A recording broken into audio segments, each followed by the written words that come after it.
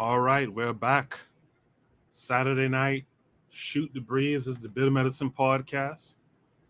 Glad you guys are tuned in. Those of you who are here, those of you who will be on the way. Tonight, what are we doing tonight? First off, let's wish Kevin Curry 42 a happy birthday. Today is his birthday. He won't be with us tonight on the show. He's out celebrating. But let's just keep him in our mind, and wish him happy birthday on your way into the chat. I'm sure he'll appreciate it. Tonight we will be discussing. What will we be discussing? We'll be discussing the bodega killing that was viral a couple of days ago because of the T-shirt the victim was wearing. We're gonna talk about that. We're gonna talk about white on white crime. We're gonna talk about who created black on black crime. We're going to talk about twerking to get votes. I'm sure you guys saw that viral tweet from Tiara Mack twerking. We're going to talk about that. We're going to talk about how the CIA uses social media. I'm sure they'll be tuned in for that. We're going to talk about Haitian voodoo practices a little bit further. We're going to talk about the fact that a warrant was found for the woman Carolyn Bryant, who was responsible for Emmett Till's kidnapping and killing and murder. There was a warrant that was served that, there was a warrant that was issued but never served. We're going to talk about that. We're going to talk about exercising black power. And we're going to talk about innovation and mass production, leapfrogging into the 21st century. We're going to talk about all those things tonight. I hope to have folks join the panel tonight. If not, it's a short show. I'm going to drop the link now for those who are interested in joining the panel.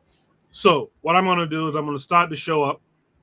And on the other side, I will drop Shoot the Breeze topic number 1 tonight. And later in the show, I have a big announcement to make. I teased it last week. We're going to get to it this week. So you guys stay tuned. On the other side, we'll begin the discussion of Shoot the Breeze topic number 1 tonight.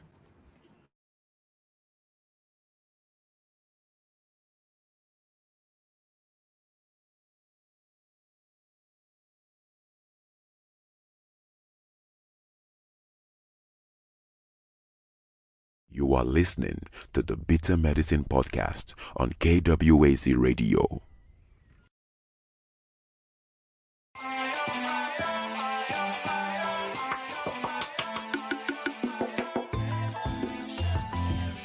Welcome to the Bitter Medicine podcast, where it's all about black empowerment.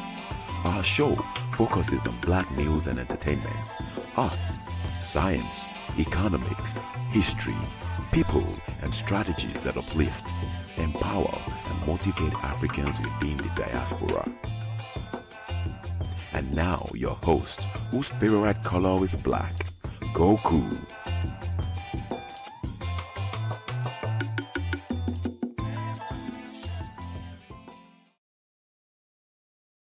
Welcome back to the Bitter Medicine podcast. I am your host, Koku. Just want to remind you guys before we get the show rolling that this show is part of a podcast network called KWAZ Radio. There are other shows on the network you are invited to tune into. This is D Webb with the Harsh Reality Podcast, asking you to tune in where we tackle the news of the day that affects our community, only on KWAZ Radio. Peace, family. This is Oni, inviting you to listen to the Pro-Black Perspective, where black problems are addressed with black solutions. Greetings, fam. Tune in to The Learning Curve with me, the Revolutionary Matron on KWAZ Radio. You are listening to the Bitter Medicine podcast on KWAZ Radio. All right. I see we have some folks in the chat here. The Pro-Black Perspective says peace. He agrees. CIA tuning in. Daily affirmation by Pauline is here saying good evening, as well as Janelle saying good evening. So good evening to all of you who are here. Let me welcome in the old boy, Mr. Untouchable. How are you this week, Mr. Untouchable? What's going on, bro? I'm good, man. I'm good. I'm hoping we have a great show tonight. Yes, I sir. invited some people and hopefully they'll come in tonight as well. So we're gonna have Okay. a great show. Yeah. Okay. I imagine the hometown is geared up for independence, huh? Yeah. The whole place, a lot of people wearing, the flag colors and everyone excited about it. It's gonna be a long weekend. People Yeah. getting wasted. So you know how it is. Yeah. Well, They're getting- I will celebrate from a distance. yeah, man. Another time, go through. The Bahamas ain't going nowhere. Yeah. So I'm here. Let's go to Shoot the Breeze topic number 1 tonight. This was an interesting story. I saw it. It trended for the wrong reasons. You guys take a look at this. Let's welcome in Oni. Oni, how are you this week? Wait, can you hear me? Yes. Oh, okay. Yeah, I'm good. Right. Legs are tired, but I'm good. Yeah, I see you were talking about that. So if you guys didn't know, Oni had two live streams earlier today. You guys should check that out. Oni apparently was on a walkabout yesterday, so he's tired, I guess. Should the Breeze topic number 1 tonight is: should this man be charged with murder, and should vigils be held in the honor of the quote-unquote victim? What are we talking about? Well, let me share the screen. Let me load this up. Then I'll share the screen, and you guys let me know what your thoughts are. Begin. Hold on, let me share the screen. Where is it? Okay, here we go. So again, this was an interesting story. Again, I feel like it trended for the wrong reasons, but you guys can be the judge. Let's take a look. With a Manhattan bodega worker who was charged with second-degree murder after allegedly stabbing a man to death who'd confronted him and pushed him behind the counter. But today, many are defending the worker's actions, including the mayor, with some calling it self-defense. CBS News' Allie Bauman is live in Hamilton Heights with new information tonight. Allie. Well, Alice and Dana, the 51-year-old deli clerk here is accused of stabbing and killing 37-year-old Austin Simon. But the surveillance video is not so black and white, and the mayor says it shows the suspect was doing his job when the victim approached him inappropriately. Surveillance video shows 37-year-old Austin Simon push the clerk behind the bodega counter and then stand over him. Moments later, a struggle ensues. The two wrestle, and the clerk stabs Simon multiple times. It's obvious this gentleman was here, working, providing for his family, and someone came behind the counter, and what I viewed was inappropriate. This happened late Friday night in the Blue Moon convenience store off West 140th Street. Police were called for an assault in progress and found Simon bleeding from 2 stab wounds in his chest and 1 in his neck. He later died at the hospital, and police arrested the deli clerk, 51-year-old Jose Alba, for second-degree murder.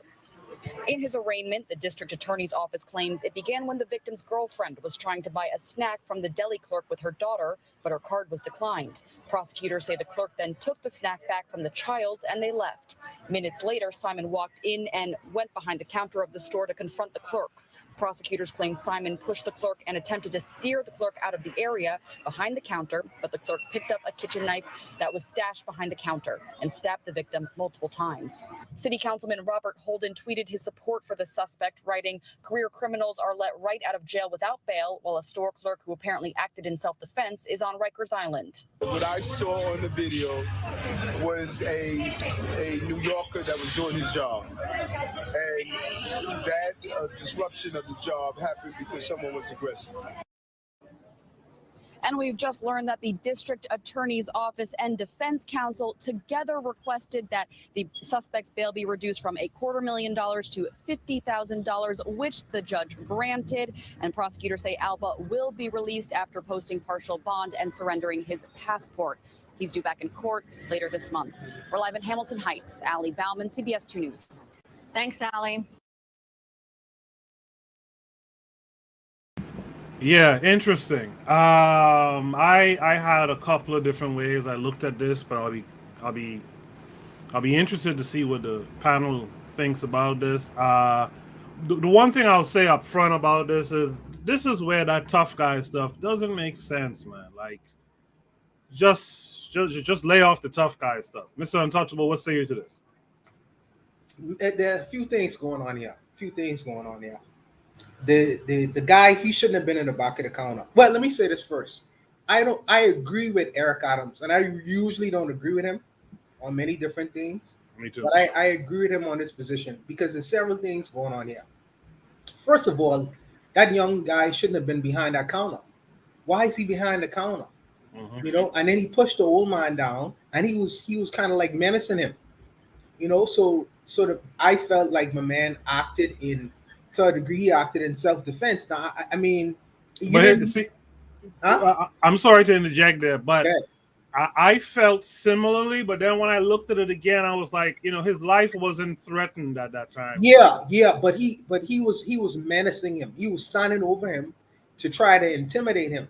Now, how lawyers work their magic. They could make something what is just, possibly trying to an act of intimidation and an act of threat. You know what I mean, or harm to yourself.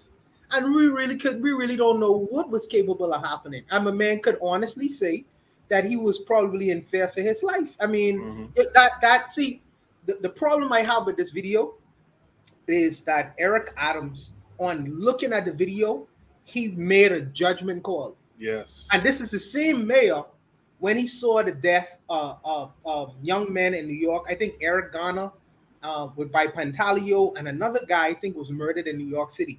On looking at the videotape, you know what he said? We don't have enough evidence yet. Yes. That's the problem I have. Got the hypocrisy in that.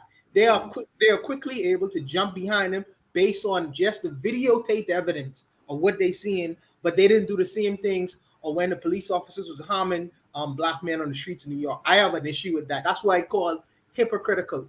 The other thing what's going on is sometimes we shouldn't let people put batteries in our back. And what I mean by that, the lady is the person who actually started this whole incident. Yep. Because she was in the shop first, and then she went home and probably put a big time battery in this dude back, and he's all gassed up and angry now, not knowing all the full information. Because sometimes women can be very emotional, especially when they express a story. Because really, she was in the wrong. If you don't have enough money, why should the man give you the potato chip? He have a right to take that potato chip back. That's not yours. So let me just interject there quickly. In something that I was reading, the word was, and this is how you have so many black men in jail or in prison, right? The word was that this guy, this old fellow behind the counter, that he snatched the snack out of the child's hand disrespectfully. So, by the time she ran home or ran out to the car and tell him that this guy disrespected the little girl, that put the battery in his back. But continue, Mr. Untouchable. But Coco, to see the issue with that is it becomes a matter of he say, she say, because she could have felt like the potato chip was grabbed out of the little girl's hand, but that probably, but he may have his own version of what actually happened. Right. So it falls really that he say, she say. She could have took it away based off of the fact that her card was declined. You know what I mean? So she could contrive any kind of story because her pride was hurt a little bit. The fact that the little girl had to give the potato chip out, or he took the potato chip out and say sorry. You know what I mean? The story kind of like based on who telling the story, you could spin it however you want to spin that. I feel sometimes, I understand, we love the women we with and the children we have with them, but sometimes when people give you third-hand information, you know what I mean? You need to have a level head and deal with the situation in a level head, because if you deal with it out of emotion, these kinds of things can happen. And unfortunately, they happen over and over and over and over again in our community. That's what I believe. So yeah, so again, when I saw it, this story was actually trending on Twitter, but it was trending for the fact that this guy in the video is wearing a certain brand shirt, and people were kind of clowning. You can't pay for a snack, but you wear this certain brand shirt. and you getting killed and all this kind of stuff. But what I saw in the whole thing, what I took from it, similar to what Mr. Untouchable is saying, is there's a lack of manhood in this video on both sides. One thing I'll say too, the knife that guy used, that's not a regulation knife. He's supposed to go to jail for that. Because in New York, there's laws about knives longer than, I think, 3.5 inches or something like that. He pulled some kitchen knife and stabbed this kid in the neck and killed him. But there's a manhood discussion in here where, as a man, just like what Mr. Untouchable is saying, you're supposed to go down there as a man and inquire. So what really went on here? My daughter feels disrespected, or my lady feels disrespected, and have a discussion with this guy. That's what men do.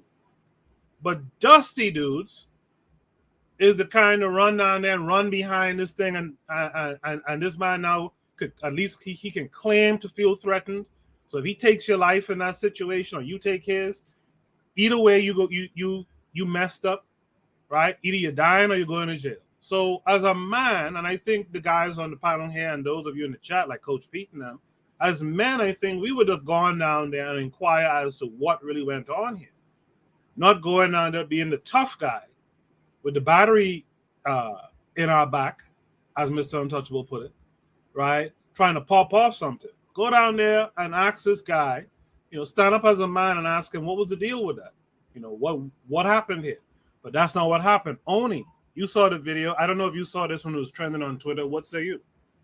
Yeah, I was going to talk about this. I'm planning on playing the video tomorrow. But yeah, my take is, first off, I didn't know he was 37, but if you're 37 and you a black man and you getting taken out by a 52-year-old Arab man, like, you know what I'm saying? Like, something to me, like, what the fuck is wrong with you? You know what I'm saying? Like, you supposed to have, when I thought you said tough guy, I'm saying to myself, like, this is a dude who's bragging and boasting about, like, they're the menace in the community. Mm-hmm. You're supposed to have better hands than that. Yeah. You know what I'm saying? And another thing is that, like that's the issue. That's the thing that I realize with a lot of our people is that if you're going to go into a fight, you better fight to win. Mm-hmm. You better fight to kill. Because the reality is this: you don't fight to kill, that's fine. Now you got to explain that, in front of the pearly gates or whatever. I don't know, but whatever the iconic guy, like, you got to explain. Well, I'm a good guy. Yeah, sure. Yeah. You dead though. Mm-hmm. You try to protect your daughter's honor somehow. Well, you dead now. Mm-hmm. And then here's the kicker: the woman he was with, a whole white woman. Is a white woman? Can't afford a bag of chips. White woman.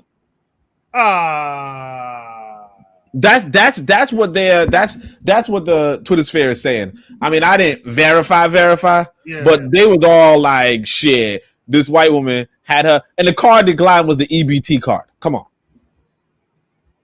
Her food stamps was declined, and that's why that's the rhetoric. I don't know if it's 100%, but that's the first story that came out. That's the word on the street. Yeah, that's the word on the street. And usually the word on the street got it, they don't always white woman. Hey, Oni, my man, he protecting white girls' honor, so he's the most dangerous black man in the United States. Well, he wasn't dangerous enough for this Arab, that's for sure. This Arab was like, okay, I got you. I'm gonna play weak. My God. How you get bodied by this old ass man? I didn't even know the dude was 50. I thought he was older than that. How you get bodied by this old man? And then you all walking around like you big and bad. Well, there you have it. There you have it. Shaking my damn head. Yeah, like weaklings. That's my issue. My issue is that black folk be on that weak stuff. I don't know if you saw. I was showing the guns off. On today's podcast, but you supposed to, but like this video actually inspired me to, get me, like you said, get you a regulation blade. You know what I mean? Because you want to, like the way how this Arab did this, man. You got. I mean, I wouldn't defend this dude. That's the thing I don't like about this right here, this video. Real talk. The way how Eric Adams is come behind this Arab, I would never defend an Arab. You know, I'm not going to say asshole. Yeah, exactly. I'm not gonna say I'm not gonna say that the dude was wrong. I mean, somebody trying to fight with you, of course you got to get them. You know? Mm-hmm. You know what I'm saying? Like I got my blade, and then you pushing me down. Good, you push me down. Great. You're bigger than me. You're lumbering over me. You push me down. Well, that's your life, my guy. I don't give a fuck. That's your life. The fuck you pushing me down for? You know? Mm-hmm. That's my bag of chips. Yeah. You know what I'm saying? I'll fucking do it again. It's my fucking bag of chips. Like, what the fuck you thinking? Your kid's gonna hold my bag of chips, but she's hungry. I don't give a fuck if she's hungry. You better pay. What the fuck you talking about? Yeah. You know what I'm saying? I ain't never, you ain't never gonna see me in the store getting my card declined. Talking about, well, can I still have the bag of chips? No, you can't, stupid. It's running a business, not a charity. Fuck out of here. You know, of course he grabbed the chips. And then apparently after he grabbed the chips, the woman was knocking shit over. You know? Knocking shit over like some lunatic. And so then she goes against this dude. And this dude, the old dumbass, gonna go get himself killed over a white woman. And a bag of chips. It's not over a bag of chips, over a bag of that. Like, see, I'm telling you, man, my woman, see, that's what I'm saying. That's why I only date women.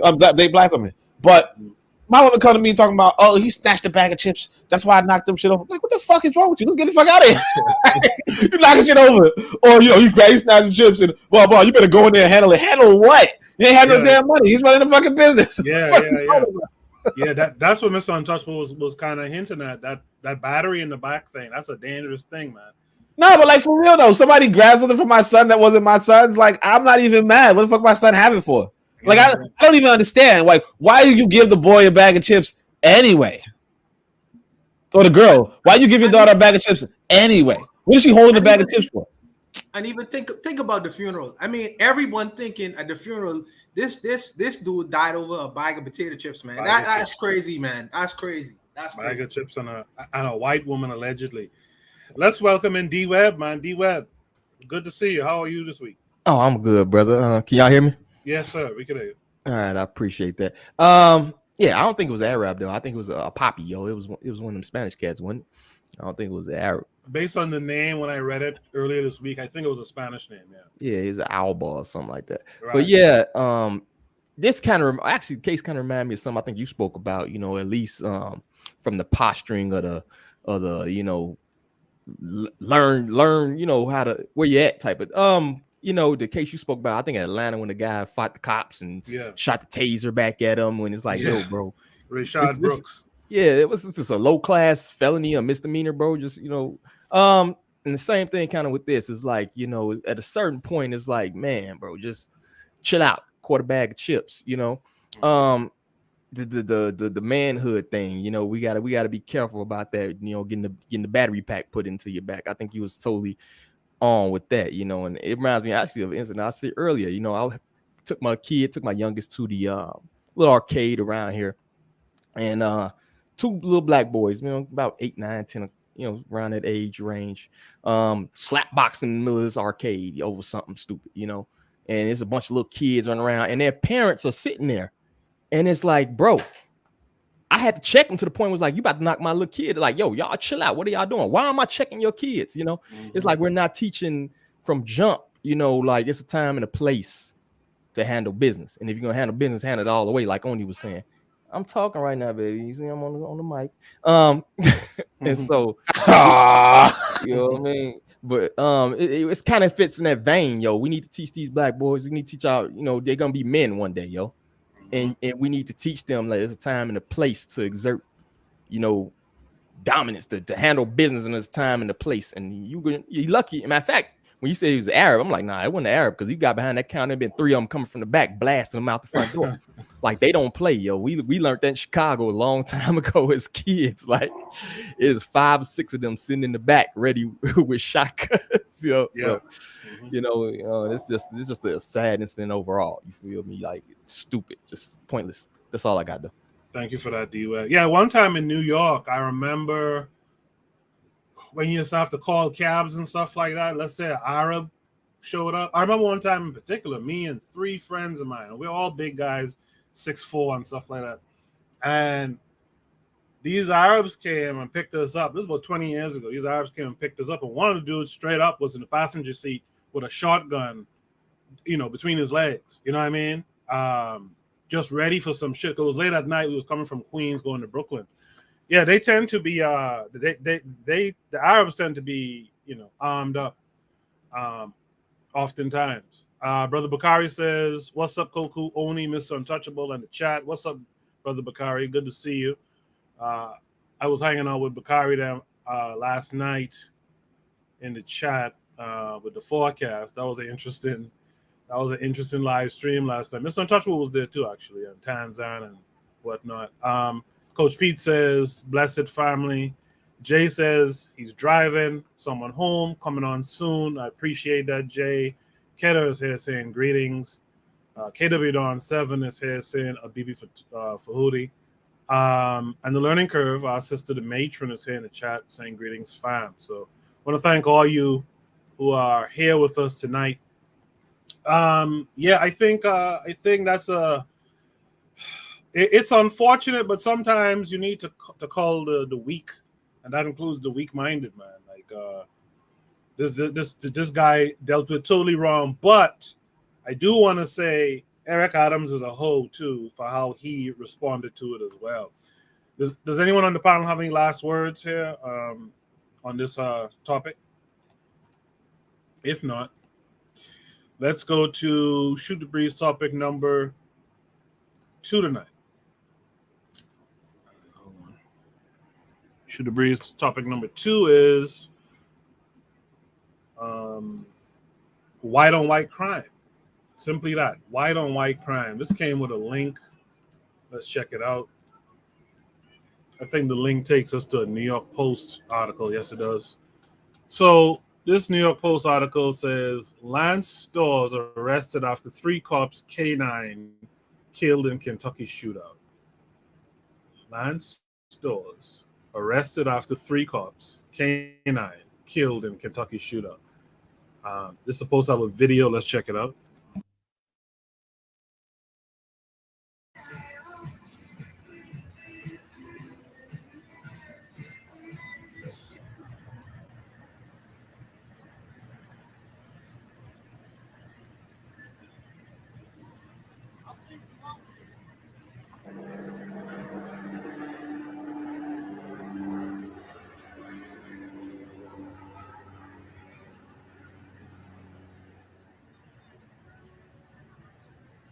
All right, that video seems to just be a look at the scene after multiple officers were killed in Allen, Kentucky.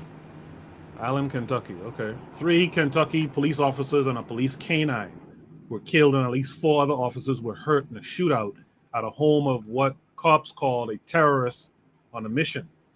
Lance Stores, 49, was taken into custody after an almost 5-hour standoff with officers who had showed up at his door in rural Prestonsburg with a warrant for his arrest in a domestic violence incident, according to reports.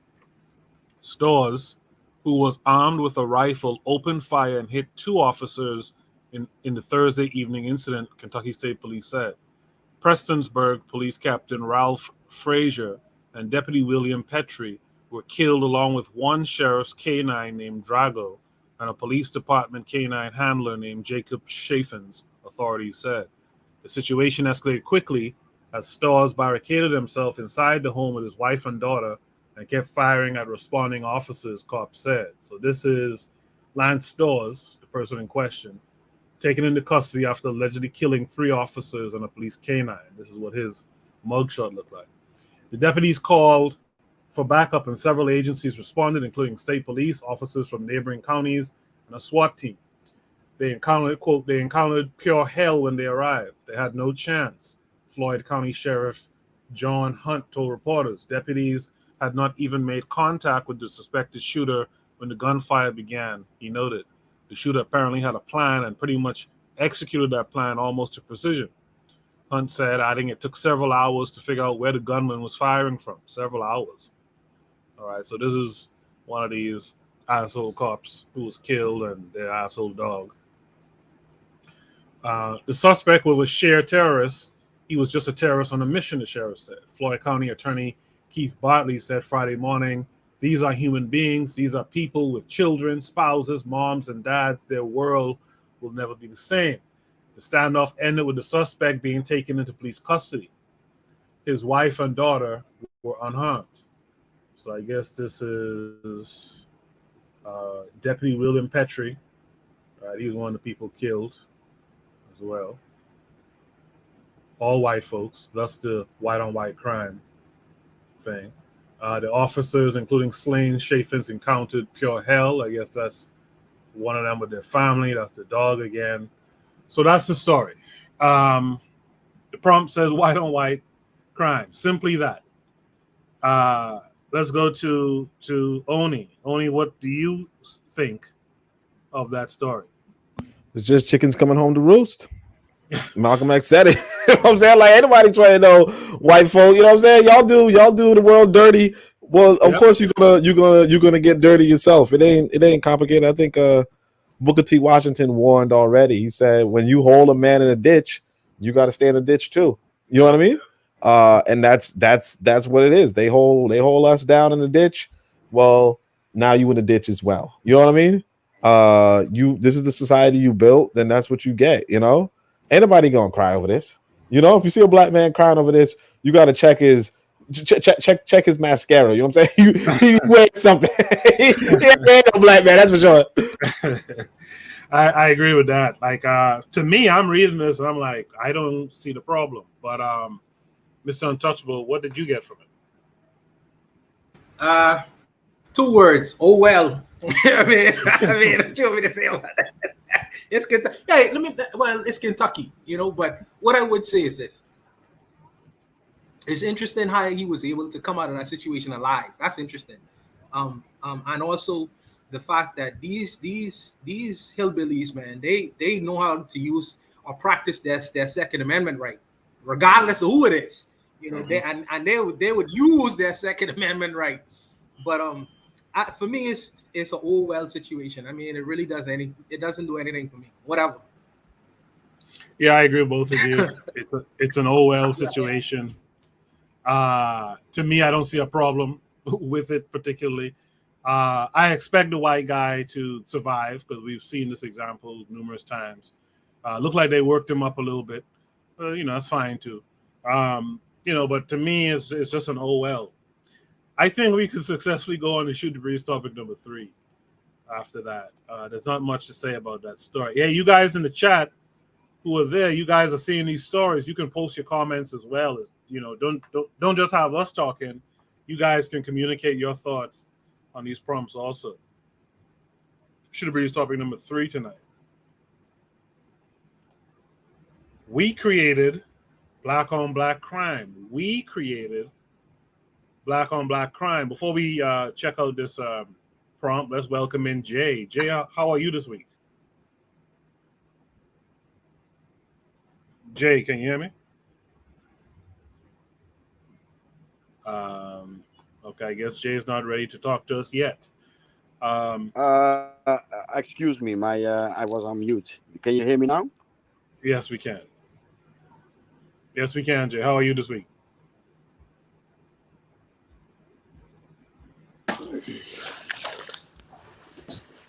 Jay, once again, how are you this week? Jay, you need to get a new laptop, bro. I'm okay. I'm guessing I was switching from data to Wi-Fi. Okay. All right, Jay. Jay. Today, I'm okay. I'm okay. Okay. How are you? How are you over there? All of you, my family. I'm fine. I think that the other fellas are fine. They could answer. Yeah, I'm good, Jay. I'm good, bro. Okay. All right, Jay. I'm gonna put you on mute, Jay, until you get yourself fully situated there. Shoot the breeze topic number 3 says we created black on black crime. Who is the we? Let's see what this prompt. Let's see the link that comes with this.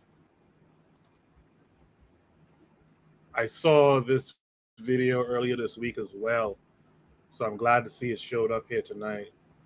Let's check out this video and then we'll discuss it.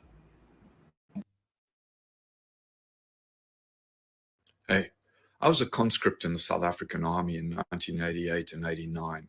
Used to have to do 2 years. 1989 was the last year of having to do 2 years of compulsory military service as Nelson Mandela was led out of jail and we moved towards the first free and fair elections in South Africa. But I was based up in northern Zululand near a town called Matubatuba in 121 Battalion, which was a Zulu battalion with a small cadre of white officers, but all the troops and a lot of the non-commissioned officers were Zulus.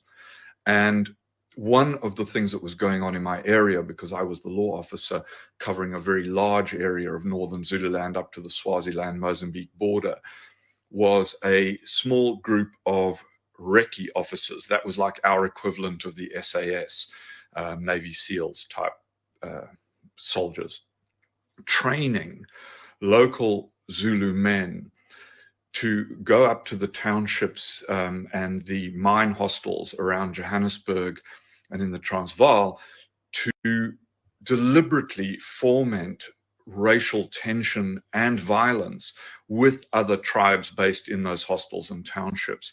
And this was a very deliberate strategy of the South African government and the South African military at the time to create black on black violence, to detract from the potential for black on white violence. Hey guys, so today we're going to be talking about divide and conquer and how Black people were pitted against themselves during colonization and slavery. This is a tactic that was used all across Africa, and it's unfortunate because what they brewed during colonization did not end with colonization. Tribes were pitted against each other. Until this day, they have still not been able to make 100% peace with themselves. A lot of people wonder why Africa is so tribalistic. Well, this is the foundation of where the whole madness started from. Same thing was done in the diaspora as well. Although they did not use tribe, but they found their way, and we still suffer from it till this day, focusing on attacking ourselves rather than attack the true enemy. Which in those days was very low because we had a very strong and violent police force repressing that side of things. But there was this massive deflection that went on right up until I left the army at the end of 1989. And a lot of white people don't know that, is that there was a very deliberate strategy, because what white people in South Africa at the time, and no doubt for some period afterwards, were often saying is, you know, these blacks can't run a country because they're always fighting each other. These tribes hate each other, right? The Zulus hate the KWAZs, who hate the Ndebele, who hate this guys, the Pondos, and this kept saying that basically that blacks were too violent to run a country. And what most people have no idea of is that violence, that intertribal violence, was fomented by the white South African government, army, and police force very deliberately. So we need to revise our idea of history, not just the recent history, the pre-apartheid history of South Africa, but the entire history of European and white domination of Africa, and the way that that was presented to us through our education curriculum, the things we believe about the history of Africa and colonialism are not what actually happened, and are certainly not how Africans experienced that. Let's bear that in mind, people. Come on. We all know that colonization happened and it was bad. But the real truth of exactly what happened, like the cocoa of the situation during colonization, hasn't been told yet. This is one man sharing his story of true life encounters and situations that definitely did not make it into the history books. In the history books, they will say, oh, they were just very violent people that hated themselves. They were always going to war and unaliving one another. They were very barbaric and backward and uncivilized, uneducated, uncouth. That's what they will put in the history books. They would not put all those terrible things that they did. Like I said, this is one man sharing his experience, saying the truth of exactly what went down. Victors write history, right? So we can only imagine the chunk of things that they left out. This is why it is sacrosanct that true history be taught, because a whole lot of things we are dealing with in the present is as a result of what happened in the past. But we have no idea and cannot even make the connection. When you do not know where you are coming from, you may not be able to tell exactly where you are going. There are problems that we presently cannot solve because we have not been able to pinpoint the source of the problem. This is why I hate it when I meet people who want to tackle present day issues without acknowledging what happened in the past. The past can't be exclusive to the past, especially when the past is still the present. They make comments like this, like Europeans were not having stupid wars where they were just unaliving themselves left, right, center, up and down in Europe. They've always had hate in them and always wanting to be destructive and cause mayhem. All they did was channel that hate and desire to cause destruction towards other group of people. Like they hated and unalived themselves for years. I would even argue they don't even presently love themselves. They were just able to unify with their whiteness to go unalive other people and exploit. That's the only thing uniting these people, their whiteness. If you take that away, they hate themselves because history shows us that. Now, don't get me wrong, this is not me saying that there were no disputes at all in Africa. Of course, there were disputes. Where there are humans, there's bound to be disagreements. But we always found a way to solve our problems and made peace. Until they came, that is. And not only were they creating disputes amongst us, they were funding the disputes. They literally created fire and continued to pour fuel on it until the fire blew out of proportion, and here we are. And I know that I've got guys in the comments going, that never happened. It's like, mate, I was there. And the reason I know this happened is not because 121 Battalion was directly involved in this, but because we had bases at Jacini and Dumu and these places, and these recce bastards would come out of the bush from doing this training and get drunk and talk too much. This was not something being done by 121 Battalion. This was being done by or facilitated by the recce's and other units and covert operatives in that area, because it couldn't be above the line. It was below the line activity. And the trouble was, the only reason I know about this is because these psychopaths would come out the bush when we'd be sitting around a braai on the Mozambique border having a nice time, and they would completely fuck up our lives by their aggression, their stupid games, their drunkenness. These were miserable psychopathic people, man. I used to hate it. There were many, many times when I would rather go and sleep in my truck in the bush than be in the base when these guys came in, because they were awful, awful people. And they were doing awful, awful things. Yes, tribal animosity existed, but we took it, we weaponized it, and many, many people died as a result. This is one man sharing his truth, and I'm grateful he did. We need more people like him. Bless his heart. See, we are presently working with half-truths and whitewash history, and even that is terrible when you hear it. And I wonder exactly how bad it will be if they actually do tell the truth, the unfiltered truth. Because if the filtered one is this bad, the one we know of, and we know that's not the entirety, how bad was it really if we hear about the real stuff? And we do need to hear about the real stuff. Hey, this is absolutely true. It's almost as if Africa had no history prior to the arrival of white Europeans. And that, of course, is completely absurd. But what it means is that an entire centuries of history have just been erased as if they didn't exist. And nobody can be bothered to recreate and teach that history because, hey, why bother? But one of the things, just one of the things to note, is that the richest man in history, in all of history, a man whose wealth made Elon Musk look like a fucking peasant, was a king in northern West Africa called Mansa Musa, who was so rich that it is estimated that by today's standards, he would be worth $500 billion. And nobody knows that. Well, I say nobody, but you have to really dig in to find that out, because we think that all culture, all wealth really just emerged from Renaissance Europe. And we point to African history and other parts of the world as saying, look how uncivilized they were. Look how they were always fighting each other. Look how they just killed each other. Look how they hadn't invented things. Look how they lived this nomadic subsistence lifestyle. And we, white Europeans, changed all of that during the Enlightenment and with the Industrial Revolution. But what did we really change?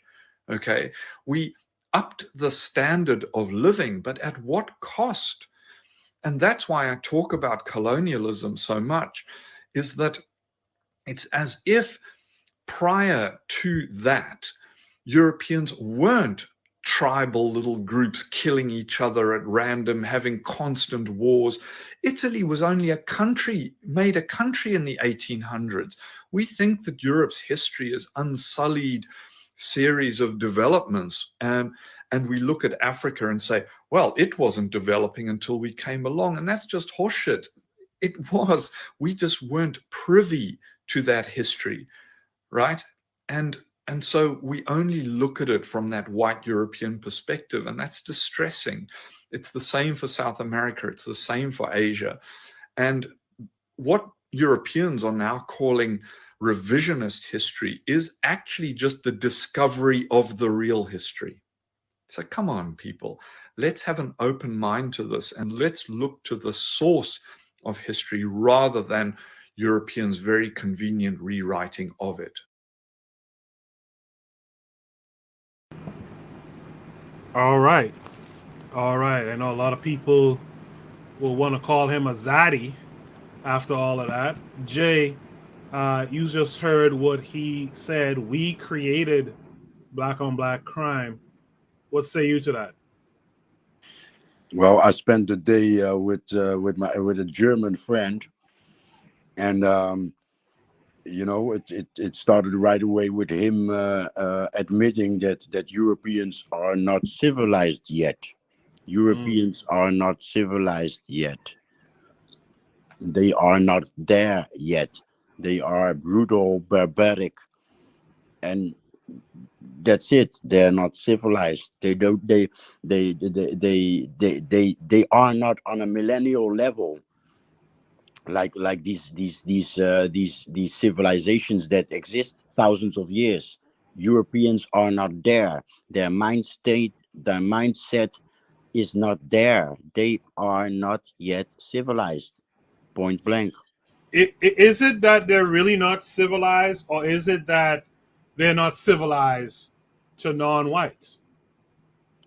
No, they're not civilized because they wipe out each other's history also. The United States is not. People in the United States are not aware of French and Dutch and Spanish history of the United States. It's like, yeah, the Latin people are invading our country. No, you had several wars, I believe. I'm not sure, but the East Coast has a heavy Dutch history. Yeah, Mississippi and the South has a French history. St. Louis, the before Dakar was the capital of Senegal. St. Louis was the capital of Senegal, and guess what? It looks like St. Louis in the United States, really? with these iron balconies and such. That's the typical French, I don't know, 19th century or whatever architecture, and yeah. So in the wars with each other, they wipe each other's history also out. They wipe out each other's history also. So yeah, they don't value human history, not even of each other, i.e. their own. White on white crime is also, that's also white on white crime. The English wiping out French and Dutch and Spanish history in the United States. Right. I just want to shout out Tanzan, who said greetings, peace and greetings to me earlier. She said greetings to the entire chat. The chat is real quiet tonight. I'm almost uncertain if folks in the chat can hear the show. That's how quiet it is. Let's welcome in Brother Bakari. Brother Bakari, how are you today? I'm great, my brother. How about you? I'm great. Everybody on the panel, how y'all doing? Respect, bro. Hey, big bro, what's going on? Good evening, good night. Yeah. Brother Bakari, you see the prompt. I don't know if you saw the video. I assume you did. This white boy is talking about how they created black on black crime. What are your thoughts? Yeah, they created the it's a myth and not a myth of black on black crime, but we perpetuate it by some of the stuff that we do. But yes, of course, they intervene because that's going to help them win if they can keep us focused on one another and not focused on them, because their mission is to conquer you, control you. That's their goal. And as long as we're fighting each other, we can't ever fight anyone else. I heard Jose say something about how they do each other, and they hide the history of here in the United States. I'm not sure it's hidden. I just think it's in a book, and a lot of people don't want to read it. That's just what I think. But yes, they treat each other because don't care where they go, whoever in charge, they would destroy one another. I think that's almost like, I think every man wanna be in charge. Every man wanna be, I don't know, something like a conqueror. This is mine. And I just think they go all out 100% to make sure. I won't say they are uncivilized. I think the people that's allowed them to treat them a certain way, we would be considered, if you're living in a system and people is constantly doing one thing, so maybe we're the uncivilized and they're civilized and they feel they have to control us. I'm saying they're thinking, right? So maybe we need to have to start thinking like them a little bit and get back to nature. And we want to be the ones that go around and piss on that tree and say, this is my tree. And if you come over here, all this territory is mine. If you come over here, it's going to be a war, because that's what they do. But that black on black, that's something they created and we perpetuated. I hear the mic. Yes, sir. Sorry for interrupting at the end there. Something I heard Bakari saying on his platform and on the Forecast platform recently, and I wholeheartedly agree. It's one of the things I talk about a lot. Is you can blame the people who are setting up the conditions. Of course, you can blame them, although you can argue that they're doing what they're supposed to do. They're supposed to set up the pitfalls for you to fall into. The problem is when you go along with the setup and you take part in the pitfalls. And that's something I want Black folks to start to consider a little bit more going forward. It's time to, you can't blame a person for crack when you decide to go do, like I saw someone recently on crack. This is a little tangent, but I saw someone recently out here on crack, a young person, probably younger than me. And I'm like, all this information and examples we've had since the 80s, you still went and friggin' sucked on a crack pipe? Like, at some point, we got to start realizing that we have some onus in what's going on with us. With that said, let's get back to the prompt here. We created black on black crime. Only you just saw that video. What are your thoughts?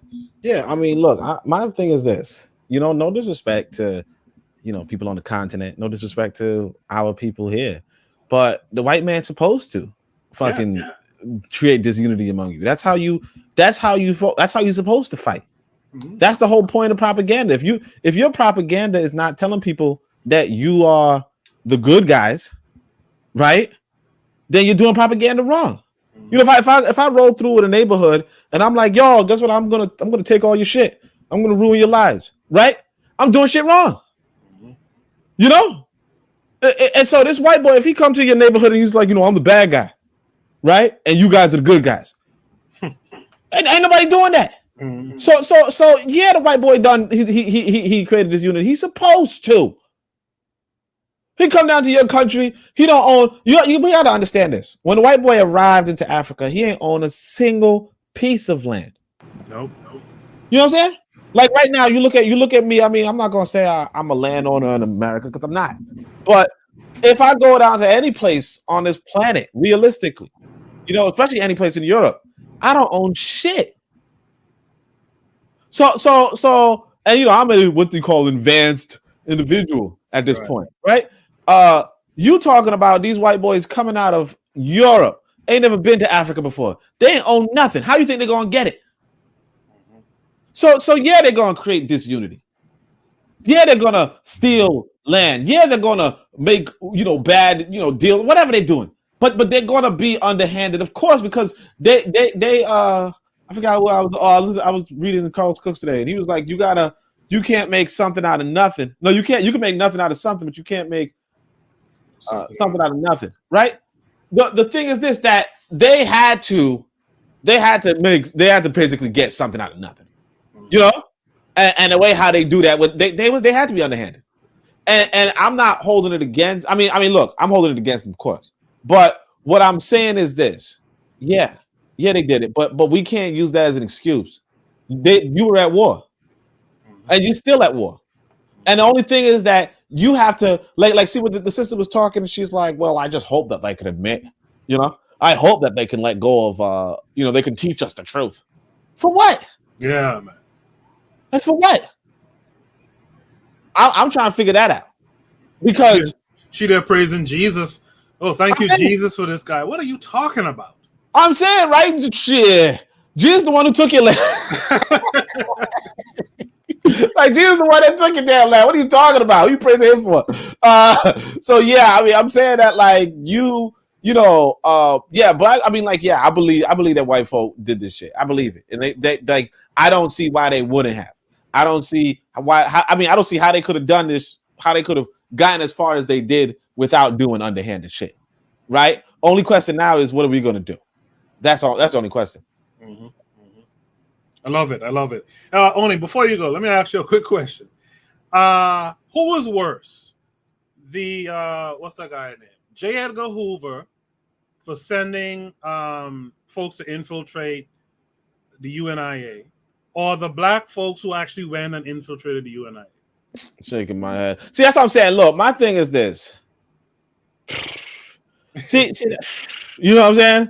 Well, like, usually I always say this. I say that white folk are the enemy, right? But black folk could be traitors or whatever, right? So I usually don't like the enemy more, but at the same time, it's like, like, at the end of the day, it's like, it's kind of like, shit. It's kind of like, what's worse between getting stabbed in the chest and a bullet in you? What I mean? Like, I don't want neither. You know what I'm saying? Like at the end of the day, we have to be mindful of what, like, it's like, that's what I'm saying. We have to be mindful of how it is. This white boy, he's gonna say who's worse, the Africans. Like that's what I was actually thinking about today. I forgot to mention this in the podcast, so I'm glad you brought that up. But there was a word for, when black folk side with white folk, we don't really even have a word for it. Well, we have coon or something like that, but we don't really have a word for it. But see, white folk have a word for it, right? And they call them N-word lovers. Mm-hmm. Okay, so I remember, if y'all remember when y'all were growing up, and y'all would hear a white person saying, "Oh, you an N-word lover," or something like that. And because we were reading Carlos Cooks, and I was like, he was talking about you have to have a touch of force, like you have to use force on your traders, right? And I realized we don't really do the touch of force on our traders, but the word N-word lover, if you know what that word meant in America, right? That meant that you get that they did street justice. Mm-hmm. You understand? So the same way they would lynch a black man, the same way they'd lynch an N-word lover. Mm-hmm. If you were, and this is like up to this day, if white people call you an N-word lover, right? I don't remember. It was like, it could have been like during Bush's presidency, but there was some sort of dispute between black people and white people, and some white folk were standing up with the black folk, and they were getting death threats to this day.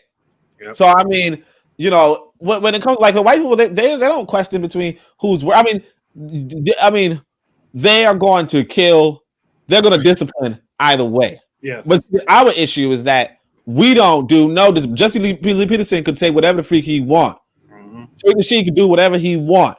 No. And there's no physical consequence. But it's realistically every other group.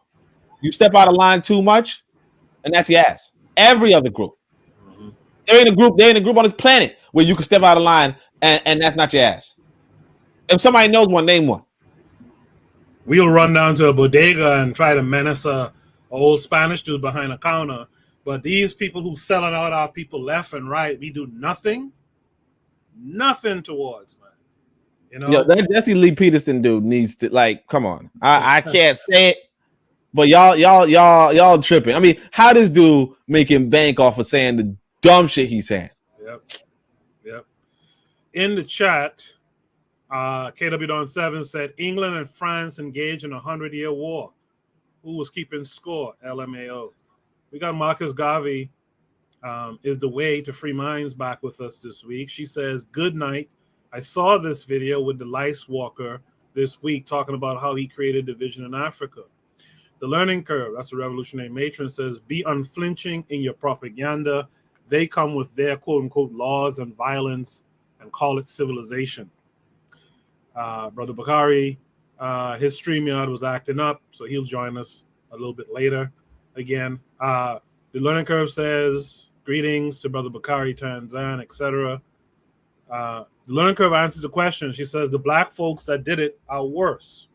I agree with that as well. Now, everyone needs to be punished, but you black folks who actually infiltrated organizations and worked for the feds and all that kind of stuff, y'all need to be treated something special in terms of worse.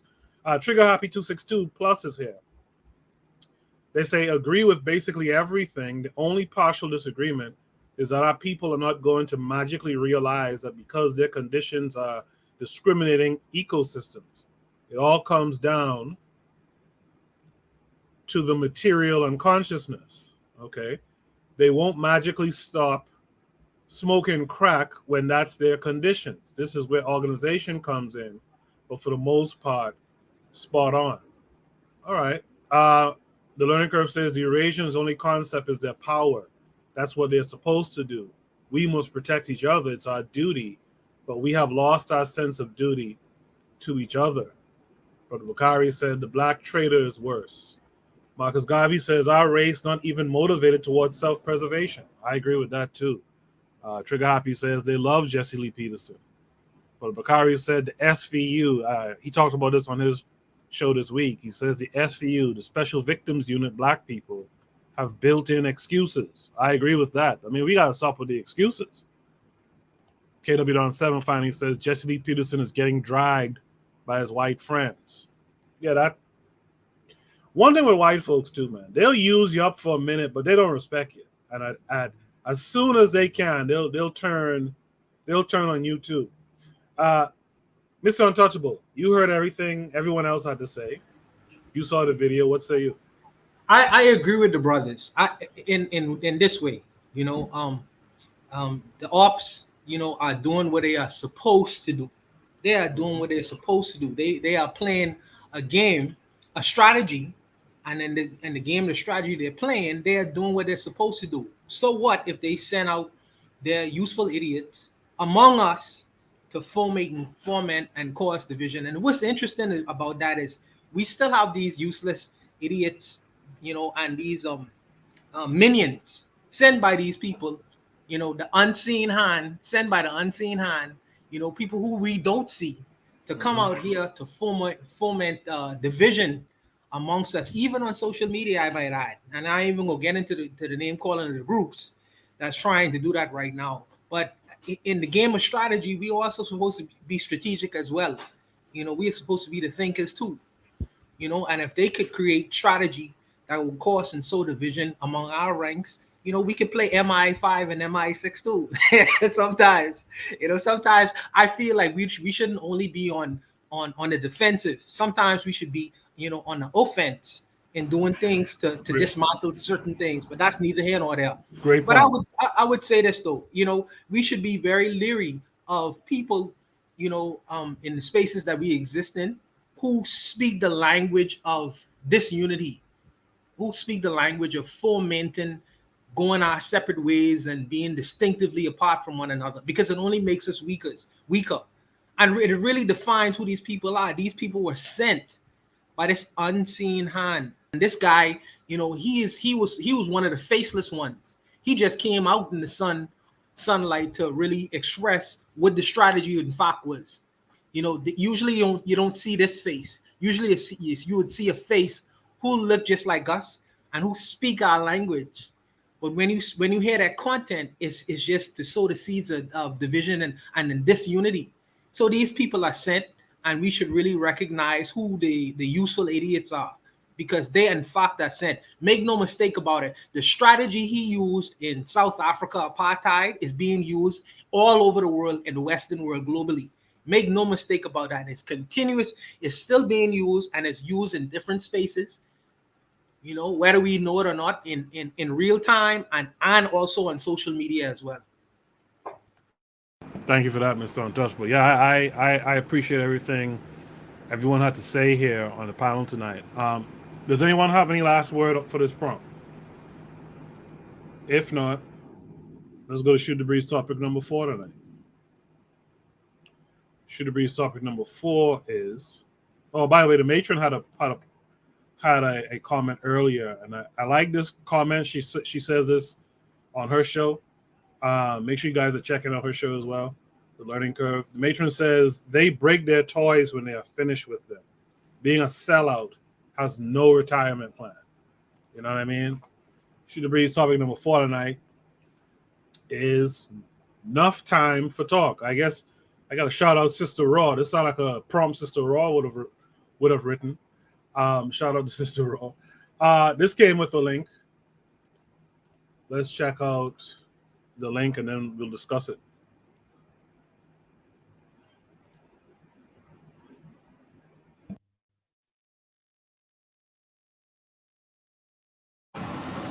Greetings, family. Bomani Tamba here. We're live in Revolutionary Camp family, and we are still in Ghana. We're at Jahadzi, and we're at our Black Star Pan-African Community Office/house. And just wanted to introduce you to our staff and crew that's here. That's doing an excellent job on us building a foundation from this nothing up to what we'll eventually have to be a top-notch real estate office, to where you can come here and we'll have everything set up, and then we'll take you to the property. And what we have here is a beautiful 2 sisters and our brother Azebo. So Azebo is our manager of our office, and he's also the vice president of our organization. And we have Dr. Cassandra, and wonderful sister that's here to help as a secretary. And Sister Afua is an assistant secretary, and she's also here to help with the future of the operation. So they've been just figuring out a lot of things out on their own and working things organically. And I'm letting people know what we're doing right now, and even showing people the empty office, because just like when we showed the land, it was nothing there, and that's how we have to learn to look at things. I know sometimes people, with us in the States, we may go to everywhere and it's all well furnished, all well this, but the foundation of everything is empty and blank and nothing. So this is what we're building from. And as years go by, we're going to show you our progress, especially when we transform our real business office to the actual land. Now, what I want to do is ask if any of you would like to say something, or just give an introduction, step by one person at a time, and just smile and let them know how you feel about living in the town. Well, I'll go first. I'm Dr. Cassandra Mabatho Hawkins, and I'm really excited to be here with this group. I came here a few months ago, and it's just been wonderful, just being able to connect with the land, connect with the people, and learning so much. And as we continue to build, I am just asking that you join us and you support us and just learn some of the things that we're learning also. Thank you. Just my brother warrior. I want to give much respect to this brother right here. Literally, it was very hard to find one person that was willing to stay here. And this was the only man, the only true brave soldier, and things like that. So I'm always telling brother, I got your back. We're gonna figure it out together. All the struggles, all of the whatever the situation people may see, and we're gonna build it together. So appreciate you, and family. This is what we need. We need more dedicated people to come and fight and work it out. And together we're gonna do it strong. That's right. Give a good introduction. Buffalo Soldier dedication. I always redeem myself. I always deem myself as a pioneer. Pioneer meaning that we need less armchair revolutionaries. Serious. And we need more boots on the ground missionaries and revolutionaries. We're at the vanguard. This This is as far as the revolution goes. And that means taking back our Sankofa, taking back what has been taken from us. All of this has been taken from us, so we have to take it back. This is what the future generations have to participate in. Taking Africa back to its rightful owners, giving it back to its rightful owners. We've done enough for the world. Now it's time for the world to do us a favor. Give us back our motherland. All right, cool, perfect. Well, we're gonna put the work in to make sure it happens. So always appreciate you, brother. Our sister, appreciate you being a part of the future, and things are gonna grow. Say hello to people. Say hello. Hello, I'm Say something. You're part of. You're part of. F1 means secretary in training at Black Staff and African Community. What do you do here? Tell us your profession. I help them in terms of cooking, cleaning, and other stuff. And what are you running? And also, I'm learning about being a secretary. What is your current profession? Okay. So family, she's a school teacher. So family, this is our foundation, and we're building strong, and we're gonna only grow stronger. So appreciate everyone's support out there in the African diaspora. It means a whole lot, especially the people who invested on plots, of people who paid dues and contributed so we can build this office, and also so we can just pay for the 15 acres of land and make payments on the 60 acres of land. So appreciate the energy, family, because that's what we need. Land is the base of independence. So now that we have the land, we can build our independence. All right, so family, the journey continues. Absolutely, the journey continues. So enough time for talk. It's time for action, basically, is what that is saying. In the chat, Marcus Garvey says Africa, Cameroon, Tanzania, Nigeria, Kenya are my list for the motherland, and Trinidad for sure. So, okay, Trinidad, why Trinidad? I mean, nothing against Trinidad, but why Trinidad for sure? I'm just curious. Man, why you hitting on Trinidad? Nah. I can't hit on Trinidad. Jay, you saw that video just now. What say you to this? I know the brother from long and from far, not personally. What I find funny in this video is that he forgot to put on his Jamaican accent, and that's no problem, no shade to the brother, because he's actually doing it, right? He's actually doing it. He survived, as a lot of us repatriates. He survived an attack of diaspora people that he pulled in. That he it happens. It happened to me. It happened to people in the Gambia. It's even JT. When he was in Kenya, he also was attacked by one person that he brought in, and yes, and this brother survived it. He's just this military discipline. He just keeps on pushing on. If we, and when I say we, I mean the Ledge Group, which I am part of, we are doing it too, but less in the lens of the camera. Mm-hmm. We're active in 6 countries, and we're working on it also. We're building we're not yet in the tourism part, but we are building we are building a resort in Arusha, Tanzania. Oh, okay. That's one of the 6 countries where we're active in, but we're not. These group travels, which this brother also organizes. That's not yet what we do. We are busy in agriculture, culture. How you call it? Animals, chickens, but also cattle in South Africa. agriculture in Kenya. We sell high quality coffee from Uganda. The Ledge Group, join us.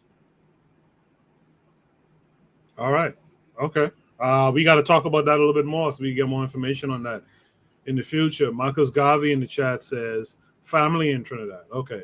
And the reason is because of the mixed culture of African and Asians. Okay. All right. Oni, enough time for talk. What did you take from the video? Oh, wait, I just realized Jose said the Ledge Group. That's the same group I was telling y'all that my sister was on. Mello. Oh, really? Yeah, so they're in the same group. Jose was hating on it though. What was I gonna say? Oh yeah, so I was in the dollar store earlier today. Yeah, I know.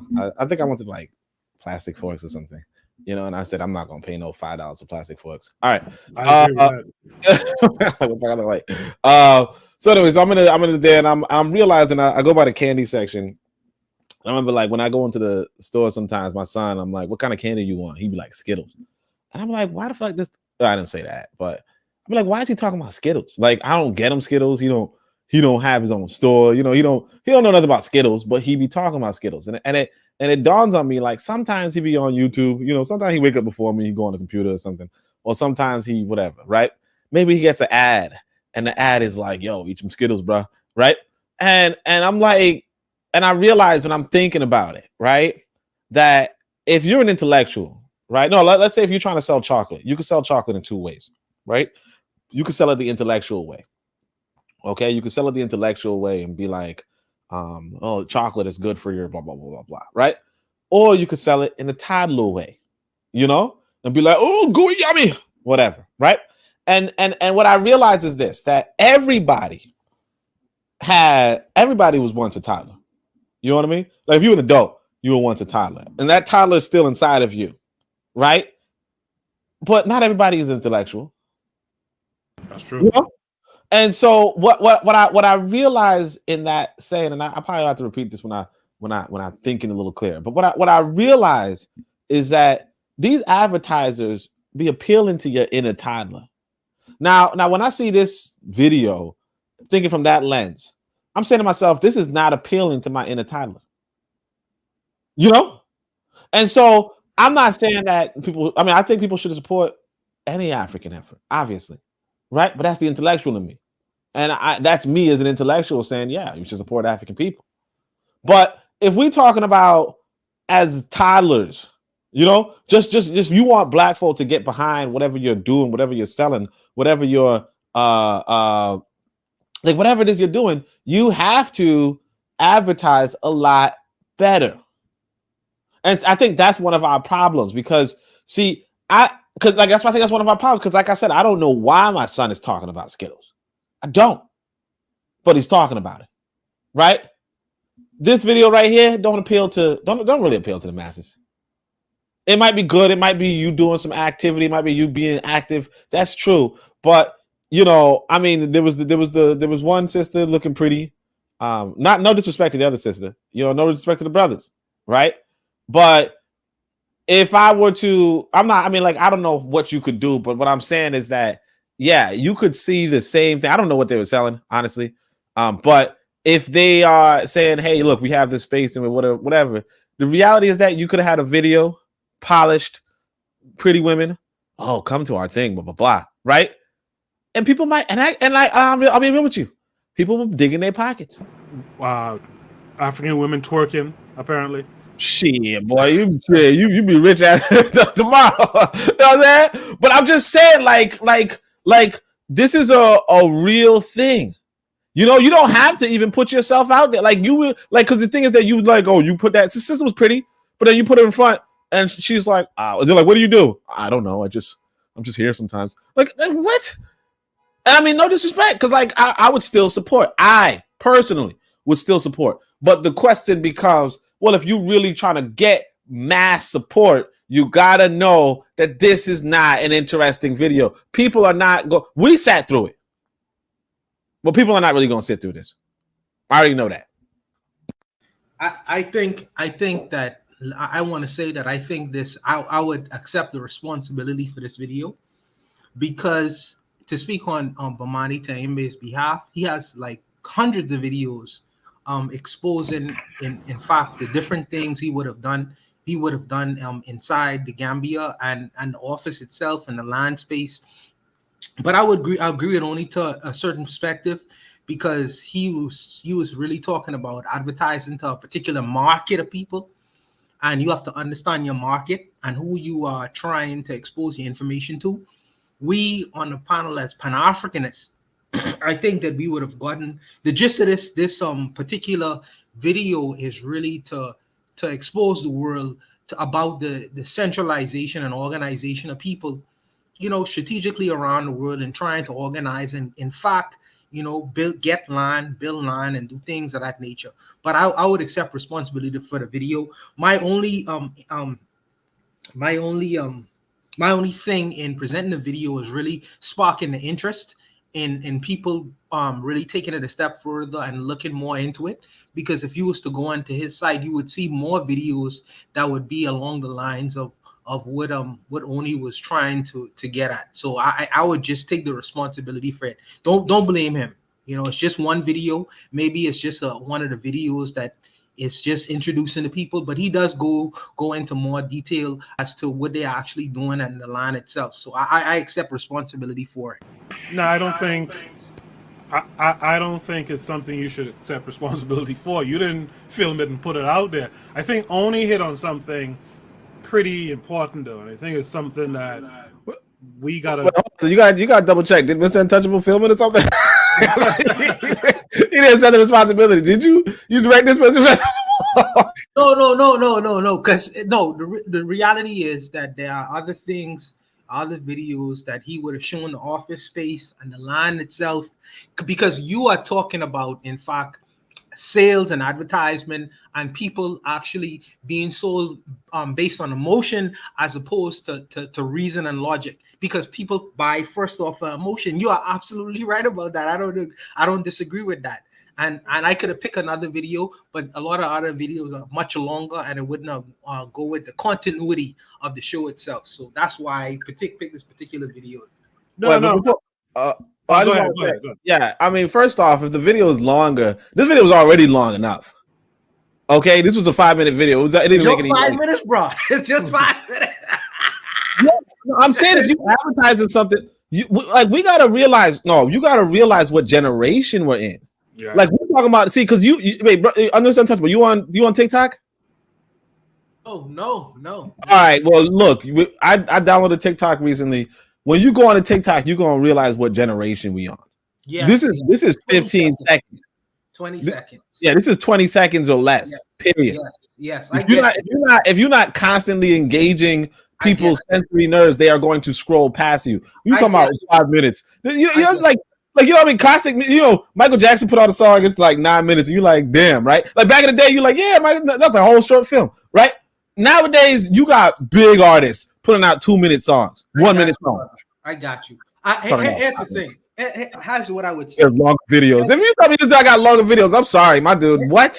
Here's what I would say on Oni. Email Bomani Tembe, because he may not necessarily understand the things that you are actually expressing right now, because he is of he's Generation X, I think. So we kind of like a little bit behind the ball and don't understand that the time frame to capture people's attention is shorter now. So even in a 5-minute space, that's still too long. You know what I mean? So many of us don't necessarily understand that, but I do understand what you were saying about trying to appeal to a mass audience. I don't necessarily know if he's actually trying to do that though. I think that he is really trying to appeal to a specific audience of people. But I get what you're saying though. No, what I'm saying is this: that mass audience appeal is appealing to all of us. We're talking about, because see, even we know about Skittles. You know what I'm saying? I don't know why these white boys are celebrating something. I don't know what the fuck. I really don't know what they celebrate. You know what I'm saying? I think Oni hit on something that is a thing I think we should kind of study more a little bit too, like this advertising to the toddler inside of us concept. Because when you look at when you look at how they get black folks to gravitate to stuff, it's usually some childish type shit. In fact, in the chat, I'm going to read the comments in a second. Some folks in the chat were talking about grifters. And one of the things you'll notice about the popular grifters in black society here in the West, especially, is they always deal in some childish type stuff. Like I saw, it came up on my timeline, I guess, the other day. Dane Calloway put out some goofy thing about Tariq Nasheed, and Tariq Nasheed before that had made some puppet parody of him, and this, that, and the other. And when you look at like the ADOS and the FBA, you notice that these folks gravitate to the name calling, the shit that we did like in primary school on the playground. The toddler. You know? Yeah, the toddler. It's folks genius. Like that. It's genius. It's genius. Koku is genius when you think about it, because as Oni was saying, it appeals to that childlike idea inside all of us. You know, the whole, if you look at the rap industry, in particular, the major artists, 50 Cent and so forth, they create nursery rhymes type of rhymes. Very, very elementary, because they understand that they're appealing to a vast market of people, not necessarily the small sect of the thinkers. You know what I mean? The masses. So peep this. I'm sorry to interrupt, brother, but peep this. Y'all heard of Super Mario Brothers, right? Yeah. The main song from that, from the main song from that Mario stuff, whatever, right? That's from a nursery song in Japan that was based off of some rock and roll song in America. But they do this nursery music. It's genius. It's genius. Well, look, I'm not going to say it's genius per se, but what I'm going to tell you is that, you know, it's exactly. And I'm going to say, and so what we're doing is, and what I want to say is this. I wanted to add this too. When Tariq Nasheed put together this thing for the FBA conference, he didn't put his dumb ass, his goofy looking ass inside the video. He put some video of a bunch of, you know, models, more or less, you know, not like beautiful models, but just models, you know, actors playing parts with the American flag around them. It looked good. He didn't put his goofy looking ass there.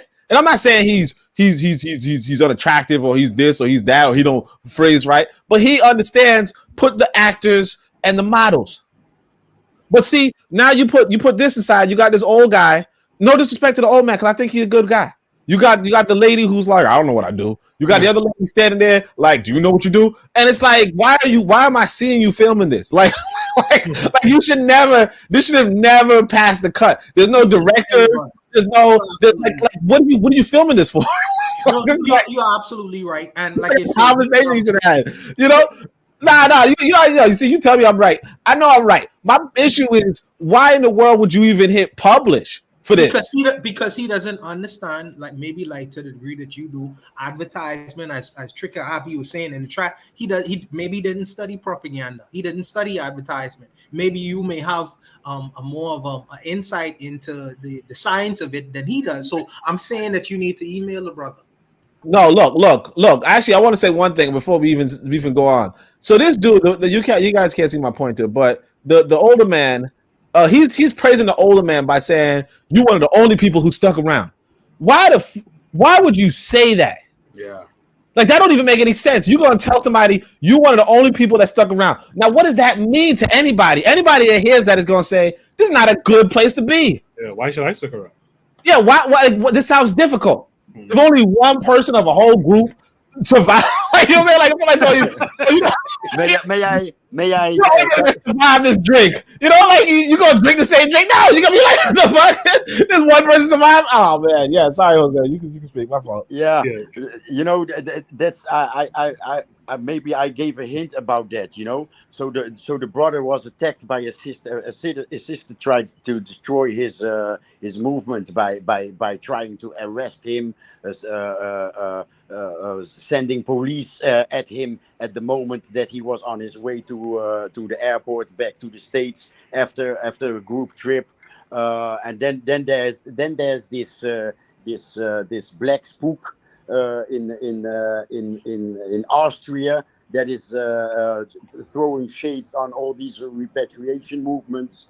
So the brother, the brother in the movie, I believe he pays too much attention to the negative stories along the way. So these attacks. I'm guessing. I'm guessing what he was saying is in a long chain of videos that he spends too much time on these attacks, and so I guess what he meant was, this brother stick with me through all the bullshit. I'm guessing that. But if indeed this is the first video that you see, it's kind of goofy. Like, huh? Who are these people? What space are you talking about? Because I'm only seeing a wall behind you. You know, it's indeed. Yes, the brother does not understand marketing that well. But he is a go-getter. You know, he's in it for years. You know, so his selling point, I'm guessing, is that he has this military discipline, that he keeps on going, and no matter what attacks and what hardships he has encountered along the way. I'm guessing that's his selling point. That I'm guessing those are the his audience Right. are older people that understand that it's hard work to repatriate. So he's not his audience is not the people that look for a snack or a 2-week vacation. I'll say this because I don't want it to ever come across like we are, shitting on works, right? If you're interested in what the brother in the video is doing, reach out to him by all means. The conversation is more so, it's actually an interesting conversation that it turned into. It's a conversation about how to appeal to folks, how to organize in a sense, right? How to polish your message and the imagery and the branding and all that kind of thing. And it's something that in the conscious community, we need to study that a little bit more, because as I'm about to read the chat is talking about how the grifters tend to use a certain psychology, and that's how they get to be so divisive and disruptive. So let me read some of the chat. Bakari said, only your son might be a beast mode, meaning my Sean Lynch fan, and that's why he wants Skittles. My Sean does the commercials for Skittles. Trigger Happy says, do you think that it's something that grifters do better than Pan-Africanists? Advertising. Brother Bakari says, the Trigger Happy, I would say grifters advertise better. Marcus Garvey says, we support Asians and Arabs without marketing. We give our money and support to everyone but ourselves. Actually, those folks do actually market low-key. Brother Bakari says, and the grifters outwork us for the minds of our people. The learning curve says, the Trigger Happy, yes, grifters do it better. Controversy sells, and they can grasp the attention of the masses. We don't necessarily want the masses. This is for the elite. I agree with that, Matron. Right? I agree with that. Trigger Happy says, I think grifters are very entertainment oriented, and that becomes more exciting than a more fundamental approach. We have to engage in that fun, quote unquote, fun too, but also beneficial. Goes on to say, I remember reading that Cabral would grab kids into his movement by simply having a soccer club, and they would let them play. Marcus Garvey says, people pull up in Africa and plant seeds and was never advertised to us. Can you imagine advertising your home to the tenants? Africa should be what we head to, like homing pigeons. Now, Marcus Garvey, I'll say you are correct. That's what it should be. But with the miseducation and stuff that we received, and for generations now, that's not what it is. So you're gonna have to sell folks. I mean, it's sad to say, but you're really gonna have to sell folks on the benefits of getting organized, on the benefits of repatriation, on the benefits of group economics and all that kind of stuff. It's weird, but that's what it is. Brother Bakari says to Marcus Garvey, agree with your statement, but their stores is on every corner in our neighborhood, so we always see them. I always go past. I don't see the rest of that comment. Trigger Happy says, I can agree to a degree, but no matter what, the elite still has to dictate the minds of the masses, so we have to appeal to them. Maybe not all our people, but a good amount. Learning Curve says, sex sells and only wants to be sold. LOL joking. Okay. Trigger Happy says, we need to study propaganda. We are terrible at propaganda. This is why I want to be a writer. Good on you, Trigger Happy. Good on you. Trigger Happy says, need to study advertisement too. Trigger Happy then says, great point. This type of work is closely seen by the public eyes as grueling, putting more focus on that repels people. Lastly, he says, any great nation or organization has to master mass communication. Absolutely. These last few years, especially with some of the stuff I do in my personal life, like the HR stuff, HR consultant stuff, I'm also in this project management space. I think that we need folks who are utilizing some of this project management kind of knowledge and human resources knowledge to manage our people a little bit too. We got to study those things: project management, advertisement, including solicitation. We have to study project management and how to run things. So those are some of my thoughts. Does anyone on the panel have any last thoughts on this topic? Well, Yes. okay, never mind. Jay, go. I'm sorry, Mr. Untouchable, you go, and then Oni. Okay, I think Jay was saying something. I've been talking too much. I mean, I'll wait. By all means, brother, if you want to speak. But I would only say quickly. I would only say required reading. For those on the sound of my voice. There's a person named Edward Bernays. I think that the matron read some of his stuff, but he wrote a book called Propaganda. If anyone is interested, that is a very insightful book on actual how to create propaganda and how to do propaganda itself. Or if you don't want to read, there's a YouTube video called The Century of the Self, and it goes into Edward Bernays' life and how he in fact came to America and was integral in corporations and hiring him to induce propagandizing to sell different products in the United States of America, and he created great wealth off of it. So either you read the book by Edward Bernays called Propaganda, or you could watch a YouTube video called The Century of the Self. It goes into detail about the how-tos of propaganda and advertising. All right, Jay, you next. Yes, the century itself is very powerful indeed. But what I wanted to say, and the other brother, please do speak, because it was very interesting what you said about the toddler in us. But what I let's say about 10 years or a little over 10 years ago, I was like, what we need is celebrities going to Africa, and then the masses will follow, right? And it happened. Some ludicrous got I believe Togo passport. I mean the dude with the mustache. The show and quiz master with the mustache. What's his name? He went to Africa and build a house. And it didn't quite happen. Why didn't it happen? This psyop called that we mention often in this show, the FBA ADOS happened. So the mass happening, I believe, is not is postponed, right?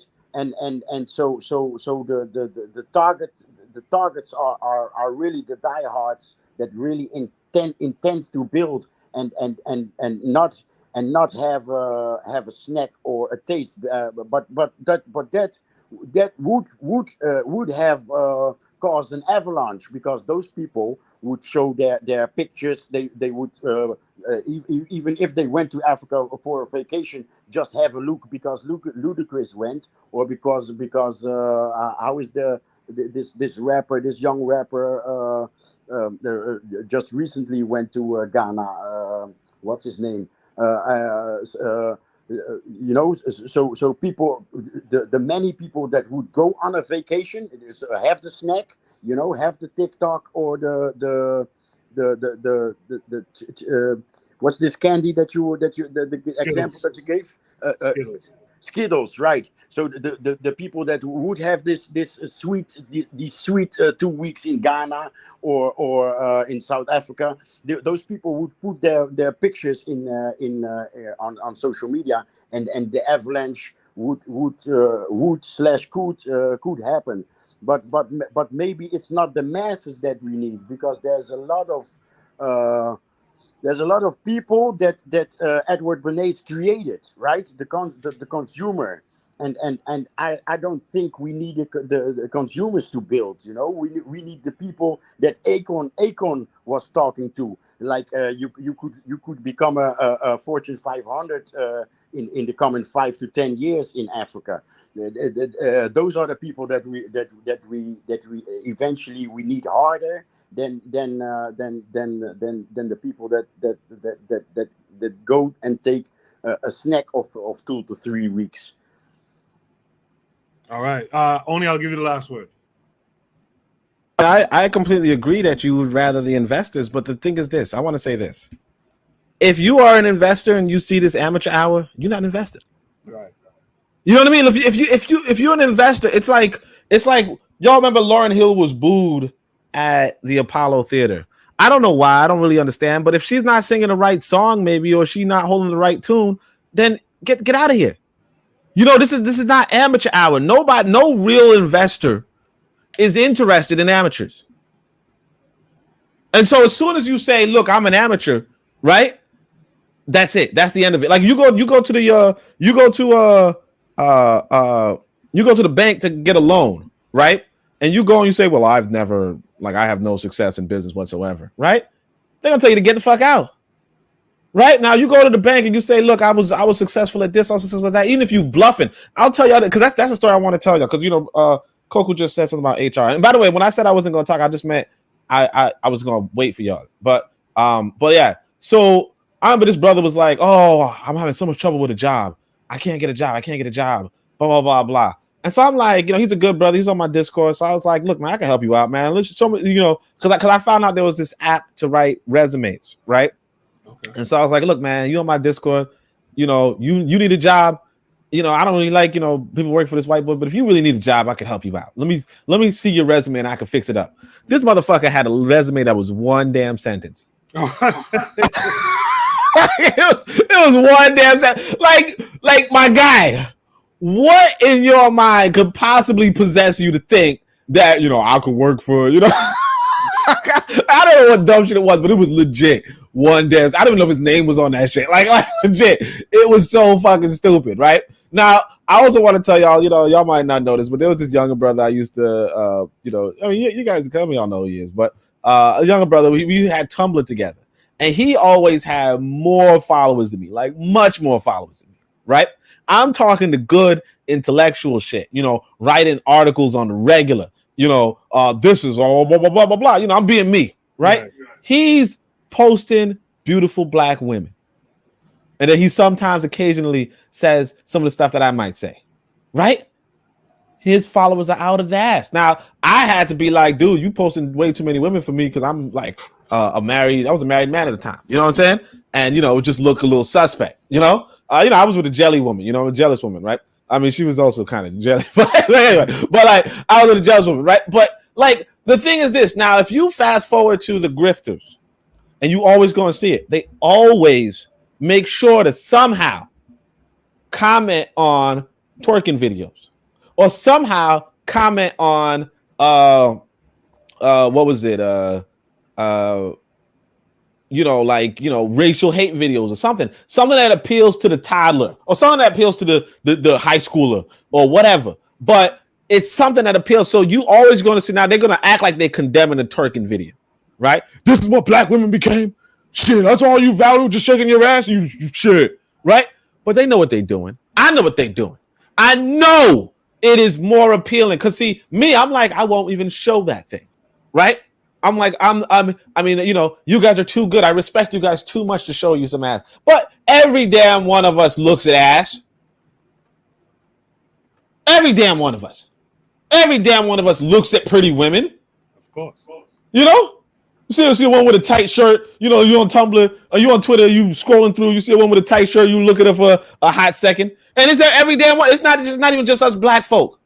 You know, I was watching these white boys, they got a video, they was making fun of how I think TikTok always shows them women and stuff, and he was like, oh, why you always show me this? And it's like, it's the algorithm. You pause. Every time you like, the longer you look at these videos, the more they're gonna recommend them to you. You do it your damn self. All of us men. See, because I see my kid when he's scrolling, he don't pass. He don't give him that shit, right? But me, if I'm scrolling and then you know some woman's like, oh look, you know, I don't know the song, but there's a song that women are dancing to, right?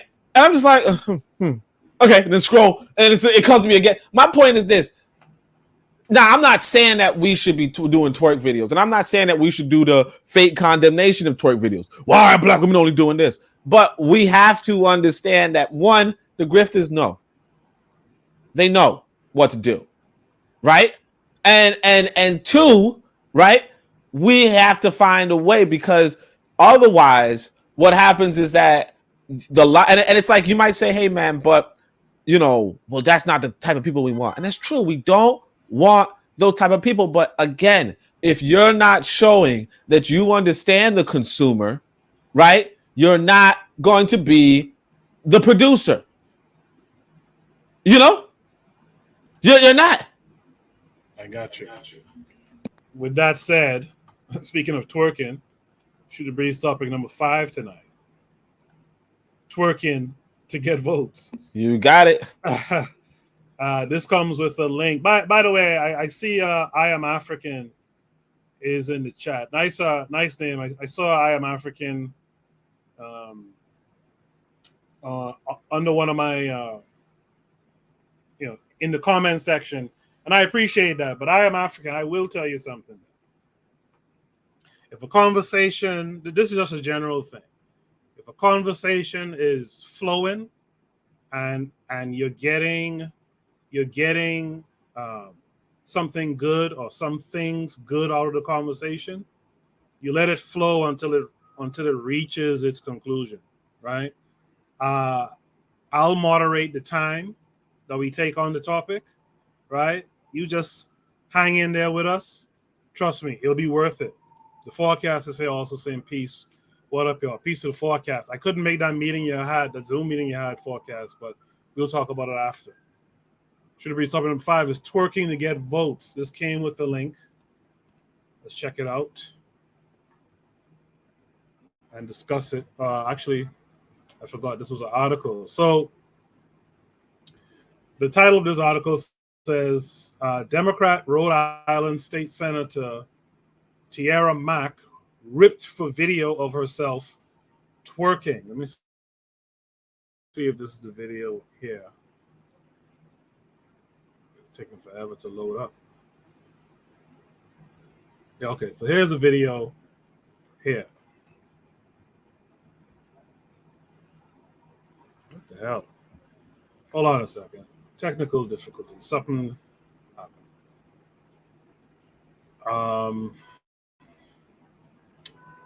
I want to show you the video, but this is taking so long to load up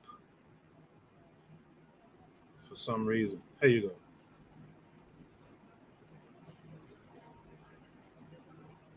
What the hell? All right. Can you guys still hear me?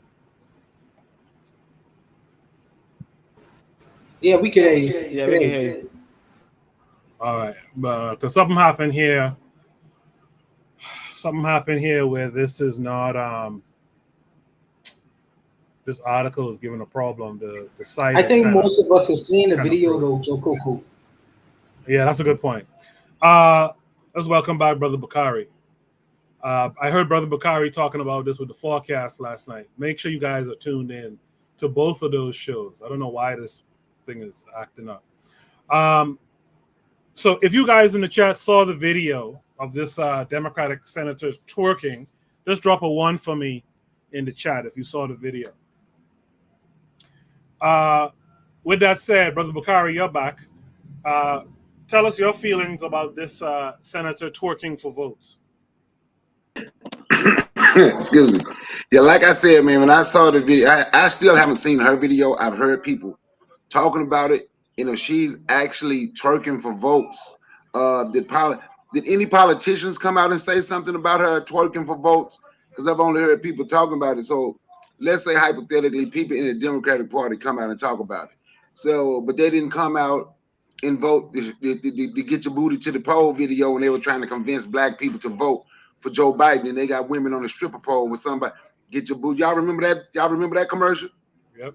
Get your booty to the pole. Get your booty to the pole.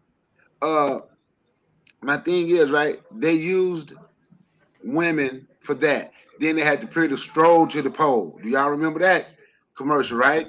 So if they used women for votes, right? So maybe this senator felt she looked good enough to use herself.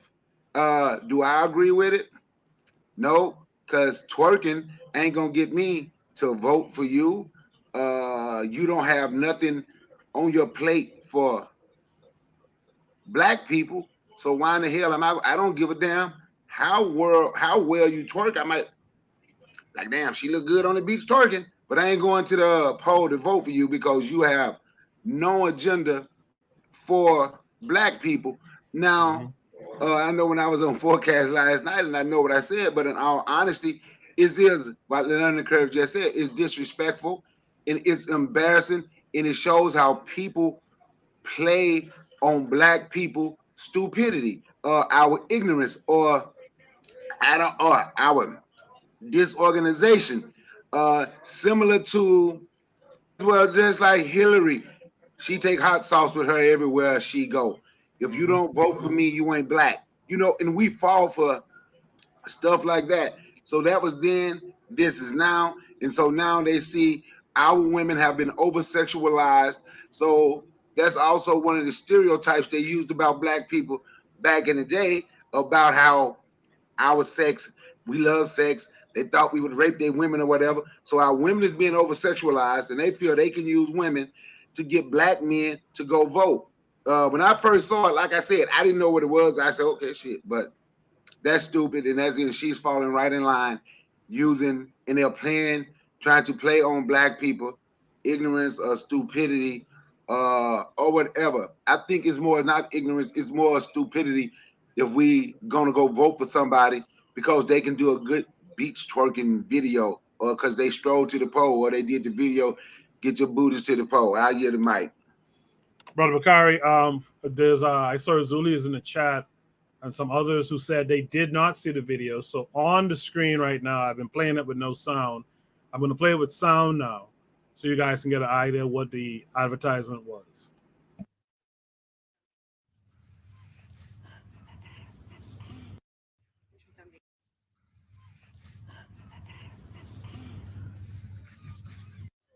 Vote Senator Mack.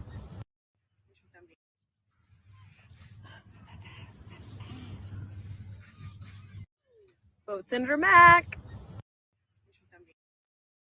So there it is. That's the video. I had to go to Did Twitter. she say vote Senator Mack, or she just say Senator Mack? I don't know. She said vote Senator Mack. Oh, okay. Yeah. That's my first time ever hearing her see her video. First time. Yeah. So that's what it was. So those who didn't see it, there you go. That's the video. With that said, Marcus Garvey in the chat says, how does a twerk equal political discourse? The Democrats let FBA know the level to which they will approach the issues politically. But you see, this goes back to the conversation that we just had before. These guys advertise with the lowest energy material. And let's be honest, it doesn't take much to advertise to a toddler. So the lowest energy material, that's what they do. Okay, put a chick on a beach, with a nice little body, and make her stand on her head and twerk. And they believe that will reach the inner teenager, I guess, right? Or the hot girl summer folks, right? To go out and vote. That's the problem. The learning curve says her white liberal handlers are proud because she waved the flag of her Ivy League education. Learning curve says, I hope they vote her out. Marcus Garvey says, only in America, right? The learning curve says she a whole LGBTQRSTUV member. She is, because I read some stuff about her where she's pushing for children in schools to be taught about queer sex or something like that, right? Daily affirmation by Pauline is here. She said a trigger happy true. KW7 says Tara Mack is an alphabet agenda soldier who sexualizes children by teaching pleasure-based sexual education. Exactly what I was trying to say. Thank you for that, KW7. Jay, did you happen to catch this?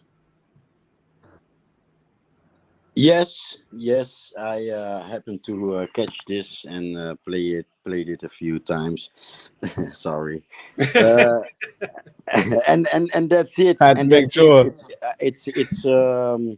It's United States politics. I don't have anything sensible to say to it because I don't see anything sensible in it.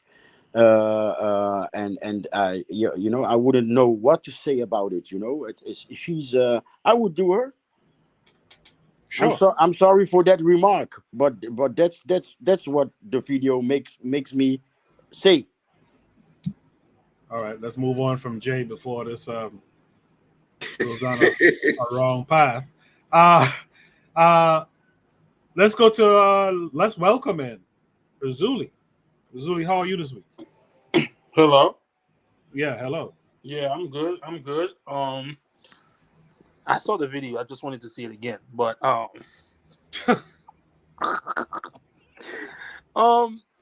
what we're not seeing. There's another video where. You gotta speak a little louder. Your volume is low. Can you hear me? It's the same volume, yeah. But go ahead. Yeah, there's a longer video where she's surrounded by her white female friends, and they're encouraging her to do this. Again, I want to blame Two Life Crew for all of this. I'm using a simp book from Mr. Untouchable. I'm blaming the men for this. If we didn't, I got you. Don't worry.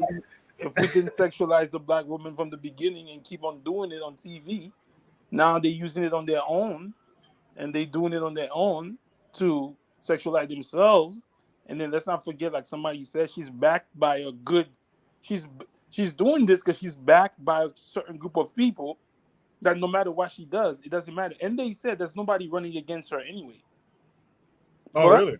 Yeah, nobody's running against her. I would say, like Mr. Bokhari said, that's a disgrace. It's nice to see, but it only makes me take any sexual thoughts about her. It doesn't make me think she's smart. Ivy League. What is the Ivy? I have a bachelor's, dude. You only have a bachelor's from my Ivy League. Sit down. You would have thought she had a PhD. No, you just have a bachelor's in public health. So, like, this is a disgrace. But at the end of the day, we can't shame her because you know why? She doesn't respect us. We don't hold no weight to make her change her behavior because she's been funded by people who got money.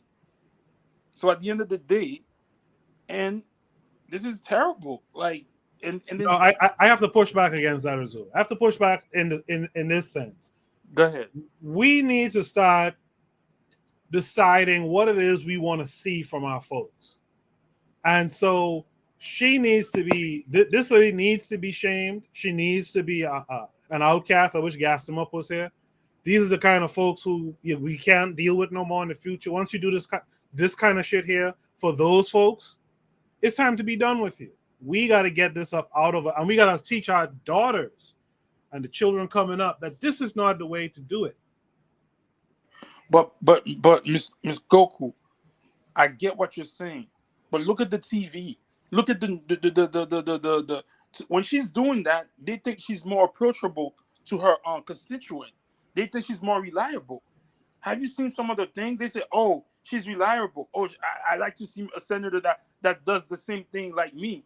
Mind you, if she was twerking and somebody else took the video and nobody saw it, like I would have been like, all right, that's weird, but she's with her friends. But she purposely did that. Yeah, that's an advertisement.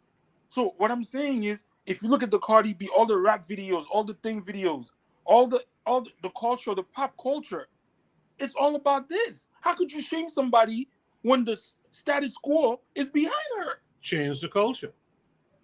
We only 13%, bro.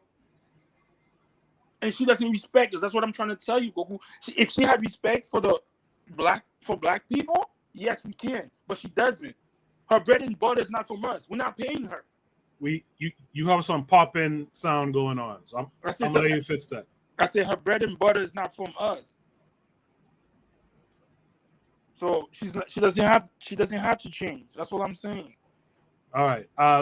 Yeah, you got to fix your sound. There's something crackling when you speak. He's only one hand. That's the problem.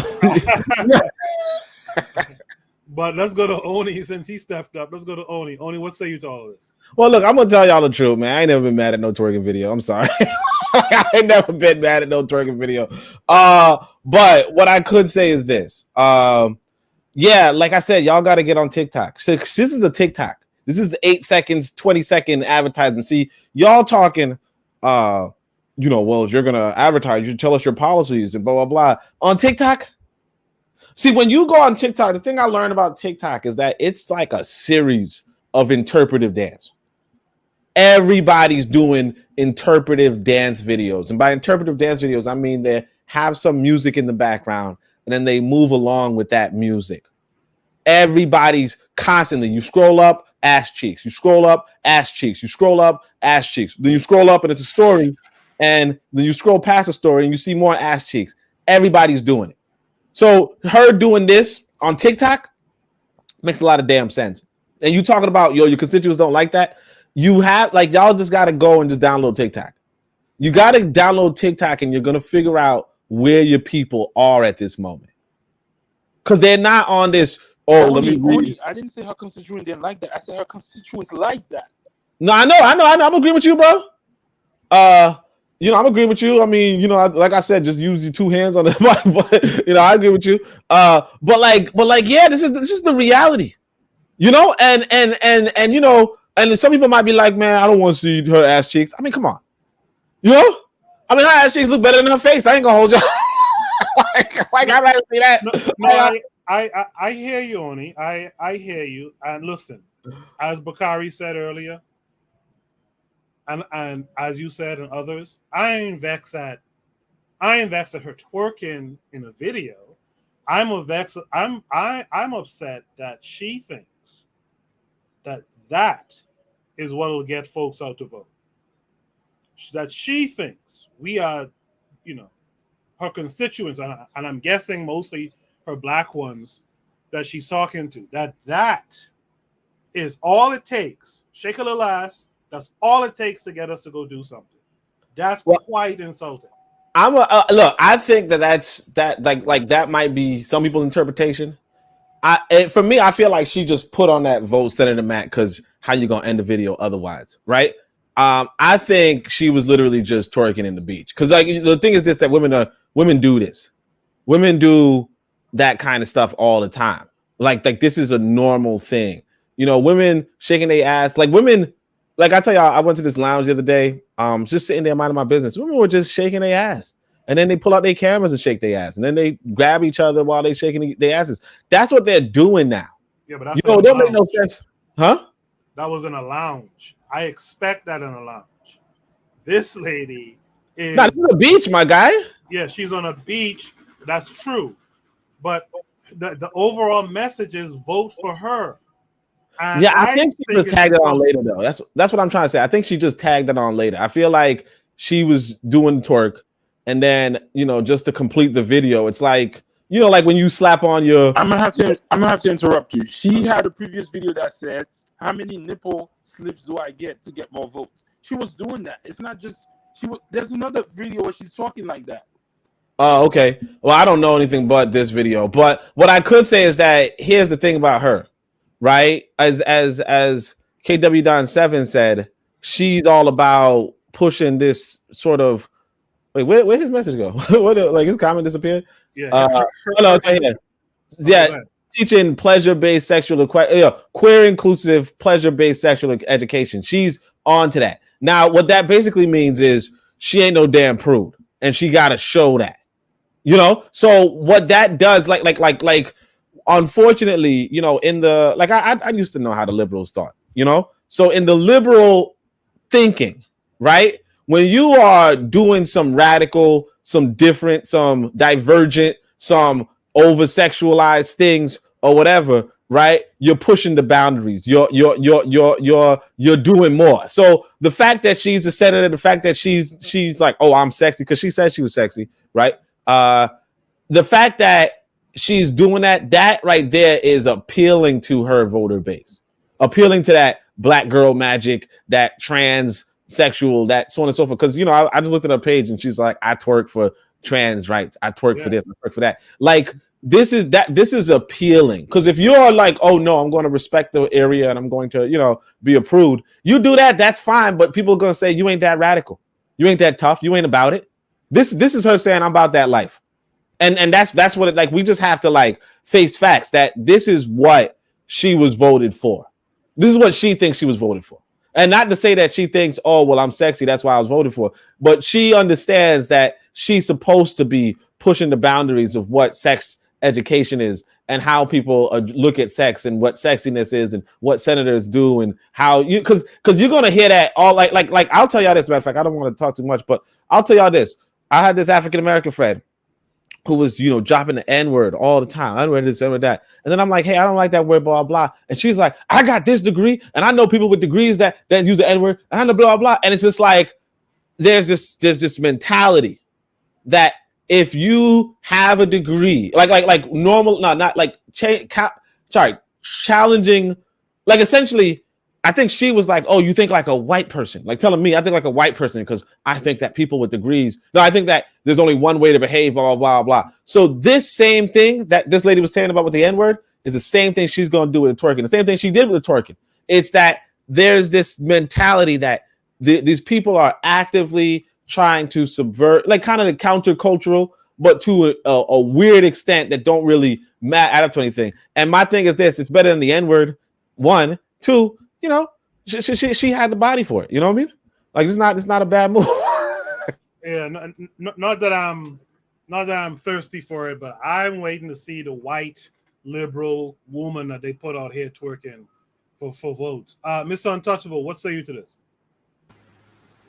Oh, no problem. Speaking for the only monogamous sim for black women here on the show, I didn't particularly enjoy the video because my lady is standing over me right now. And I only have eyes for my own black lady standing up on her head and wiggling her bottom like that and her panties like that, just like how you played it over and over again. So I really didn't enjoy the video. I would rather her be fully clothed. Fully closed, like me and brother. Even she enjoyed this video. Even she know this video. Nice.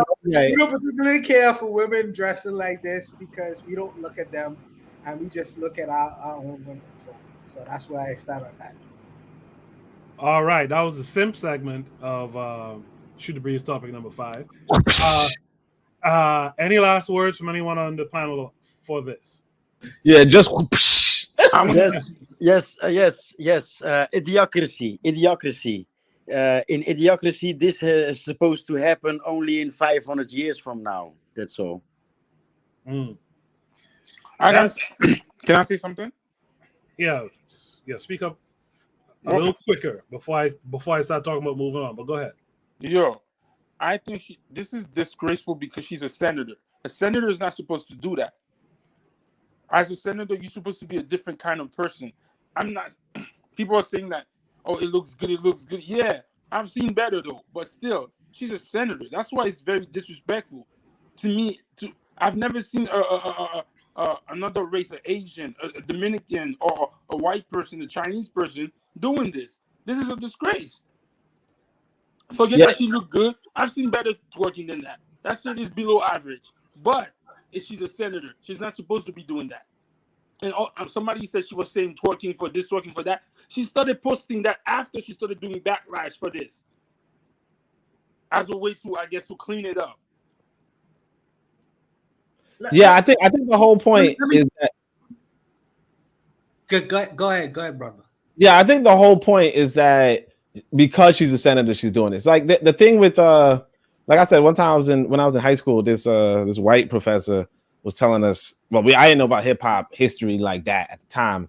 And so he was telling us like, oh, hip hop used to be countercultural, oh, we shouldn't behave like the white man kind of thing. So I think that whole thing, like there is like a deep kind of countercultural narrative that goes on here in America where it's like, just don't do what the white man's doing, speak different, dress different, act different, and then when you're in that role, you behave different, because one of the things the white boy demands that you behave like he does.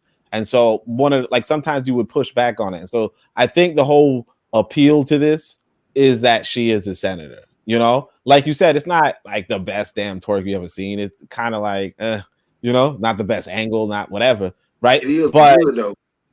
You come again? I'm sorry. Go ahead. I'm sorry. You said I would? I mean, it's like, the thing is that when she said she was LGBT, I would, but like honestly, I'm not really chasing no LGBT. But like the thing is that it's because she's a senator and then she's doing this, and then because she has a degree, like a lot of black folk, especially black women, are gonna eat that up. Because a lot of black women are like, hey, I'm a professional and I twerk. I'm a professional and I dance. Or I make this much money and I'm still a hoe or something like that. Like they say that, and it. They say that. Like that's a thing that you will hear from black women all the time. And it's nothing against black women. It's just that that's a thing. And so now this woman's like, I'm a senator and I could twerk on my upside down. You know what I mean? And that's like the whole thing. And yeah, that's the whole thing. Next week, Kamala Harris will introduce her OnlyFans page. Go ahead. If I may, in all seriousness, if I may, the sister is in her 20s, late 20s, but she's still in the 20s. And if we was to go back and consider some of the things that we was getting into in our 20s, we weren't senators though. Yo, hold on. Stop simping, man. Damn. Hold on, brothers. In our 20s, some of the things that we was getting into, it wasn't our most proudest moments. And I feel that sometimes that we should give people space to make mistakes sometimes. I think that sometimes we are extremely hard on one another, and we need to consider the fact that she is an accomplished woman. You can't take that away from her, but she is prone to make mistakes and error. I think that when she is in her 40s, she'll look back on this moment and say, maybe I shouldn't have done this. And I think that with us, who are older and wiser men, I think that we should give some leeway to allow 20-year-olds to make 20-year-olds mistakes. And I feel like we are going very hard on her sometimes. And it is inappropriate. I agree. But I think that, we shouldn't make ourselves to be hypocrites, because if we was to think back when we was in our 20s, we was prone to error as well. So I would only say that sometimes with some things we should give the younger people some leeway. Sometimes you can't be so staunch like one of these hard right-wing people. You have to give our people leeway at times. This is a bad decision, but she'll get over it. You know what I mean? And just like how we got over our bad decisions that we made in life, is the only thing is right now it's on the screen, it's on the social media right now. Everything is on the social media right now. Imagine, if you will, some of the shit that we got into in our 20s was on the social media. We'd be hiding our faces. I would not necessarily go as hard on her, because I understand that people make mistakes. She making 20-year-olds mistakes. That's the only thing I would say about that. Even though she's in fact an accomplished woman, give her that. Well, I'll say this. Hold on a second. I'll say this. This is my take on it. She might be a 20-something-year-old. She's an educated woman. She's a senator. It's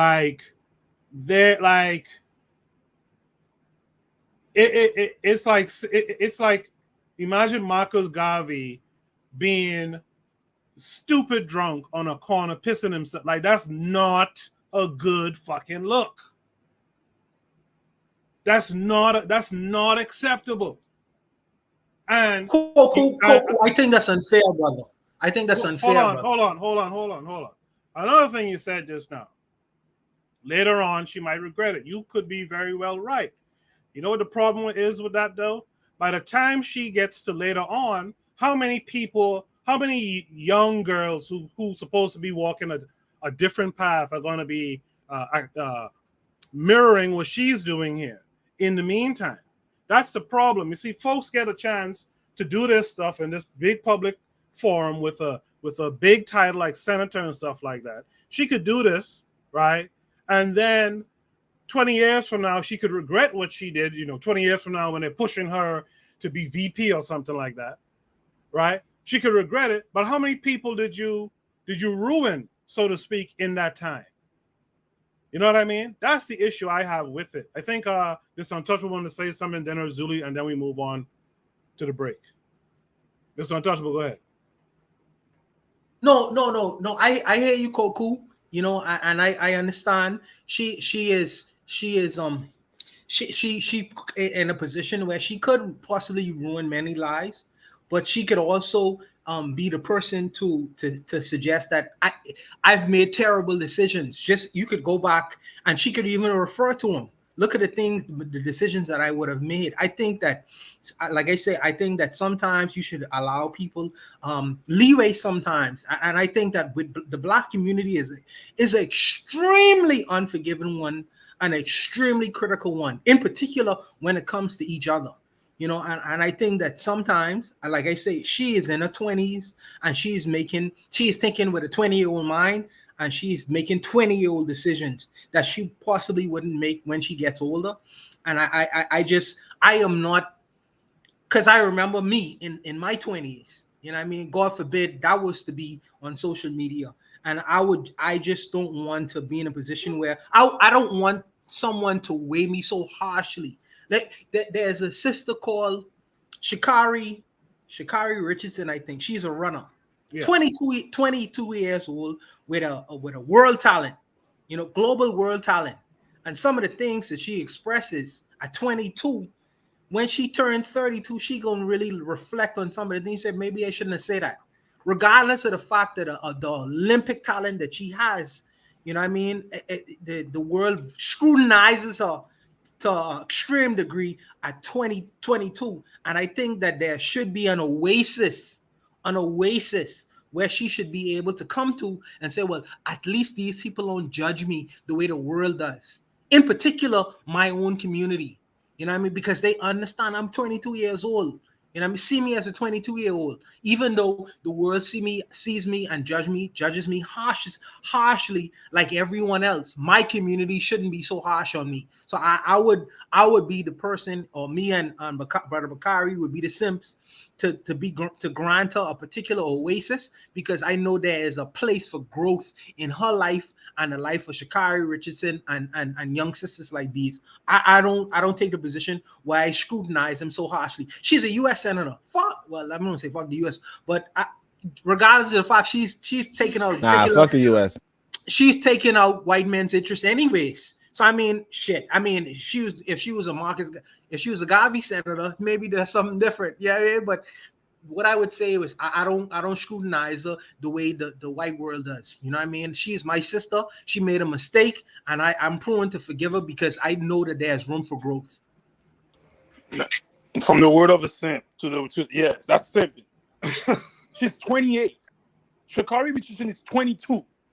I could understand Sha'Carri Richardson and her issue. If you use Sha'Carri Richardson for that, yeah, let's not judge her too harsh. This woman is 28. She's not going to change her mind because she's being supported by these group of people. Her constituents agree with her behavior. This is the problem with the Black culture, that we are conservative by nature. We are not liberal. Where is all this thing talk about forgive? If they caught you on video doing something when you was 28, you was gonna be judged till today. She's a senator. She put laws in place. What are we talking about? She needs to be give it to be easy on her. No, Sha'Carri Richardson, different story. She's 22, 23, and she might be a little cuckoo. Yes, maybe her. But this lady right here does not get, because you know what? Her mentality is not going to change. Whatever she wants to implement is not going to change. She's like she's like 1 year old for 30. A senator doesn't know not to sexually objectify herself. She wants that. That's what she is. What are you talking about? Yo, I'll give the last word to the Please, matron in the chat. Let me. I'm sorry. Quickly. No, I just want to say I understand what Mr. Untouchable is saying, and to call someone a simp because he said he's giving a sister who's 29 shit. What if I talk about what I did when I was 29, 30? But saying she have room for growth. But you call him a simp for taking up for the sisters, Azuli. But you damn sure was scared to talk about them Jews like that last week. A lot of smoke for the black folk, though. I had to throw that in there because I hear the difference in how you talk about black folks and when we talked about them Jews. Well, it's okay. Some of the things they do, but how your whole voice and demeanor, everything changed about you. I'm gonna throw it in there every time. Yes, you can throw it in there every time. I agree. It still don't take away from the fact that she's a 29-year-old woman twerking and then saying that for votes. I don't see no other race doing that. Zuli, what if a Jew did do that though? What would you say? What if a Jew did do this video? What would you say? She's a bird. That's a bird behavior. Yeah. Okay. We'll look at Israel. We'll look at Israel and see what you're gonna say. He gonna be like, we're gonna look at the Israeli ads and see what you're gonna say. You're gonna be like, you can be like, well, that's a decent political campaign. All right. In the chat, like I said, the learning curve gets the last word there. She is a senator. The expectation is higher when you have a higher position, and that's a black woman who's saying that right now too. Marcus McGee says, "What up, guys? What up to Marcus McGee?" Forecast says, "LOL." I'm going to post Shoot the Breeze topic number 6, but we're going to discuss it after the break. Shoot the Breeze topic number 6 is how the CIA uses social media. So I want you guys to hang around. We have this quick break, and also I have this announcement to make. So you guys hang around. We'll be back right after this. You are listening to the Bitter Medicine Podcast on KWAZ Radio. This is D Webb with the Harsh Reality Podcast, asking you to tune in where we tackle the news of the day that affects our community, only on KWAZ Radio. Peace, family. This is Oni, inviting you to listen to the Pro-Black Perspective, where black problems are addressed with black solutions. Greetings, fam. Tune in to The Learning Curve with me, the Revolutionary Matron on KWAZ Radio. You are listening to the Bitter Medicine Podcast on KWAZ Radio. Have you ever considered joining KWAZ Radio? Each of our hosts shares their unique perspective with you. You might have a perspective that needs to be shared. If that's true, hit us up at kwaz.radio@gmail.com.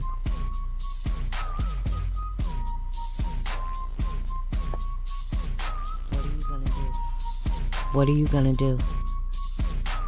What you gonna do?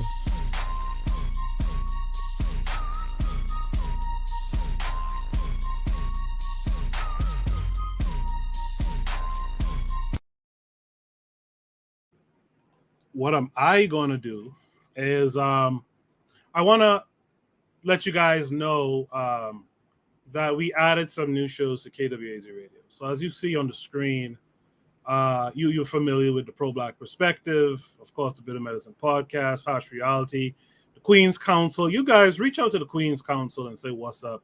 The Learning Curve, but we just added the Forecast has agreed to join the network, as well as our brother Bakari on the panel with us tonight. And also, Tanzan is actually going to join us as well, doing her own show aside from the Swahili Nation segment that she does. She's joining us as well. So I want y'all to welcome Brother Bakari, the Forecast, and Tanzan to KWAZ Radio as well. Brother Bakari. Welcome, fam. Yes. Brother Bakari, let the folks give the folks an idea what your show is like. Okay, my channel is Brother Bakari. My show is about pro-black Pan-African. About us. Well, we united. I want us to strategize, organize, and strategize for our liberation. Talk about black businesses that we can use. I support black businesses we can use to build ourselves up, how we can come together and do business.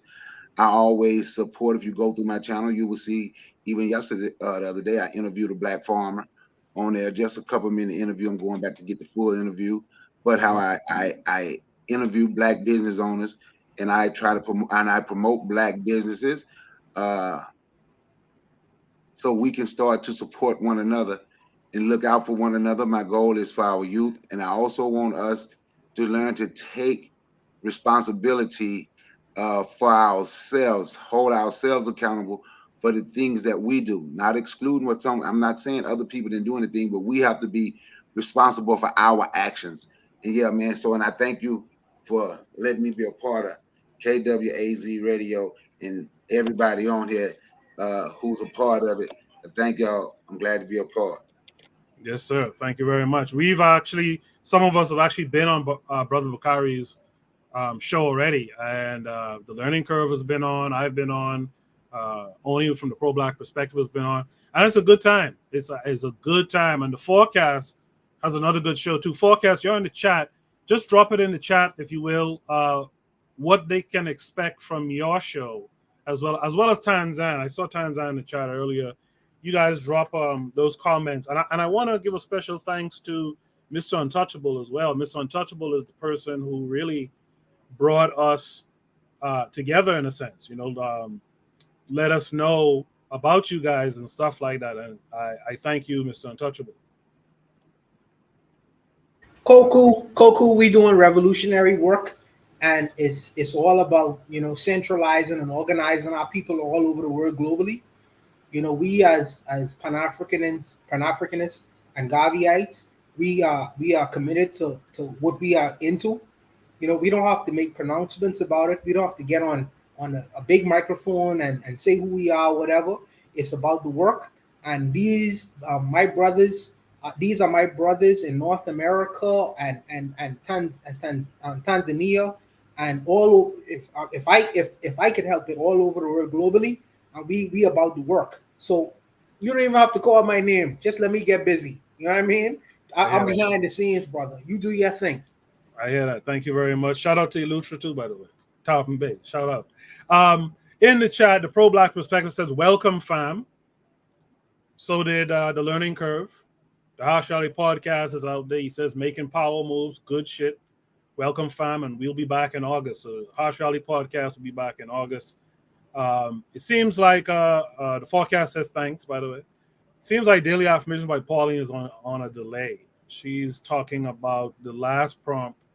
She says another example that education does not equal common sense or moral values. And then she goes on to say many adults speak publicly about values, but when they are in private, they're all about this. Okay. All right.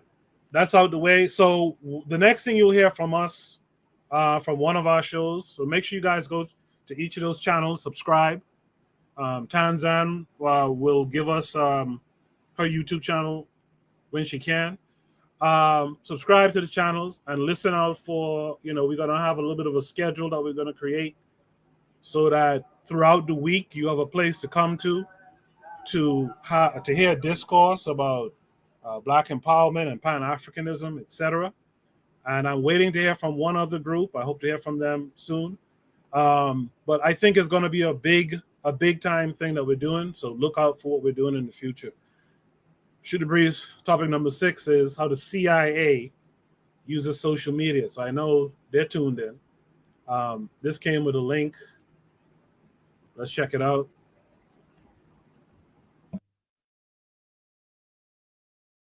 This simple ocean miracle can restore vision and change your life.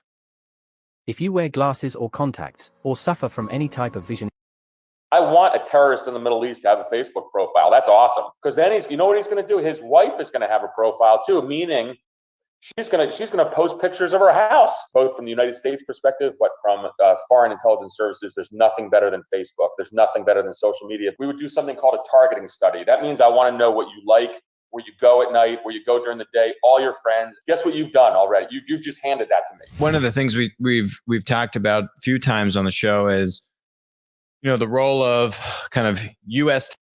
tech monopolies, and then it's not a U.S. tech monopoly. It's now pretty much a Chinese tech monopoly. And, you know, for example, in the U.S., we've seen, the 50 Cent army. China's kind of like, I think it's got to be over 1 million people that are, writing comments and creating posts. I'm sure Russia's also doing this too, because, you know, obviously in the book you talk about, you know, Russia was kind of your main post, right? You were in the Middle East and then you went to Russia. But we've seen the 50 Cent army influencing opinion. But we've also I've seen reports about, I had some technical difficulty going on. Hold on a second. What's up? Oh, I see.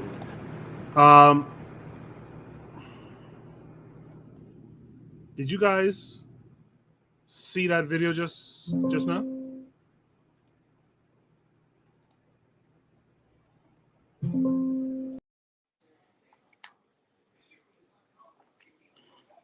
Yeah, I saw it. There was I had some technical difficulty. My bad on that.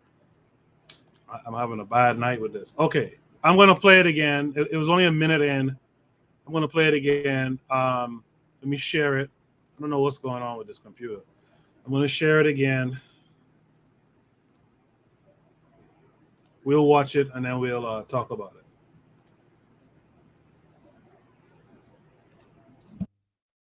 His wife is going to have a profile too, meaning she's going to post pictures of her house, both from the United States perspective, but from foreign intelligence services. There's nothing better than Facebook. There's nothing better than social media. We would do something called a targeting study. That means I want to know what you like, where you go at night, where you go during the day, all your friends. Guess what you've done already? You've just handed that to me. One of the things we've talked about a few times on the show is, you know, the role of kind of U.S. tech monopolies, and then it's not a U.S. tech monopoly. It's now pretty much a Chinese tech monopoly. And, you know, for example, in the U.S., we've seen, the 50 Cent army. China's kind of like, I think it's got to be over 1 million people that are, writing comments and creating posts. I'm sure Russia's also doing this too, because, you know, obviously in the book you talk about, you know, Russia was kind of your main post, right? You were in the Middle East and then you went to Russia. But we've seen the 50 Cent army influencing opinion. But we've also I've seen reports about, like the Chinese. I don't know what their secret service is even called, but maybe that's how you know it's like really secret. But like using LinkedIn to try and recruit agents. Oh yeah. And so even what you were just talking about, kind of changing the dynamic of saying, hey, how do you even source these people that could become a spy in the future? And it just seems like there's so much change technologically, and I just, I wouldn't even know where to start. I mean, it's not my world, your world, but it just seems like there's so much going on in developed countries and then emerging countries, and how do you even make sense of that? That's where, intelligence services have to always innovate. I wrote a piece, right before the new CIA director, Bill Burns, was confirmed. And it was an open letter to him. And actually, it turns out he read it and then he called me to talk about it. But there was, I had several different, recommendations for him. But one of them was embracing technology, but also understanding that, there's a new world out there. And so, you gave a great example about LinkedIn and the dangers of LinkedIn. Everybody uses LinkedIn, but so do hostile intelligence services. So the more you put on there, the more someone who may be, actually a Chinese intelligence officer is contacting you, looking like he or she is in a company in Hong Kong, asking you to do a market study, asking you to do some consulting, but it's the first step in kind of going down the road. And so, we always have to be, very aware of what our adversaries are doing. Of course, I can't talk about it. We do those things, as well. And I tell you one thing, there's, both from the United States perspective, but from foreign intelligence services, there's nothing better than Facebook. There's nothing better than social media, because I don't know if you do, and I certainly make the mistake. I'm all over Twitter, but we put way too much information on there. Facebook is going to tell someone your story, your life story. As what we do as a CIA officer, my job, if I wanted to recruit you, we would do something called a targeting study. That means I want to know what you like, where you go at night, where you go during the day, all your friends, and I'm going to build a mechanism to approach you based on everything I know about you. Guess what you've done already? You've just handed that to me. Thank you. And so that's where we are in 2021. But we have to embrace it in terms of, we have to utilize this, but we also have to understand that, from a defensive capability, we got to be really smart too. So does that mean your kids aren't on TikTok? My daughter's on TikTok. I've sat her down. I said, this is the Chinese intelligence services are reading your stuff. She goes, Dad, I'm 21. I don't care. And, and she still sends me TikTok videos. Well, that's it right there. That's right. You can't let go of it. That's the monopolistic nature of it all. And we've seen now the US tech monopolies, Zuckerberg especially, kind of use it as a defense to say, hey, if you try and bust us up, you're actually going to be hurting US influence abroad. Yeah. And at the same time, we've seen, and we've talked about this on the show too, some US tech monopolies have a reticence to work with US government, US Department of Defense, which we have, very, very blatantly said that's completely inappropriate. I don't know if any of that resonates, because if it's US and Russia, and China, we've talked about like Southeast Asia and all these other markets, it's kind of like a battle between the US tech monopolies and the Chinese tech monopolies. And I do agree with Zuckerberg to some degree that these tech companies absolutely do help project influence over these other territories, which I'm sure you saw, some of that stuff in the Middle East and in Russia and all these kinds of things. It brings up a really interesting kind of case study on what happened in 2016.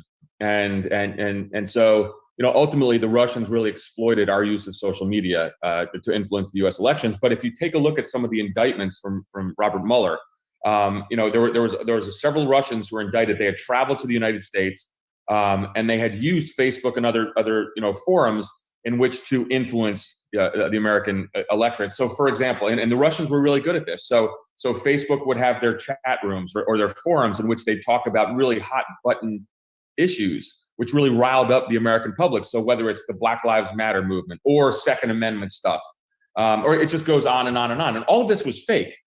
So it was a fake Russian persona starting this, and of course then kind of it feeds into this cycle in the United States, and that's really hard to battle. And so I think that obviously we're a free and democratic society, so there's a great struggle in terms of how you regulate this or not. But I also think there's an awareness that it is 2021, and it's very hard to kind of regulate things like TikTok or Facebook ultimately.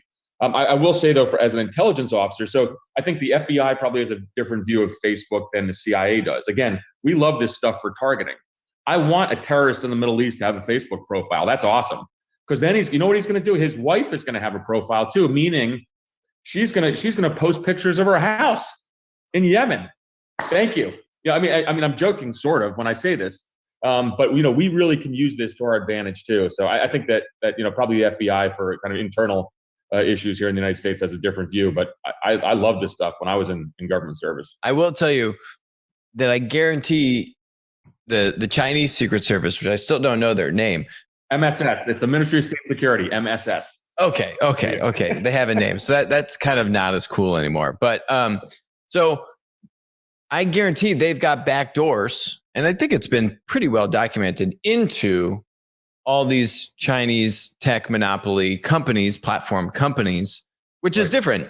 And I think it's probably very good that the US tech monopolies don't just, backdoor all the government agencies into these private businesses. But It is very different, and we've covered it on the show. A myriad of examples about the MSS and the tech monopolies. There really isn't much of a barrier in terms of that sharing of information. Hi, I'm Alex. Thanks for watching the show. Make sure to hit that subscribe button, but even better, make sure to follow us on Odyssey, follow us on Rumble, and text us 203.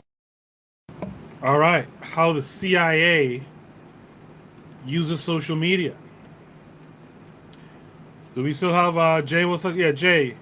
How did you feel about that information?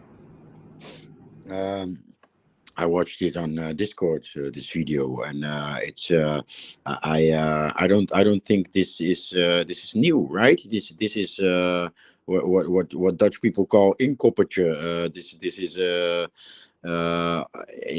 low hanging fruit in this video. It's nothing really new or shocking, to be honest.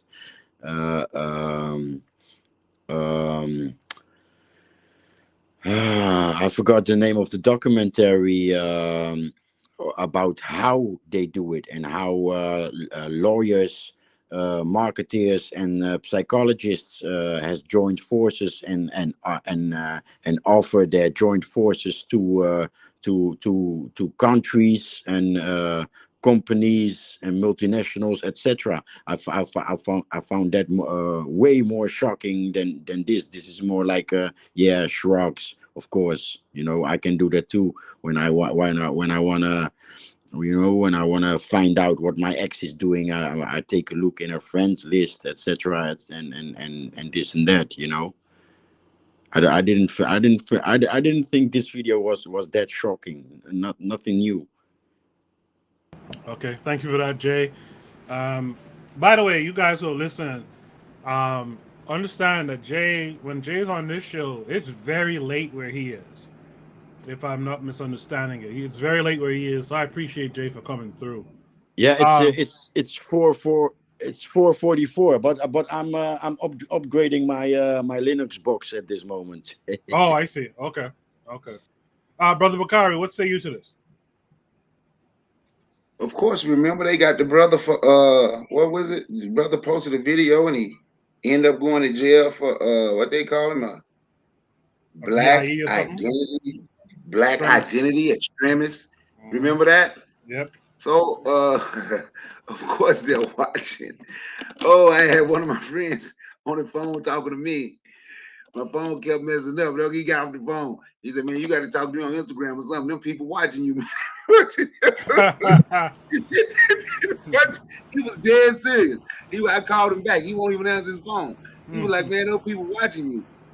I don't know if nobody watching me or not, but of course they can use all of this to find you. They can your location. People post their address, like the guy was saying. A lot of people put up their house, what their house look like, and want to show around on their house. And it's just not what he was talking about. TikTok. You can do TikTok, Instagram, damn YouTube. Now fan base. I feel a lot of people, a lot of toxic black, a lot of our people that's very toxic is using that. So Clubhouse, any of these things and anything you say, they can follow you. That they can find you. That's why I try to be careful of how I say things on other people's panel. But on my panel, I really don't care. And if they are following me, if they worried about something I'm doing or saying, oh well, they just gonna be worried. I really don't care. But I understand how other people feel. So therefore I don't speak a certain way on other people's panel. But they can use all of this, to find you and try to mess with you and harass you and all of that. I've been harassed and I was followed by in the city and the county where I live in for damn near a year. They even started messing with my kids, not from social media though, but it was something in person. And a lot of people might not be built for that, and that is okay. That if you are not, because it can be frustrating and nerve wracking. But hey, they're gonna use it. They're gonna mess with us. So there's certain things I don't say on here, even on my panel, about things that we are gonna do and what me and another guy's working on right now. I never mention that on YouTube. I'm going to mention it in the meetings about some things that we have to do. But Right. I did, right? Right. No, Bakari, I agree with you too. I personally, I'm going to speak my mind. I try to be, not too aggressive on other people's platforms unless they give me that latitude. But I agree with you 100%. They're gonna know what you're doing anyway. That's just the situation we're in. Azuli, what say you to this? I think I don't even have. I mean, they're supposed to do that. Like, if you've been controlling a group of people for a while, you try to hold on to your power, and this is what they're supposed to do. And if they're not doing that, then they must be one of the dumbest people alive. So that's what we should be doing. Any country who want to maintain, who want to maintain their power, their right, they're gonna be doing this. Yeah, Because stiff security. politicians ain't shit. So they want to control the people, control our idea, what goes this way for money, for marketing, for power, all of that. So this is like, the only thing is this guy is acting like, oh, TikTok is doing this to us. Stop it. Like, y'all didn't know. Like, y'all could block TikTok. So why don't you do that? Remember Trump wanted to block it. Exactly. And they came out Trump for that. So if y'all don't want other so-called quote unquote, or Russia or China or Japan to mingle into U.S. politics, why don't you just block them?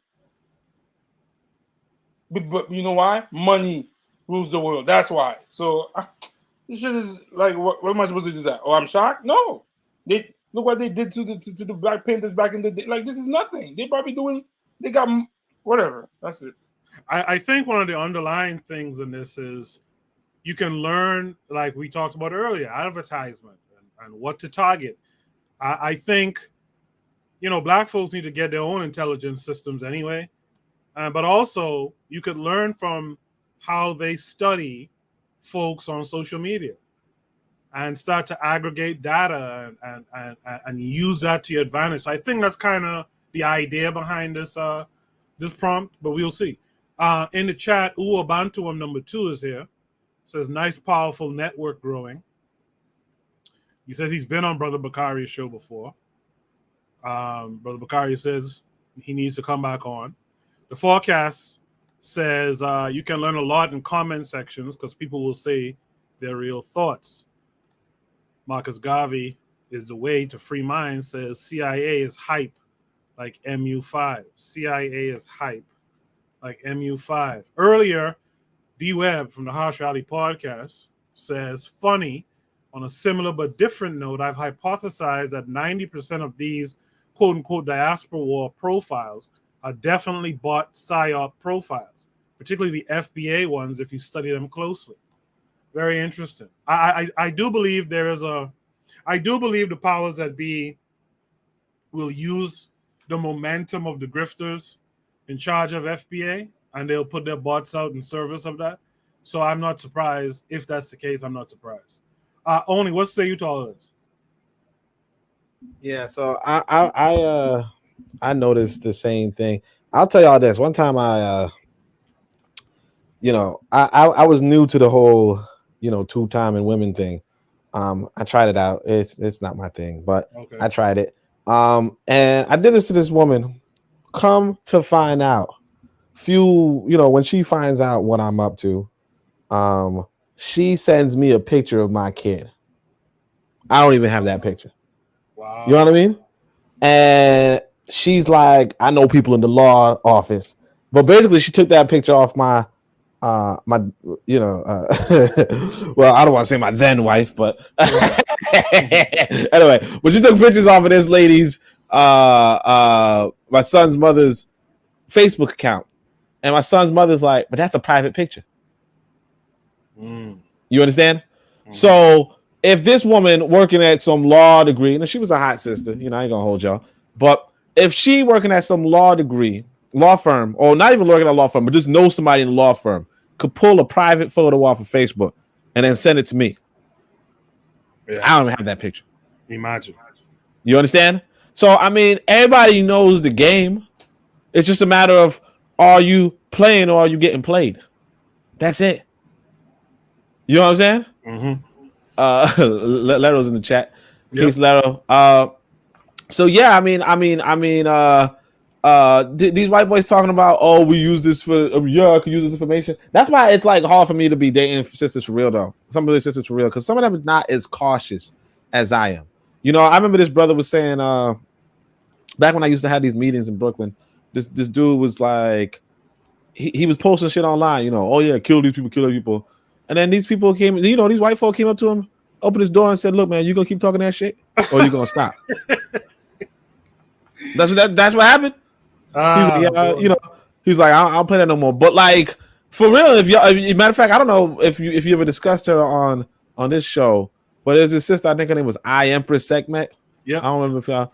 I've already talked about it a couple of times, but she was doing that same shit. She was like, kill Pope, you kill. And then they said, yeah, so you want to come to jail with us? And she's like, I mean that shit. Crying her ass off.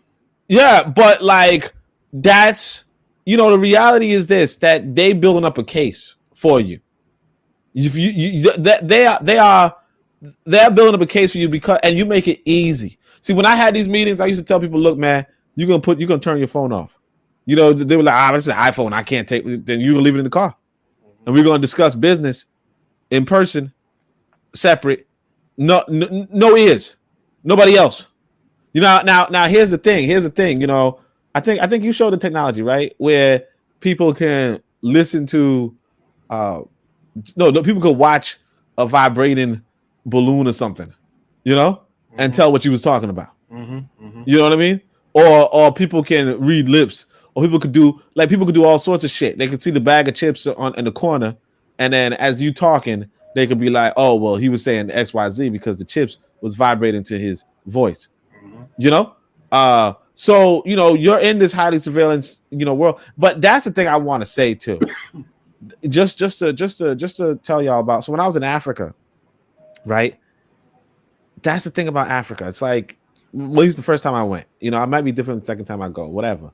But like, you are so under surveillance, it's not even funny. Like, you having dreams about, like, you thinking, oh man, somebody's gonna see if I do this. Nobody sees shit what you do. You know what I mean?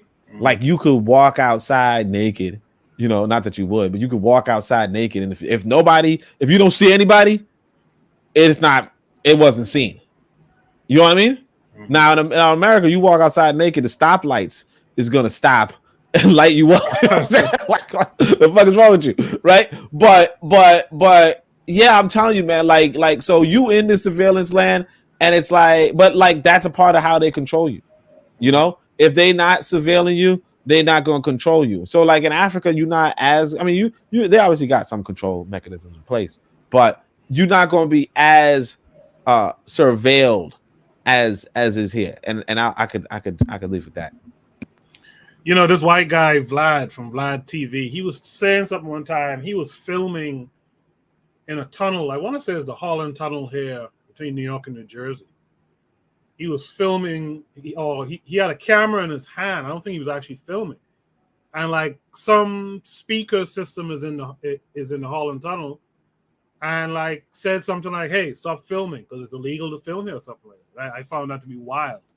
Mr. Untouchable, what say you to all of this? Yeah, for me, the way I look at it is, me personally, you know, and I don't say this much, but I am, as a Gavi and a Pan-Africanist, I am engaging in anti-imperialist sentiment. So I know, and I fully understand that people listen to what we say, regardless of the fact that they try to shadow ban our algorithms, so where many people won't listen to us. You know what I mean? I understand that there are people who actually listen to us and they decipher the things that we say. This is why I go on. This is why I go on the title of Mr. Untouchable, because see, in America, there are checks and balances. You know, in particular with the deaths of U.S. citizens, but I understand that it's nothing beyond the realm of the governments that exist in our country. You know, whether embassies or whatever, to pay people to snuff people out. You know what I mean? They're infamous for doing it. So I was listening to a podcast the other day where a particular gentleman was saying how much he was doing for the so-called Pan-Africanist cause, and was trying to belittle the other people on a particular show, that he was doing more than anyone else. And the natural response would have been, well, name and mentioning the things that they were doing in regards to the Pan-Africanist cause. And in doing that, what would happen is you would name and label all the affiliates and associates that you was associated with, and they would possibly take that information wherever have you. You know what I mean? So I understand that the CIA, MI6, etc., are actually listening to our podcast, because this is an intellectual one. This is a warfare of the mind. And I understand that these kinds of information, people listen to and don't necessarily want to get out. So I'm very careful of the things that I say and express. However, we should be fearless. We should be fearless in the things that we do, but we should also understand that this is a strategic battle. We are engaging in a warfare of strategy. So we should understand the atmosphere that we exist in, and understand that the things that we say are going to be heavily scrutinized by people we know and people we don't know. People we don't know, probably never see, this unseen hand. But we are fearless, and we're going to express ourselves, and we're going to give our information out there and influence who we need to influence, regardless of the fact that their agents and agent provocateurs are out there trying to present counter arguments to what we're trying to present to our people, in trying to unify them and create another kind of atmosphere. But I'm not fussed, man. I understand the environment that we exist in, but we're gonna do it anyways in a fearless manner, and we're gonna live out what we need to live out. That's where I stand with that. I hear you. For some reason, I was on a show just like what you described. Actually, I'll leave it at that. It reminded me that recently in New York, they had some changes, some preliminary changes to the Second Amendment rights here, in terms of concealed carry and whatnot. And recently, they came up with this thing, and I knew it was coming to some extent. New York approves gun law requiring buyers to provide social media handles. So the law struck down by the Supreme Court stated that gun owners would have to demonstrate proper cause to receive a concealed carry license. So that's where these guys are trying to get you to actually reveal yourself on social media and your thoughts and opinions, and that's we could put two and two together. That's really to get the black folks, right, who might say something about a crack-ass cracker, like Charlemagne says, right? That's to get us in a problem. So now we're not eligible, for gun carry rights. So it just made me think of that in terms of how all this surveillance goes on. Let me read the chat before I ask any last thoughts on this. Marcus Garvey says the CIA will convince you they are invincible until there is an attack, a quote-unquote attack they seem unprepared for, like how they say America is great. Say it enough times till you believe it. And she repeats it a few times. Trigger Happy says there is an account on Twitter that looks like an official divestment account. I can bet a lot of money that account is fueled by COINTELPRO as a troll farm. Right, Lero's here. She said, "Peace, loved ones." You'll say what's up to Lero.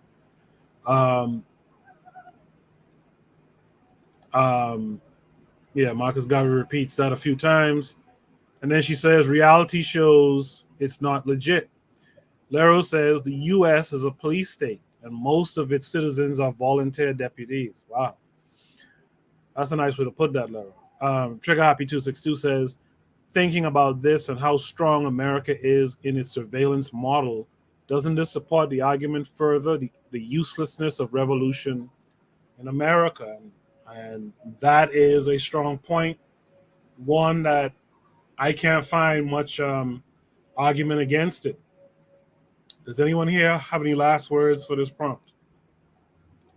I have something to say. Let's not all play like we are innocent and all of this, like we don't play a part in it. All of y'all who are rushing to get super different phones, different super new TVs, super new cars, you guys are being also. Wait, hold on. You don't do it too? What do you mean? I don't know why. You saying you guys? Yeah, you guys, meaning us. We part. Oh, okay. So say us. Go ahead. So we don't. We go and get the latest technology, the latest cars, the latest phone, the latest computer. So all of this thing is they are. I don't know if anybody ever read the book 1984. Yep. This is everything that's going on. This is Big Brother watching. So this is what it is. Sugar Breeze topic number 7 tonight. A further delve into Haitian voodoo and practices. This came with a link. Hold on. Let's check out the link, and we'll discuss it all on the other side. Usually bras fit small-chested women like this. Gapping. You guys, look at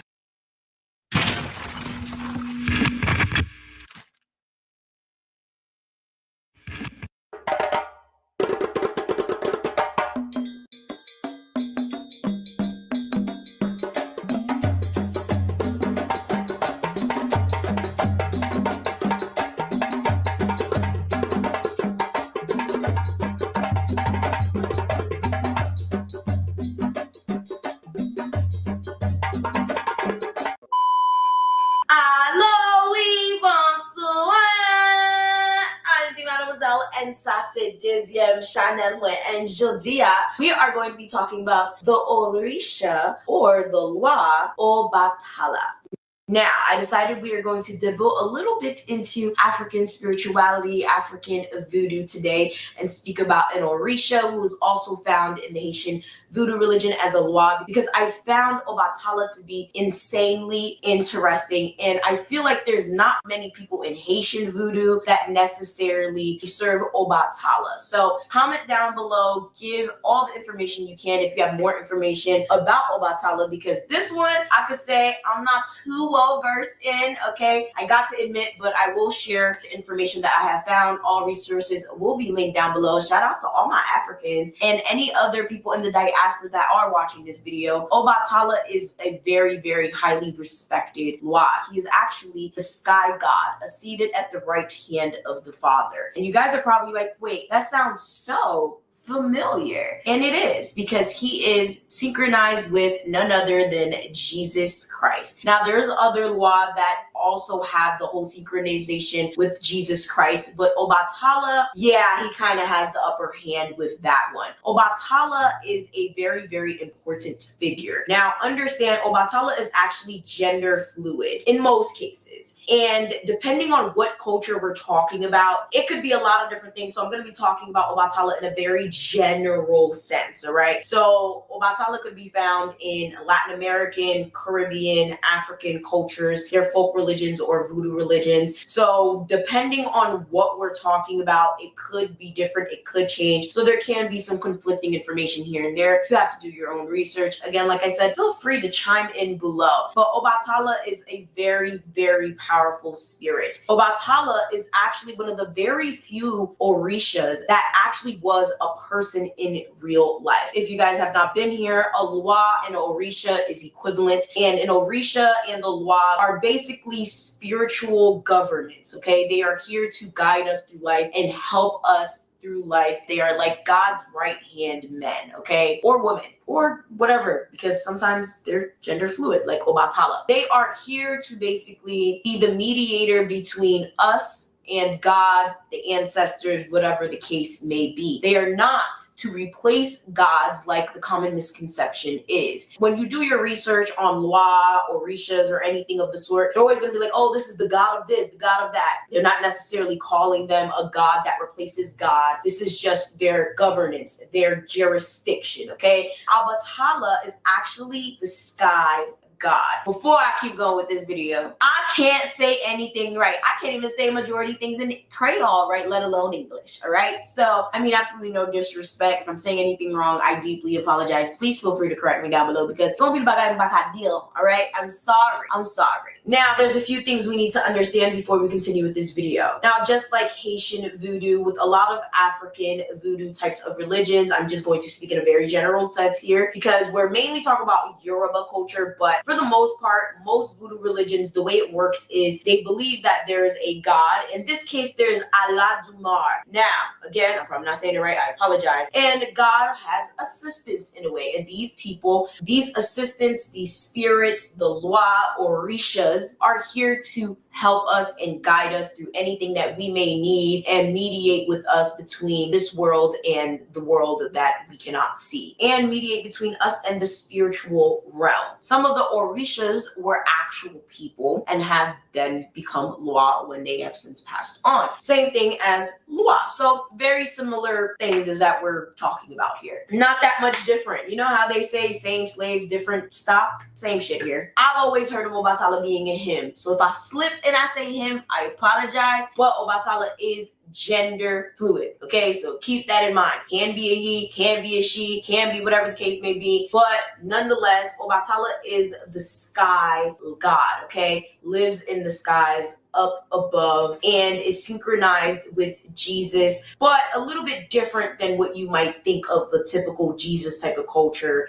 What did Obatala do to become a Loa? Like, why is Obatala a Loa? Well, Obatala was actually king and founder of the land in Africa called Ife. And God basically enlisted Obatala to create Earth and create humans. So he gave him a chicken, depending on the origin story that you're listening to and the version of events, okay? He gave him a chicken with some dirt and maybe a few other resources, and he said, look, go create some land. And he did that. God sent a chameleon to go check on what Obatala did. He said, all right, there's some land down there, it's starting to spread or whatever. We got something cooking. God said, all right, good job. Now here's some clay. Now a lot of you guys are like, oh my God, humans are made from clay. Where have you heard that from? The Quran. Exactly. Now he said, I need humans. Go make people. Gave him clay, went right back to earth, started to create us. And this is why Obatala is so important. He is responsible for why we are the way we are, why we look the way we look, and why we are here today. Now, sadly, Obatala done messed up. Obatala was tempted with some palm wine and he got lit while he was creating us, and he made some not so perfect people. Were they beautiful? Yes. Were they functional? Yes. But they ended up having some deformities, disabilities, and this is why he is the Orisha or the Loa of people with disabilities, birth defects, and just birth overall, because he birthed us, he made us, he created us in whatever image I guess he thought was just at the time, and he's responsible for essentially messing up and making humans imperfect. We all know at the end of the day, just because you have a disability, it doesn't mean you're a horrible person or you're a bad person or you're broken. But because Obatala was out here drinking and he had no business drinking on the job, he ended up making some people that had some abnormities and deformities. So that's how the origin story goes. Even worse, Obatala goes and falls asleep and he wakes up to a whole another person taking over his job, because God was like, listen, I don't got time for this. I'm just gonna say God to make things easier for me. When he fell asleep, he woke up to a man called Oduduwa. Now listen, I can't say that either. I apologize. And Oduduwa was out here doing his job because, Obatala, you messed up, okay? You messed up, okay? Oduduwa had basically taken over all the earth at this point. King of the earth, everything is going well, everything's going smoothly. And of course, Obatala was not too happy about this. So now gume pete, batai pete. They fighting, they beefing. It's all it is, riffraff. Okay, so Obatala gets the credit for making these people, but Adunduwa, I'm so sorry if I'm saying that wrong, gets the credit for breathing life into us because we were kind of just, and Adunduwa kind of was like, let him live. Was running everything, fine and dandy, until Obatala woke up like, hold up, that's my science project. I shall get the A. So they start fighting. Everything just goes really haywire. Obatala's people became the Igbo people. The Igbo people, meanwhile, Odunduwa's people became the Ife people. After long battle and disagreements, I don't know why they couldn't just leave it like that. Sadly, Oduduwa lost the battle. Obatala reclaimed the throne, and just all was well. So Obatala, like I said, is the law of defects, disabilities, genetic disorders, and people who actually serve Obatala are forbidden. Because of all of that shit, the people who serve Obatala are forbidden to drink palm wine. From what I understood and what I heard, I don't think they're supposed to drink any alcohol really, but palm wine definitely off limits after what happened back in the day. In the Haitian religion, Obatala is part of the Rada clan, which is cool, calm, collected, old from the motherland clan of Loa. They are usually very, very calm, sweet, don't necessarily communicate with words. You kind of have to read between the lines with those Loa. Most people don't necessarily serve them because, let's be real, we in a world that's very, very fast paced. If it's not in our face, we don't understand what the hell is going on. Obatala reminds me of Dumbala, right? You know, Dumbala don't even talk. Dumbala's sitting here hissing at you, and you just gotta figure out what Dumbala trying to tell you, okay? Or even like a Papa Legba. But they gonna lead you to the water, but they're not gonna force you to drink. They're not gonna tell you what's on the wall. You just gotta climb the wall. It's a lot, okay? Obatala is a very calm spirit, a serene spirit, the spirit of pure light, the king and or queen of white cloth. If Obatala ever makes themselves known to you, you will see Obatala in a large white garment with a really big staff called an opaxero. I hope I'm saying that correctly. Can't miss Obatala. Obatala is huge, like really, really, like monumentally huge. Of course, if you guys are not aware, the consort of Obatala, aka wife of Obatala, is Yemaye. Hope I'm saying that right too. And let me just stop saying I hope I'm saying that right. Just understand I'm probably not saying anything right. I hope I'm saying something right. Please correct me down below if I'm not, but if I am saying something right, please congratulate me if I'm saying something right. That'd be great. But Yemawe is Obatala's wife. However, it is believed that in the land of Ife, Obatala had at least 200 different wives. Could we expect any different? I'm sorry, African men, Haitian men, all men, y'all are just, Jesus Christ. Obatala is thought to be androgynous, really long white hair. Of course, like I said, pure white garments. Now, for those that serve Obatala, I will say that that would be a very hard one, and that's probably why a lot of people don't serve Obatala. Although Obatala is a very popular law, it's very difficult to serve Obatala because you have to have a lot of patience and you have to be very tranquil and a calm person, because Obatala does not play with anybody that's a hothead. Like me, somebody like me would absolutely not be a good server of Obatala, because for me, I'm 0 to 100 real quick, okay? I don't think any Loa would want to deal with me in that Rada sector, because I am like 0 to 100 real quick. I'm like, I'm sure I'm a Barrow girl or a Petro girl. Good night. I'm very like, don't play with me. But when it comes to Obatala, only comes to those who are very, very calm, cool, collected, sweet, or at least striving and trying very hard to do so. And if you're not, he will not come to you. If for whatever reason you're serving Obatala and something happens and you just mad and you're trying to call to Obatala while you're mad, don't even try it. Obatala's not coming. Nothing is killing Obatala's high, okay? Just think of it that way. So lots of people who serve Obatala do have to like really practice self-restraint and self-control, because it's literally part of their lifestyle when serving Obatala. It's not going to be hard to find people that serve Obatala, because just like Obatala, they will be wearing white, okay? All white head to toe. Often Obatala is invoked to help those with anger management or raging situations that are very out of control, to cool down the situation. But of course, the person that is asking for the help must be calm when doing so. Can you imagine being mad about something, or like being like, look, Obatala, my daughter pissing me off. My daughter got an attitude. Can you please help? But it's like you got an attitude, so now Obatala looking at you like, you don't look too calm your damn self. Next case! But shout out to y'all, because the people that serve Obatala are literally some of the nicest people that you will meet in the Pantheon that serve, because they know that they will not get anything. When I'm telling you, they will not get anything if they do not maintain a cool head, if they do not act accordingly. You will never hear anything about someone who serves Obatala trying to send something negative after someone or being malicious to someone, because it's just not in their nature, and they know that it's going to basically haunt them in the end, and it's gonna fuck them over. So Obatala is actually very good for legal troubles. So if you have a problem going on in court, Obatala, that's the one to call. Trust me, you'll win. Very good for mercy pleas. If you literally are suffering and you're sick, or just any other situation where you need people to have mercy on you, or you just need a miracle, Obatala will be there for you. If people are really upset with you, say you owe somebody $10,000, you know, you little drug dealers out there, you got little nefarious drug deals, Obatala, alright?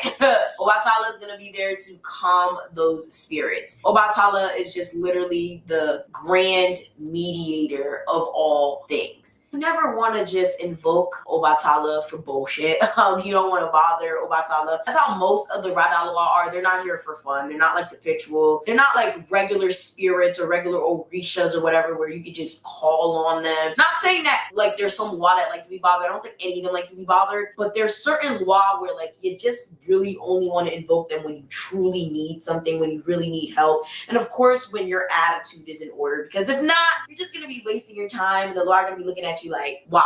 Obatala loves offerings that are white of any kind for the most part, white foods that are not seasoned, coconut milk, white costumes, of course. I think regular milk is okay as well. White pumpkin, sandalwood incense is also very good. White candles, silver and ivory charms, or any type of jewelry that has Obatala on it is something that Obatala really, really likes. Animal offerings vary. White hen, snakes, pigeons, goats, slugs, snails. No offering should ever include alcohol, crabs, or beans. Don't ask me why, I don't know. Maybe Obatala got gas problem. But clearly we know why the alcohol is added. The question, but crab and beans, makone. Someone comment down below about that one. And also, all the offerings should be made on white cloth while you're wearing white cloth. Yeah, it's a whole ritual, okay? You gotta be dressed and presentable to present these offerings to Obatala on white cloth. You can't just willy-nilly be wearing some damn gym clothes and think you about to offer Obatala some shit on some Dollar Tree pink plate. Proper things, white food, no seasonings, whatever, white bread, whatever it is that you're offering Obatala. It doesn't have to be elaborate.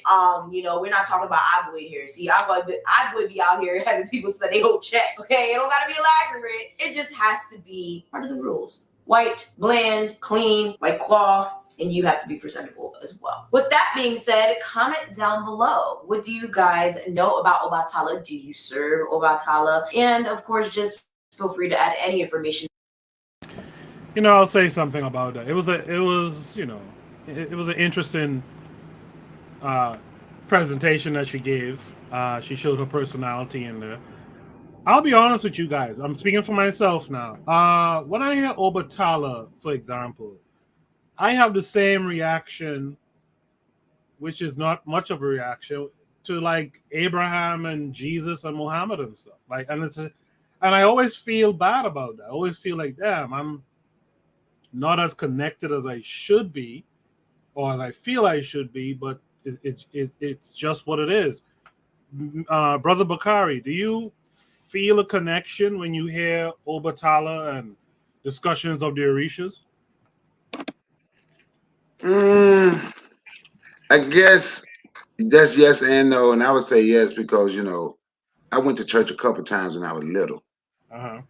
And I wasn't made to go to church. I probably went when I was little, but I guess because I learned, voodoo was actually practiced in the black church. I don't necessarily know what Orishas, but if you go back and you just look. I don't know if you went to church when you was little or your I age did. or not. Okay, so I'm 50. So when you go to church and you see all of the old women passing out and doing all that in church and say they're shouting, right? Yeah. It was not. Then once you study and learn, it wasn't 100% Christianity. Actually, it was mostly voodoo what they were doing, and we had to hide it inside of the Christian church.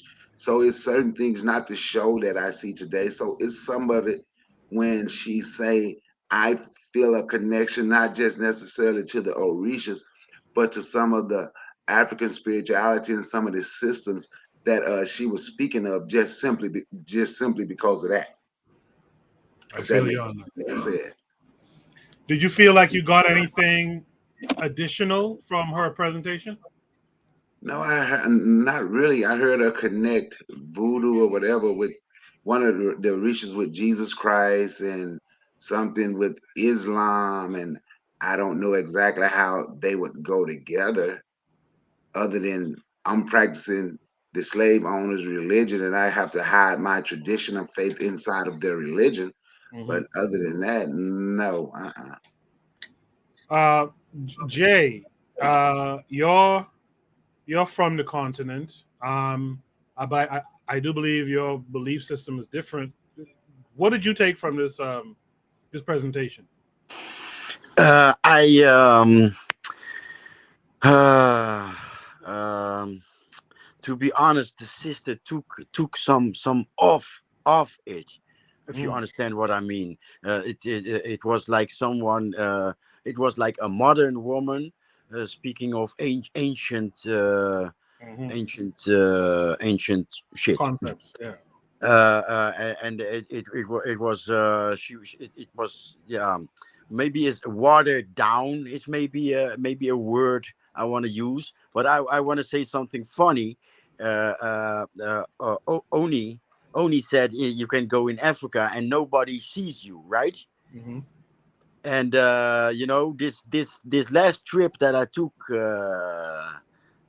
back home, I went there partially on invitation, because a seer was seeing certain things, and he proposed that I went there to take a treatment, you know, Mhm. of 9 days, and eventually I spent 6 weeks in his family house, and yeah, again, only people even see what you dream, right? So I would. There was one time I had a dream about two jealous individuals here in the Netherlands that try to water down some things that I made out of jealousy. And in this dream, I slaughtered them bloody. I woke up and even felt shame when he actually described these two brothers, how they looked. He said, "You had a troubled dream. Do you have beef with two individuals that are nearly white but not quite?"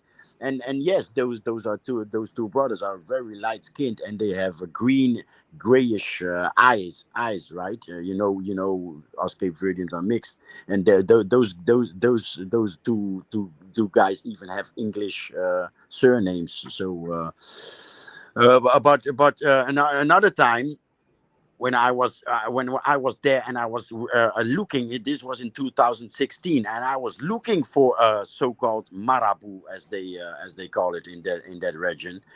I was looking. I was there for 3 weeks, and the last 3 days I was alone. I had taken two females with me, very troublesome individuals.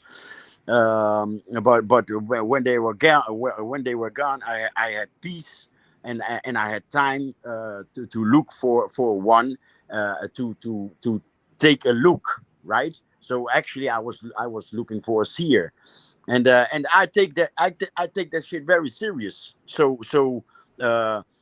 and I'm you have the dark side, you have the light, the good side, the dark side, and I was too scared in those days, and I was constantly saying, yo, I don't I intend to stay friendly with the Most High. So I didn't quite pay attention, but I was looking for him, and he found us. Every morning I would stand up, wake up very early, around 5, and I would smoke my cigarette. I would drink a cup of coffee to go to the toilet and take a shower immediately, right? So I would start the day clean, Mhm. and a cigarette and a cup of coffee would help the process, right? And there were children playing, and there was an old lady sitting in the chair, and toddlers were playing, and I thought, hey, that's a nice scene, and I took a photo. In the background, this marabu, and later on, my friend, my connection over there, he said, no, this one is very strong. I know him. He's been in the village before, but he was actually already making the medicine. So he, uh, on his antenna, or whatever you call it, or whatever the science, I see it as a sort of a science of, I don't know what it is, electromagnetic or whatever. But he picked up. He was in Gambia, and I was in Senegal, right? In the south, the part of Senegal, the south of Gambia. He was in Gambia. He picked up my call. I didn't even know he existed. He picked up my call, and that morning when he arrived, he was already making the medicine for what he thought that I needed. He was he to look. He used black-eyed peas, and not the seashells. He used black-eyed peas. He did something with numerology. He made he made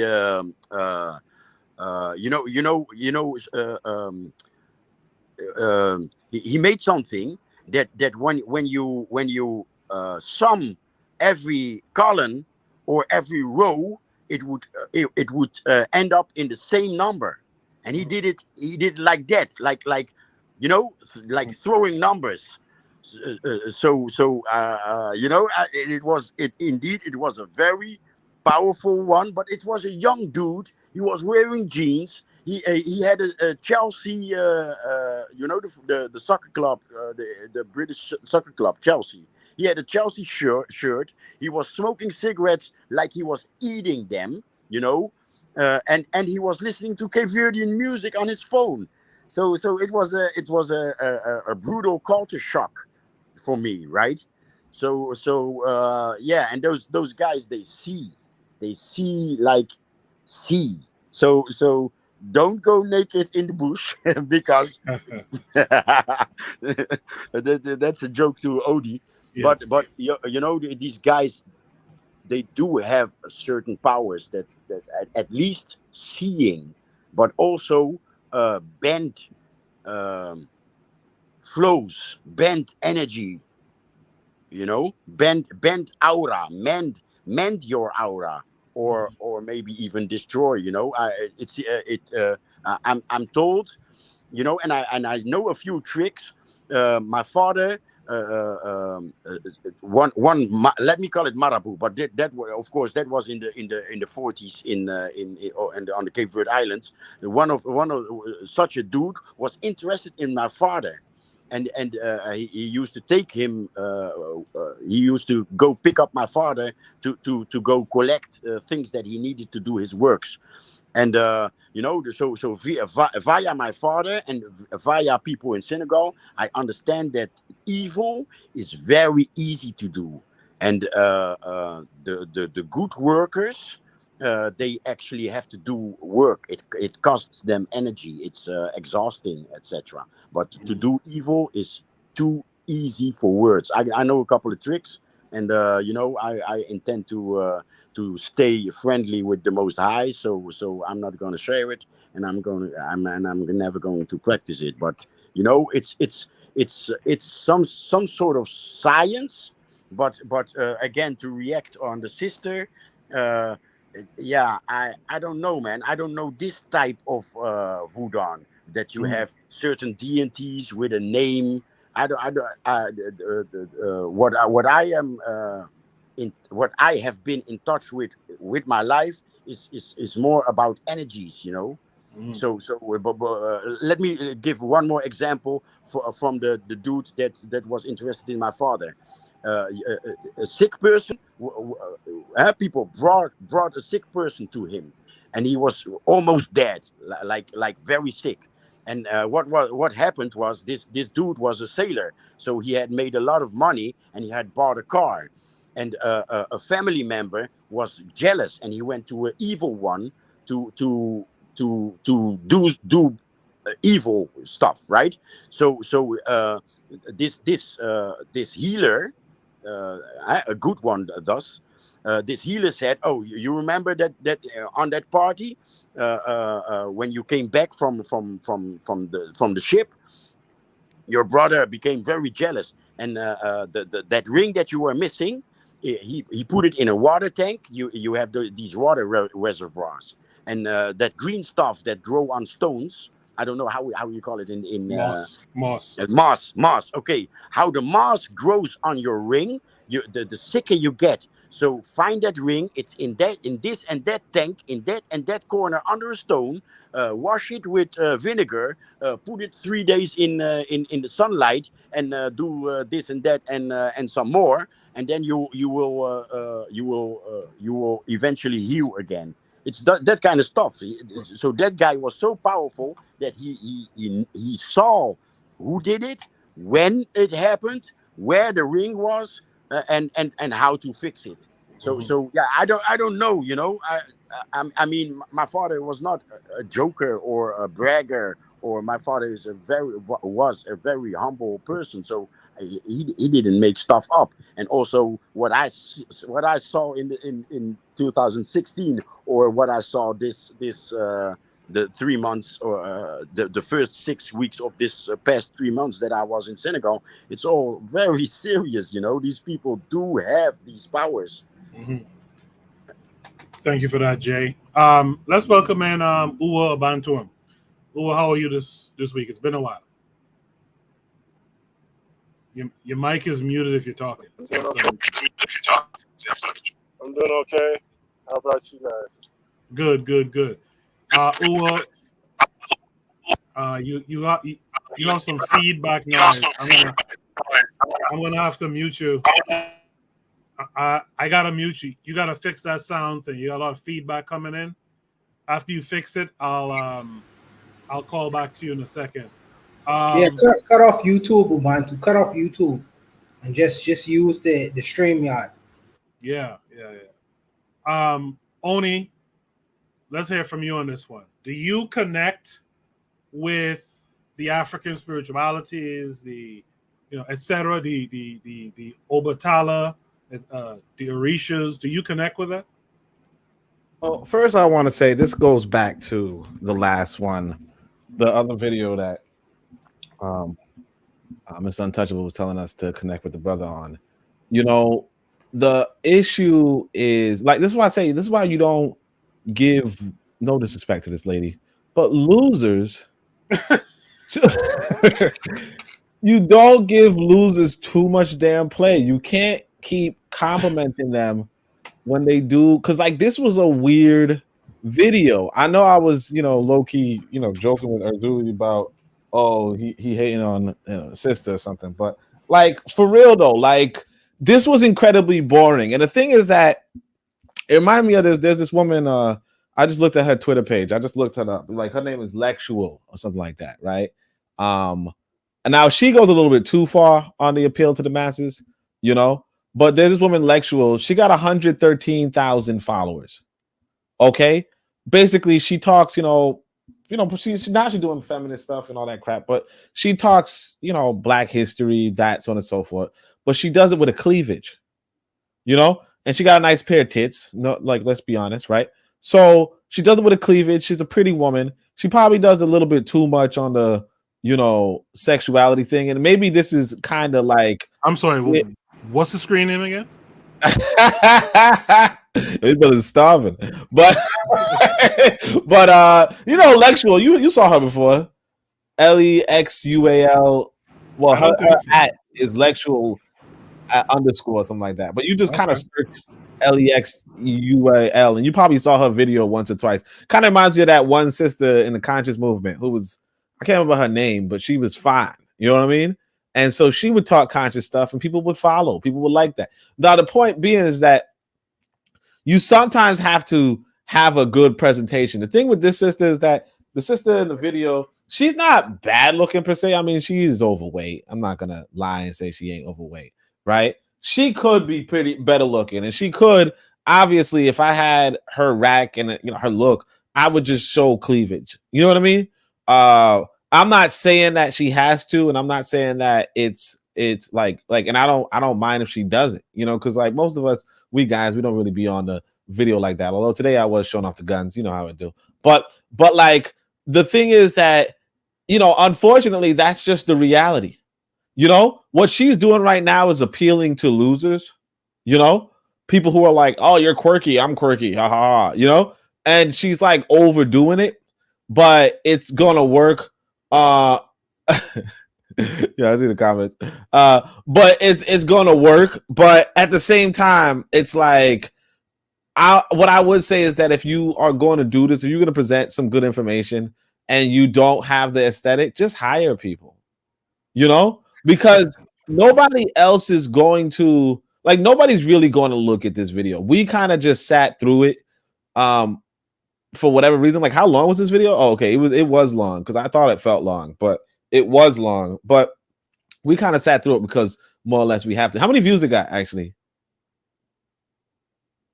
Sorry, I was looking up Lectual. My bad. Hold on. It got 4,200, like 4,300 views. All right, that's not bad, obviously, but I mean, it's not the best, but it's not bad. How many followers she got? She got a pretty big page too. How much is that? 40,000? 40K, yeah. Yeah. But I mean, yeah, so like this is gonna work in this day and age because of the loser stuff, but like realistically, if you were like when I think back to that, not just the twerking video, but also just the reality of how white folk do their commercials, they do their ads. They got the professional setting, and they got the models, they got the actors, they got the emotions, with the actors with the range of emotions in their face and all that kind of stuff. Like white people put a big deal into their propaganda, and then we honestly, relatively, just don't. And then here, this style that she's doing, like how we do it, on the podcast is okay because we obviously, giving our voices, and that's what people want to hear. Right. Oh, that's well, if it depends on how you see that, if you want to look at metrics or whatever. But all the same, what she's doing with the camera angle, the zooming on the face, the if you blah blah blah, the I'm gonna go into AAVE, African American vernacular once in a while, and then I'm gonna go into he playing and blah blah blah blah. That whole methodology, that whole delivery, like people are gonna like it only on the basis of liking her. And they're not really, and like very few people are gonna like her. It's more so going to be, I don't know if you can look through the comments. Mostly going to be probably black women who have like a persecution complex, and that's like that happens to be a large amount of black women. But it's still kind of just, and actually it might not even just be black women. I think like other women. Like Asian women and white women are going to be, oh, you're so, blah, blah, blah, blah. But like the reality is that it's quirky. Nobody really cares for it. It's not really interesting. And if anything, like what I would do, like it's just not going to work. Like sure, you could get a few people, you could get you get your 40,000, you get your 100,000, you could be whatever, but it's just not going to work. I'll say this. I got to interject here. I'll say this. If she did it in one of those real snappy type videos where she was doing that little quirky stuff, but it was snappy, like bam, bam, bam, bam, the camera angles shift and stuff like that. it will work. Cause that's what they do on like Instagram reels and all this kind of stuff. It's more snappy. It's a shorter video. You get right to the point. Like Marcus Garvey says in the chat, put up some visuals. You know, that will work. That will be more appealing. But let's forget about that for a second. As far as the practices and the deities, do you connect with those deities and practices only? Personally, well, shit. Personally, like I want to.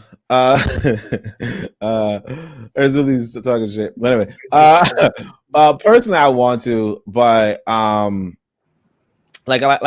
been kind of low key a little bit on the materialist, you know, especially after I read that Nkrumah book where he's just kind of like everything is matter and material. So I've been kind of low key, like not as spiritualist as I want to be.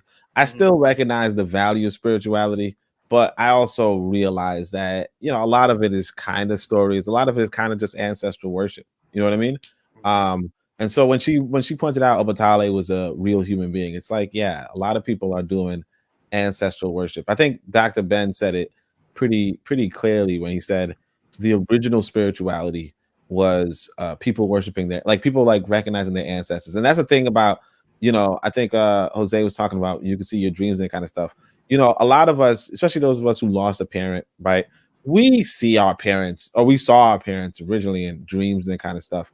And what that does is it gives you some sort of thinking along the lines of, well, what is this experience that we're living and all that kind of stuff. And I could see that running away from itself and becoming spiritualities of today. But at the same time, you know, I also, you know, I'm also like deeply materialist in a sense. So it's like I kind of just see it as, you know, human beings trying to cope with our existence. Yeah. And so I don't really like add too much weight to it, although I would love to. But realistically, like me personally, I like when I think about spirituality, I would probably try to connect with like the ancient Africans kind of stuff. Not so much you know, Yoruba, Igbo, even if that was my more recent, my more recent ancestry. Yeah. And that's how I feel about it too, actually. That's exactly I like how you stated that. That's exactly how I kind of feel about it too. Let's go to Mr. Untouchable. Mr. Untouchable, would say you. No, I take a different position from the brothers. You know, I understand that the brothers are materialists. You know, and they don't necessarily believe in the spirituality side of the Pan African perspective. You know, they have a materialist bend, and that's okay. You know, I am coming from the perspective that our people are deists, and I think I've been consistent with that, and the numbers don't lie. You know, she has been able, with the poor video that the brothers were suggesting, she's been able to garner 42,000 views, and she has 40,000 subscribers. So I mean, the numbers is not lying in Doing comparative. better than me, right? Well, I mean, doing better than a whole lot of us. Yeah, if we really want to be honest with that. You know what I mean? So obviously, she is saying something that has garnered the attention of many people. So, you know, I believe that in essence that it has to do with a little bit of the spirituality bend that she takes as far as dealing with the black world and approaching the black world. And I understand my materialist brothers see things differently, but I take a different view. It was for me. It was boring as well, if I was to be completely honest with you. But there are some people who seeking, as far as African spirituality, this kind of information, obviously, and the numbers speak for itself. You know, res ipsa loquitur, as they say in the law. But I'm curious about is my prince from Port-au-Prince, what he has to say about this. But I don't know if he's gonna come on and give his alternative view as to what his Haitian sister had to say about this video. But I think it's, you know, I think it's an interesting video. You know, I take a different view than the brothers on the panel. You know. Yeah. I think it's healthy. I think like I would tell people, and I grew up in an Anglican church. I was a I was a church boy till I was 20, and I always had questions about all that kind of stuff. It just didn't resonate, and that's kind of the term I'm trying to use here. Like a lot of it doesn't particularly resonate with me, and I feel a ways about that sometimes. I feel like it should, but I just haven't found that. I haven't found that frequency yet, right? I'm also curious to hear from Uzuli because this is a part of his culture and upbringing. But I gotta welcome the birthday boy before it hits midnight. Let's welcome in Kevin Carre to the panel. Kevin, how are you tonight? Hey, greetings. Yeah, it was a great day, beautiful day as usual. Good, Happy good, good. birthday, man. Yeah, thanks, man. 21 years old again, man. 21. 21 for the third time. Okay. Yeah. So I appreciate Kevin Carre joining us. Kevin Carre, did you happen to see this whole video just now? No, I just got in. Okay. I'll get to you in the next prompt. So let's get to Uzuli. Uzuli is of Haitian descent, African by way of Haiti. Uzuli, a couple of things. When you watched that video, what did you think about the presentation? Number one. Number two, what did you think about the presentation of the deities? Was it accurate? Etc. And does it resonate with you still? Do you still practice this spiritual system? Go ahead.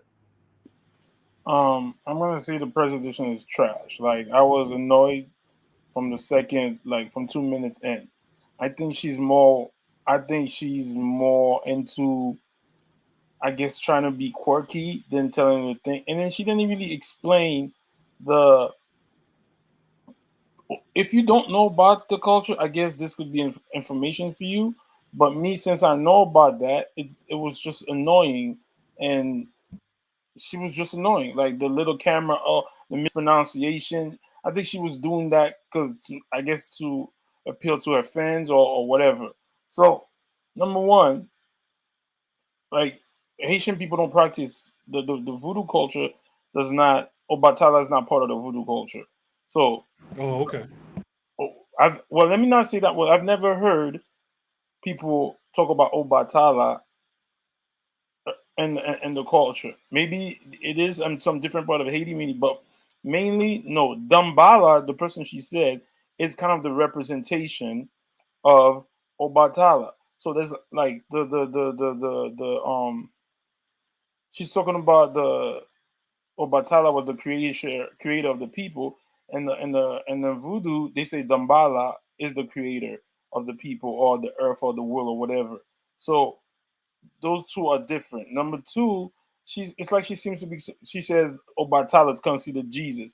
First of all, this is what she's wrong about that because when you look at Kemet culture, the Kinam and Heket created human from mud, and she blew life into them. Like Kinam is the male spirit who created human with the mud, and Heket, which is I don't know if I'm pronouncing it right. Heket is the female counterpart, blew life into. So she went straight to the Abrahamic religion. She didn't even go back. So I've never heard that the Orisha people talk about say Obatala is a representative of Jesus. So I don't understand that. So, but after that, you said about the reason a lot of you have disconnected from it is because they took you up from your square.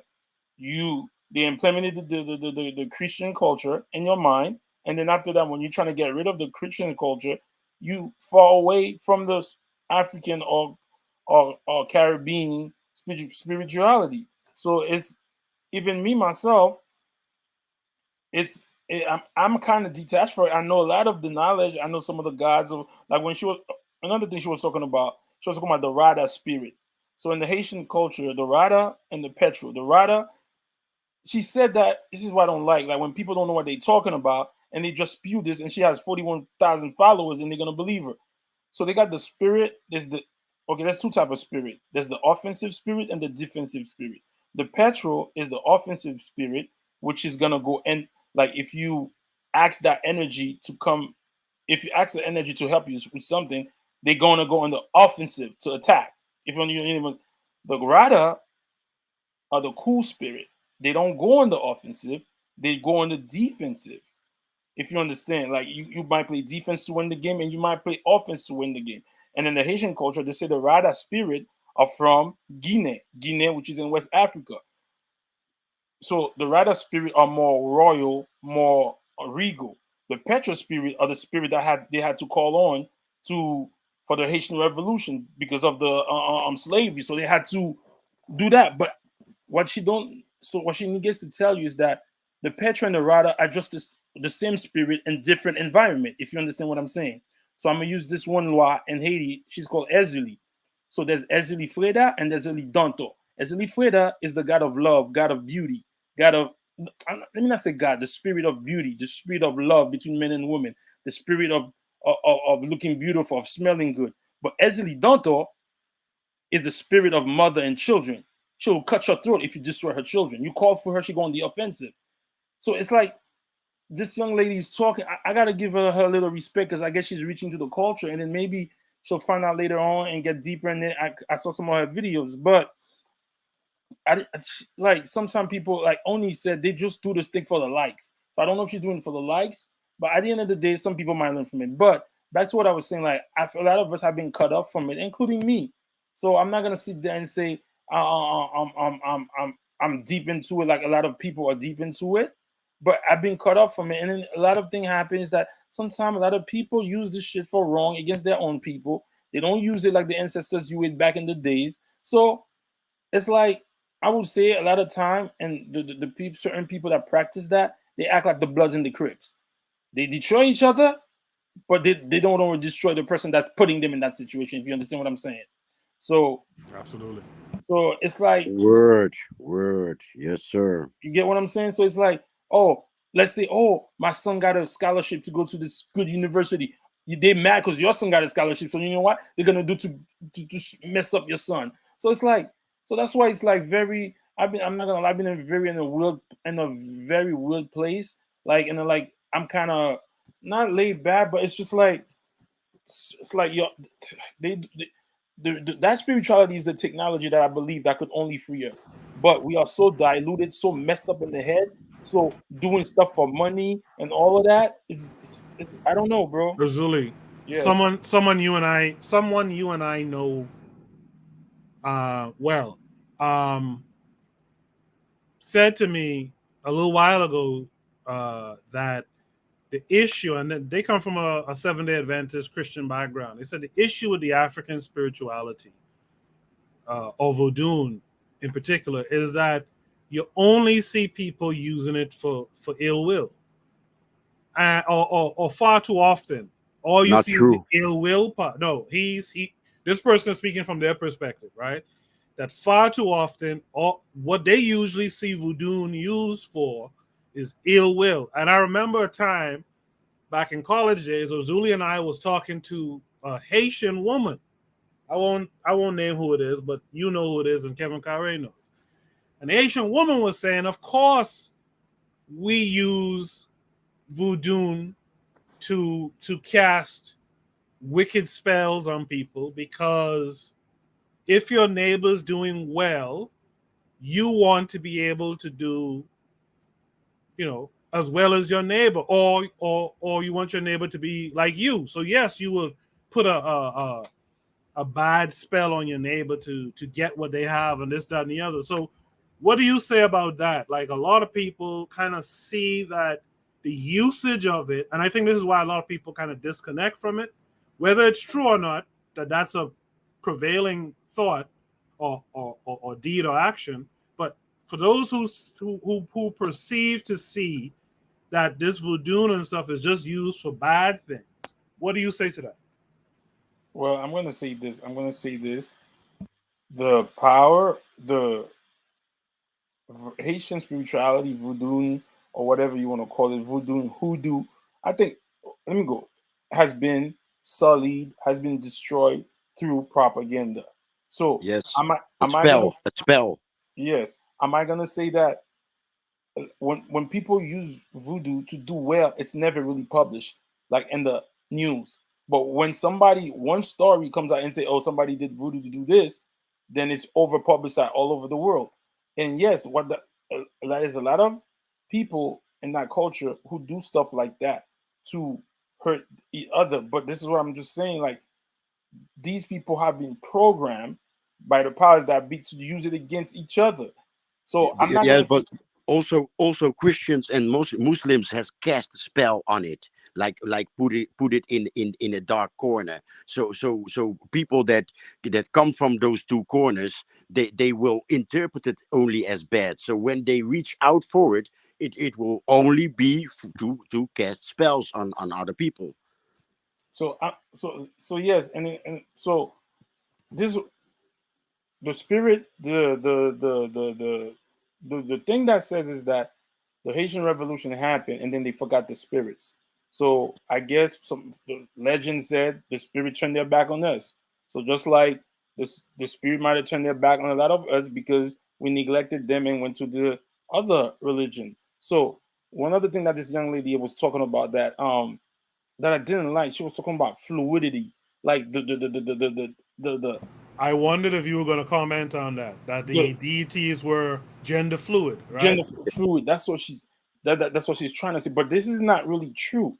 What is that as a man, you could a female spirit could come in you during a ceremony, but that doesn't mean that the spirit is gender fluid, because in the culture, Ezuli is a woman spirit.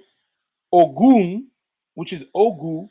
Okay, Ogu is another spirit that came from the Ogu, spirit of war and justice, is a male spirit. Just like that male spirit could go into a female. So let's say a female is engaged in a fight and she can't win. She calls on Ogu. Ogu is a male spirit. Ogu's gonna come inside of her, is gonna what you call it, like mount her and help her fight the war or whatever. That doesn't mean Ogu is fluid. So this is like when she did that, it's like, yo, they're very tricky, these people, and this is what it annoy me about that, saying that after she said Obatala is fluid, she didn't say Obatala had 2,000 wives or 200,000 wives. So this is a weird thing, but I do say that yes, a lot of people from our culture, they say they use it for bad. I'm not gonna say that, but there's a lot of people that use it to heal people, to give people like Jose just said, like if your grandfather want to speak to you about certain stuff to give you help, they do that.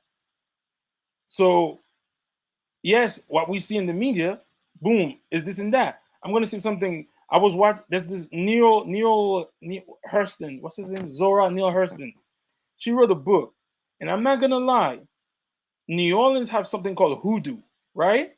Yeah. And the hoodoo culture, I've seen them use hoodoo. The way she was describing it in the book was to take another person's woman, take the money. So, like, maybe it's a psyche that we all suffering. Because even though it happened in voodoo, and it's probably happened in African spirituality too. But hoodoo is a supposedly American type, African American type of It's a derivative of Obia and voodoo. Yes. Yeah. So thing, and even what you just said, Goku, like Obia, they say Obia in Jamaican people. Jamaicans say Obia is bad, but this is what they don't tell you, and this is why I made the connection between voodoo and the spirituality in Jamaica. Obia, they say, is does bad to people, but there's another part of the Obia. I forgot the name. It was just in my mind. So Obia has a counterpart. So Obia might be more the ferocious part, and there's the other part that's the cool spirit. I forget Miao. It's called Miao or whatever. So in all our spirituality, there's the fiery and there's the cool spirit. So this young lady really, like, I don't know if she means good or if she's doing it for clout or she was irking me. So I don't know. In the chat, Trigger Happy 262 says we don't have a culture that is conscious of itself. That goes for all African people, or at least a culture we control or powerful. Also, to address the ill will part, I think a spirituality or practice that is perpetrated and used in a neo-colonial or settler colonial setting will always have those motives. I actually like what Trigger Happy said just now about that. It's a setting. The setting can be an influence on the usage. I actually like that. Marcus Garvey is the way he says, if it worked, why didn't it end racism and enslavement? So, Marcus Garvey said this. I guess so. I would go with his name, Marcus Garvey. If Marcus Garvey, why didn't? Oh, first of all, it did. According, if you read if you know the history of the culture of Haitian culture, they say they use a lot of that to fight the revolution. Whether it continue, I just said it. After they did that, a lot of the higher, the politicians, the leaders, just said we're not doing it. They did away with voodoo. They blacklisted it and put it underneath the dirt or whatever. So it did work. And if I've seen, you just got to challenge the energy the right way. Just like if you channel the Bloods and Crips the right way, maybe they'll change the society. You just have to channel it the right way. For you to say, "Oh, why we still? Your name is Marcus Garvey. If Marcus Garvey didn't work, why is we did this way? We could say the same thing about Malcolm X, the same thing about Martin Luther King, the same thing about Nat Turner. It doesn't make no sense." She went on to say it didn't end the payment to France for 500 years. Trigger Happy says also, just as you can make an argument that it didn't end slavery, it was integral in many of our resistance movements and victories. So once again, that doesn't make sense, nor is it fair, right? Let's go to Shoot the Breeze topic number 8. If we want to discuss this, Can I share some funny stuff? 1 second. If we want to expand on this, let's create another Shoot the Breeze topic for next week, and we can expand some more to have a long conversation. Jay, I'll give you a few minutes. You have the last word. Oh wait, I wanted to say something too. Jay, go ahead. John the Baptist. What happened? Jesus and his fellas heard of him. There's this powerful dude a couple of village along the way. Shall we go take a look? Yes, let's go. Okay, so they arrive at a seer because he looked and he saw that Jesus, his chi was stronger, and that the roles should actually be reversed. Like, hey, you're a stronger seer and healer than I am. You should be doing this to me. And after that, he gives him a bath, like they do in our spirituality, right? The type of baths to channel your energy and in the right way again. So literally, it's a word game, but it's done literally. The Christianity watered it down. Another example is Nebuchadnezzar. He was tired of scammers, so he locked up all the so-called seers, and Daniel was one that actually could see. So he didn't tell the dream anymore, like explain to me the dream. No, he said, you're gonna tell me what I dreamt, just like the dude in Africa did to me. You're gonna tell me what I dreamt, and you're gonna explain what it means. So there's one, and I've been warned by a seer from Mali. So she actually works for powerful people in Mali, and she's a representative here in Europe. And she warned me about this part in Senegal, because it's called rebel territory, right? And the people have become bitter, so they reach out to the dark side because of this long struggle that they have, and so yeah, there's certain, when you go to Africa, prepare, wash. Channel your energy. That's what I wanted to. Another thing, Guinea, what Europeans call Baphomet. So this figure with these goat legs and a hermaphrodite human with goat heads in this area, they call them Guinea. So it's not one thing Baphomet, but it are many. Oh, okay. Okay, that's what I wanted to share. Okay, thanks, Jay, for that. Well, I wanted to just add quickly, if you don't mind. So yeah, I decided to look into this sister's account. Because I'm like, yeah, that's a lot of followers to being that boring, you know. Anyway, I clicked on it. I looked at her top videos, you know, most popular videos. A lot of it was on mermaid shit, you know. Do mermaids exist? That was like 180 something thousand views. But then you go to her about and you see she has a main channel. You go to her main channel, it's like 300,000 subscribers there, and it's just a bunch of like, you know, bullshit opinions and all that kind of stuff. But like, I think what we're seeing in regards to why she has so many followers on this thing and why so many views is because she is a personality that, you know, a lot of people take to for, you know, nonsense, you know, that she looks into. She just has this separate channel where she kind of goes into her little more personal kind of thing. You know, but like most of it is also just like mermaid shit, you know. And that's where people like mostly gravitate towards. So this was like one of those videos that, you know, like people do ignore for what it's worth. I'm just gonna point that out. I appreciate that, Oni. The mermaid she is referring to is in Haitian voodoo they call Mami Wata. Yeah, Mami Wata. I think that Erzuli could confirm this. No, So- they don't call them Mami Wata in the Haitian culture, because Mami Wata is from the African spirituality, but which is the same thing. They call them Silen, Yes. Rabalen, Simbi, Yes. Simbi into the Haitian culture. But, Yes. before I'm going to say something. Marcus Garvey is talking about I'm an atheist. She wants to attack the African spirituality and all these things like that. What did your atheism do for you? Is she Jamaican? Yeah, just got your independence in 1979. Stop it. I'm older than your. Stop it. No, she's a Somehow- woman. She's not Jamaican, and Jamaica got independence in '62. Yeah, 62. Yeah. And some of our brothers and sisters in the Pan African and Gaviai movie, they don't subscribe to spirituality, and they have a right to. They But don't I don't want us to. They don't subscribe to the African spirituality or whatever. Not all of us, not even Koku. You know what I mean? They don't. I mean, I don't speak for Koku, but some of our brothers and sisters don't subscribe to that shit. She just said something. We're making excuses for Orisha shortcoming, but want to give 100%, 100% backing. Okay, I can understand where she's coming from for that, but I just said, if you turn your back on the people, on the spirit that freed you, why should they help you?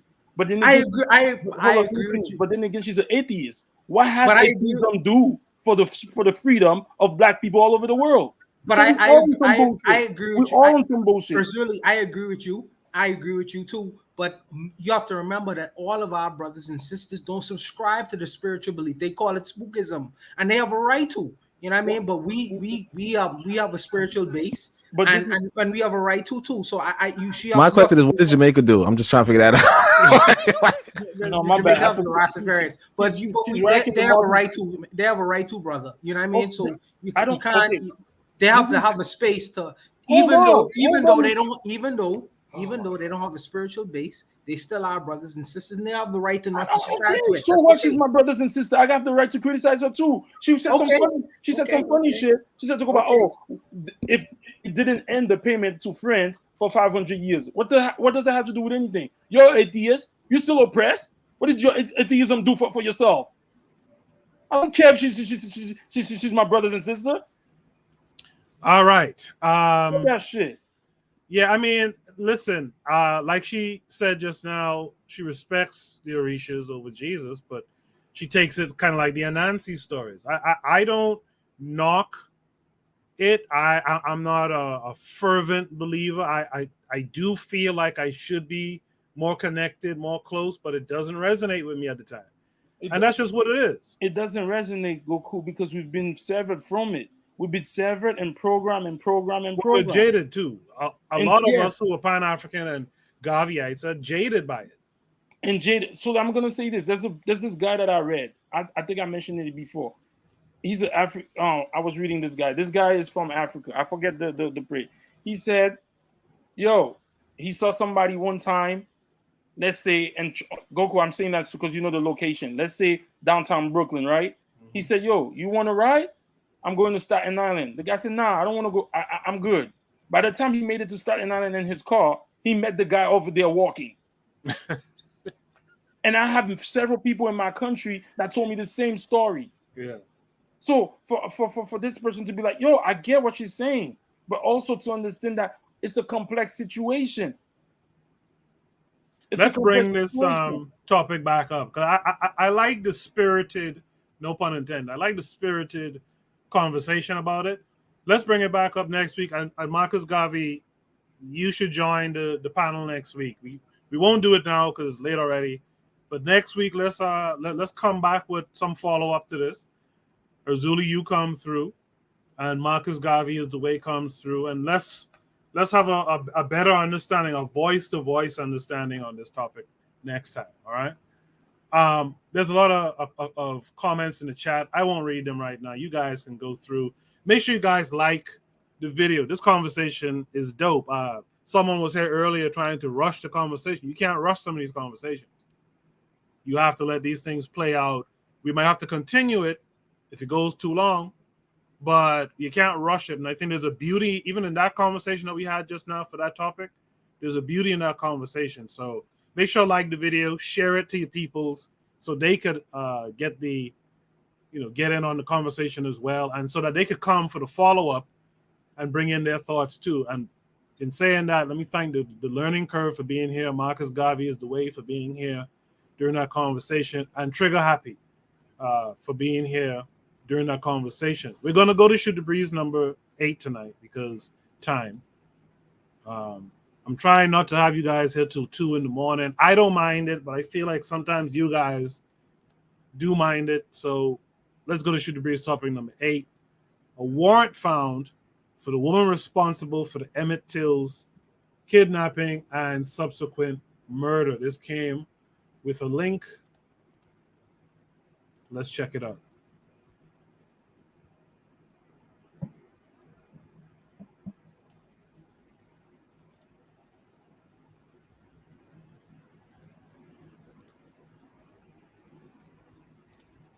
You see her? She needs to die in jail. Now, I don't say that lightly. Okay? This is the woman who started the chain reaction. There's an echo. That got Emmett Till killed when he was 14 years of age. Now, a warrant has been discovered that was never served on her in connection to that murder, which provides a legal avenue for her to actually finally be prosecuted. Carolyn Bryant Donham. Let's show a picture of Emmett Till and his mother. Okay? That's Mammy Till Bradley. I want you to remember that Emmett Till was 14 years of age when Carolyn Bryant decided to lie on him, create a mob justice atmosphere where 2 men connected to her kidnapped him and killed him.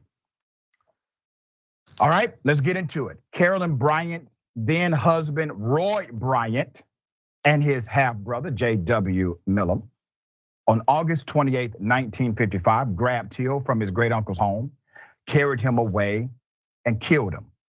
Both men are now deceased.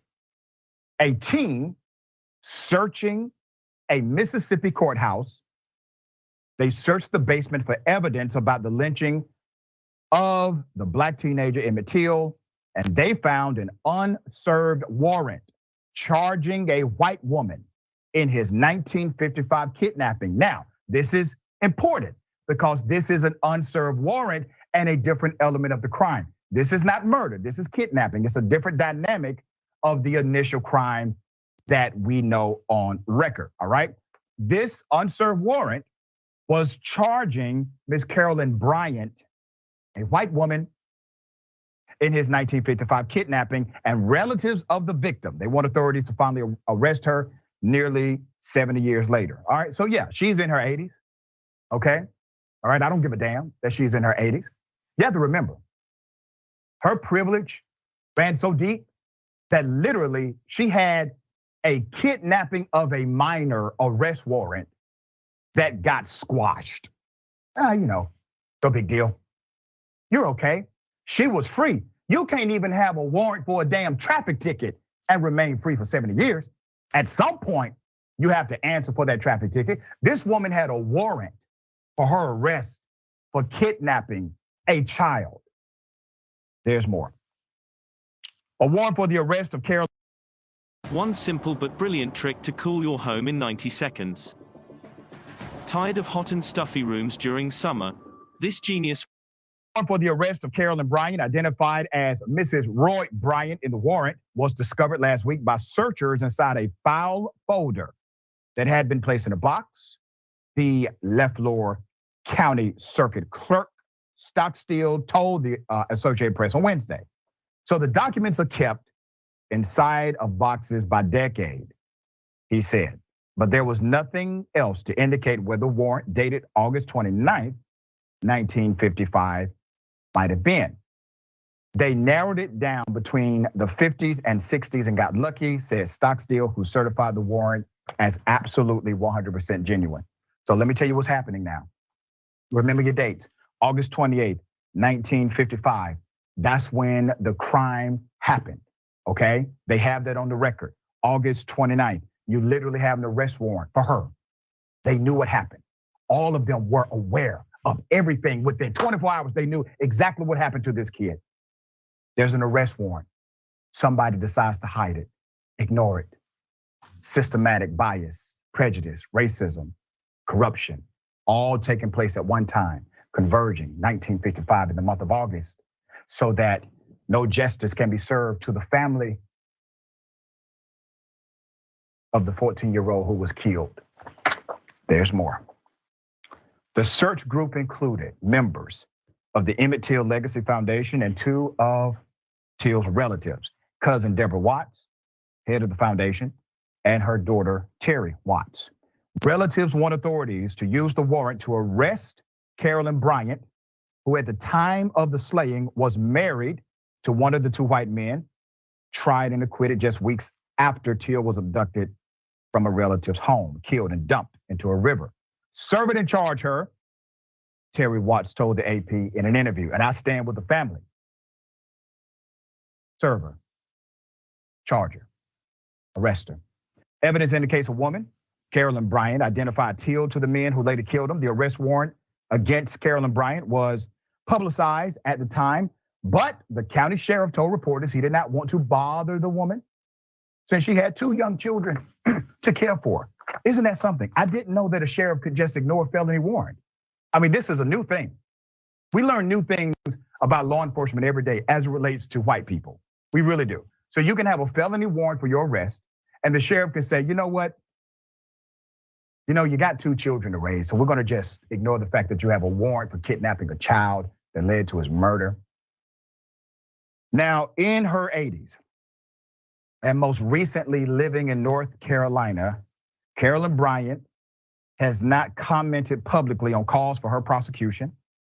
But Terry Watts said the Till family believes the warrant accusing Carolyn Bryant of kidnapping amounts to new evidence. This is what the state of Mississippi needs to go ahead, she said. So let's go to the DA. Let me bring you to the DA, Dwayne Richardson. Now, Dwayne, he ain't gonna do a damn thing. I guarantee you that. So let's go to the office that would prosecute the case. So they have declined to comment on the warrant.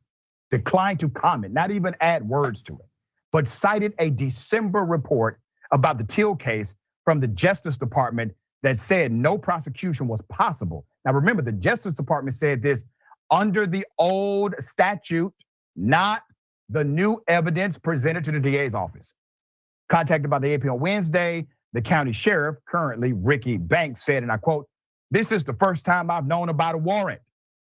Banks, who was 7 years old when Till was killed, said, and I quote, "Nothing was said about a warrant when a former district attorney investigated the case 5 or 6 years ago.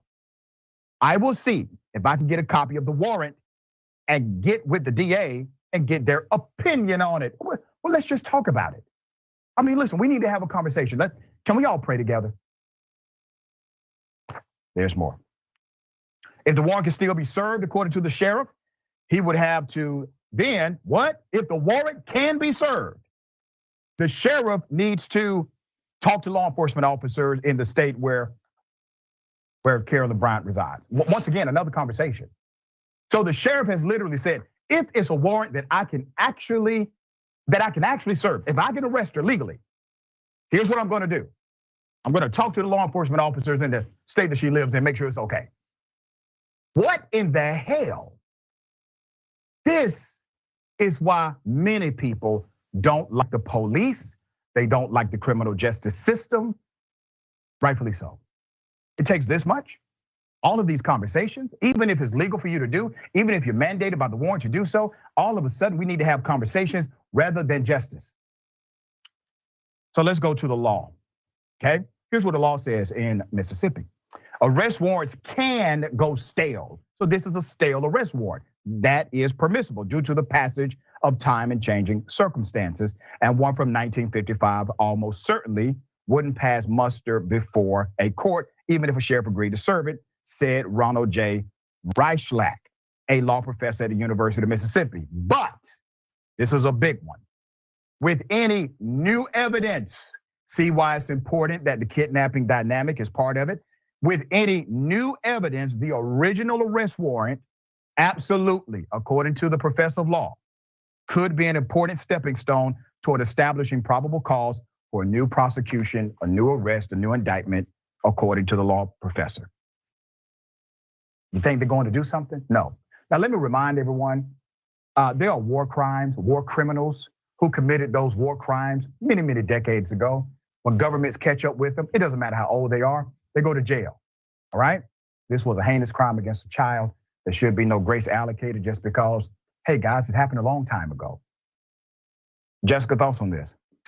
Yeah, we're already seeing this narrative get pushed that this was so long ago, you're digging up things from the past. This is not a double jeopardy scenario. Let's think about what would have happened if that warrant was served and she was arrested. Do we think that a jury in Mississippi at that point in time in 1955 would have found her guilty?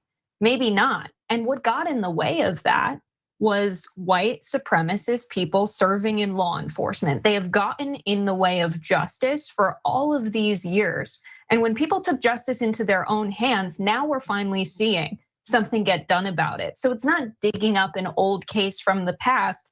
Justice has been delayed because people who are white supremacists have been serving in law enforcement for all of these years. And let's also revisit the extremely racist connotation of the statement for why the warrant wasn't served, because a white woman needed to be home with her kids. Right now, we are seeing a lot of narratives on the right wing about wanting to prevent abortions because they are unhappy with the racial makeup of this country, protecting white women having babies. Think about Emmett Till. Emmett Till was also a child. His life wasn't worth protecting. They didn't serve this warrant because they didn't want to get in the way of her mothering her kids. Again, we see the same racism of the 1950s, even prevalent today. And if we want to do anything to bring a little bit more legitimacy to the criminal justice system in the United States, they should absolutely prosecute this case today because it is one of the most significant cases of injustice in our country. Yes.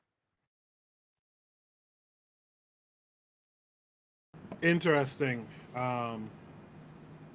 D-Web doesn't believe, he's in the chat, he doesn't believe that they found this warrant in a basement many years later. Brother Bakari, you came back. You saw that story, Brother Bakari. Brother Bakari, what are your thoughts on all of that? That old wench need to be dead, not rotting no jail. I'm gonna be careful on your panel. She need to be taken care of. And this coon go get a white woman that sat there and talk about white supremacists. And you saw how she tried to bring in the right wing. So she going in with the damn political Democratic, with his punk ass, the Democratic view. Then they want to bring in abortion. All that have nothing to do with this topic of this old wench still being free. Can I speak freely? Yeah, go ahead. Anytime. Some damn gas bomb, Molotov cocktails need to be stoned on that old wench house while she laying up in there. She too old to get up and get to the door. Let her suffocate from the smoke for all I care. But trying to get mad with police and white folks do what white folks do. They ain't gonna do nothing. And that's something we gonna have to learn, that they ain't gonna do nothing. It's some things that we gonna have to handle ourselves. And I'll leave it at that. Yeah, Marcus Garvey is the way it says she researched the Emmett Till case and the family members of her husband were listed. She said it told her the Till family didn't want justice. Why? I guess because the Bryant men died of cancer. Go figure. Right? D-Web, that's when D-Web was saying, if you think they found a 65-year legible piece of paper in a humid-ass Mississippi basement, then I got some beachfront property to sell you in Idaho. If you're going to lock her up, do it, but stop the cap. Marcus Garvey goes on to say, tell me the Till family didn't want justice. The Bryant family men died of cancer. I don't know why. It seems like some of her messages are repeating. I'm not sure why that is. She says, tell the Orisha dude to show as much vehemence in his response as he gave me for the Orishas. So I guess that tells me, let me go to Azuli next. So Azuli, what say you to this story that you saw just now? Well, Emmett Till would have still been alive if the men didn't give him up. His uncle gave him up, right? Yeah. So if we're gonna go, like, what do we expect for this? What is this gonna do? This is just for like what? What is it for? Justice. Superficial justice. Like, oh, she got to be. She's 85. Like, what? They're gonna trial her? Come on, stop that. Though, if we want To be fair, though, they go after these Nazis and stuff who are 97 and all kind of stuff. To be fair, they jail them. But it's not about being fair. 103 this past week. 103, a Nazi from 103 years old. It's not about being fair. Is this your government? Hell no. So why should they go after that for you? Like, let's be real. Like, so wait. So should you just roll over and die? Who? His uncle did. His uncle did. Yeah, well, his uncle was a BAN, I guess. But aside from the uncle, we're not all BANs. Should we just all roll over and die? That's the question. So go ahead. What you gonna do about that? What are you gonna do? What I'm trying to say is that I'm not complaining about this because I understand the rule of engagement. Nothing is gonna happen to this lady. Like Marcus Garvey just said, the Emmett Till's people didn't even go fight for it as they should have done. Are the Emmett Till people out there protesting, saying yes, they should arrest her right now? Yes, they are out there. They say the grant. He started the broadcast here. He said, I forget which family member. He said a family member said she should rot in jail. She should rot in jail. Okay, well, go get her. I mean, I know, like, what I'm trying to say is that at the end of the day, this lady's not gonna get arrested. So we could protest. Let's start a petition, go in front of our house, and do all of this. It is what it is. What I'm saying is this: the people who control the system are the people that are supposed to go after her. And at the end of the day, Emmett Till happened what, years ago? 65 or so 65. years ago. The same thing happened to his father. So is this really even a believable story? The same situation happened to his father. So it happened to him, and then his uncle gives a 14-year-old up to a group of mob. Like, I don't get it. There's something weird about this story. Like, and then the people said that they just found a warrant. Like, what? So I don't know, bro. Please let me say something, Coco. Please, yeah, go ahead. Izul, I can't say your name. And please don't call nobody else no simp for taking up for no black woman, dude. When you go to talking about white folks, and I'm just being honest, and I ain't trying to be disrespectful, but man, you sound weak as wet tissue paper. You have no smoke for them. You got all the smoke in the world for black folk, especially if it's a black woman. But then every time we go to mentioning other people, all that fire inside of you that you have for black people is just doused out. Dude, I'm being honest. I don't want to be disrespectful. I ain't trying to cause no beef on here, but I just sit there and I hear it all the time. Just like the woman said, see if he gonna have the same kind of smoke for this woman that he had about the woman with the Orishas. It is never the same. Never, ever the same. Now he's trying to find a conspiracy.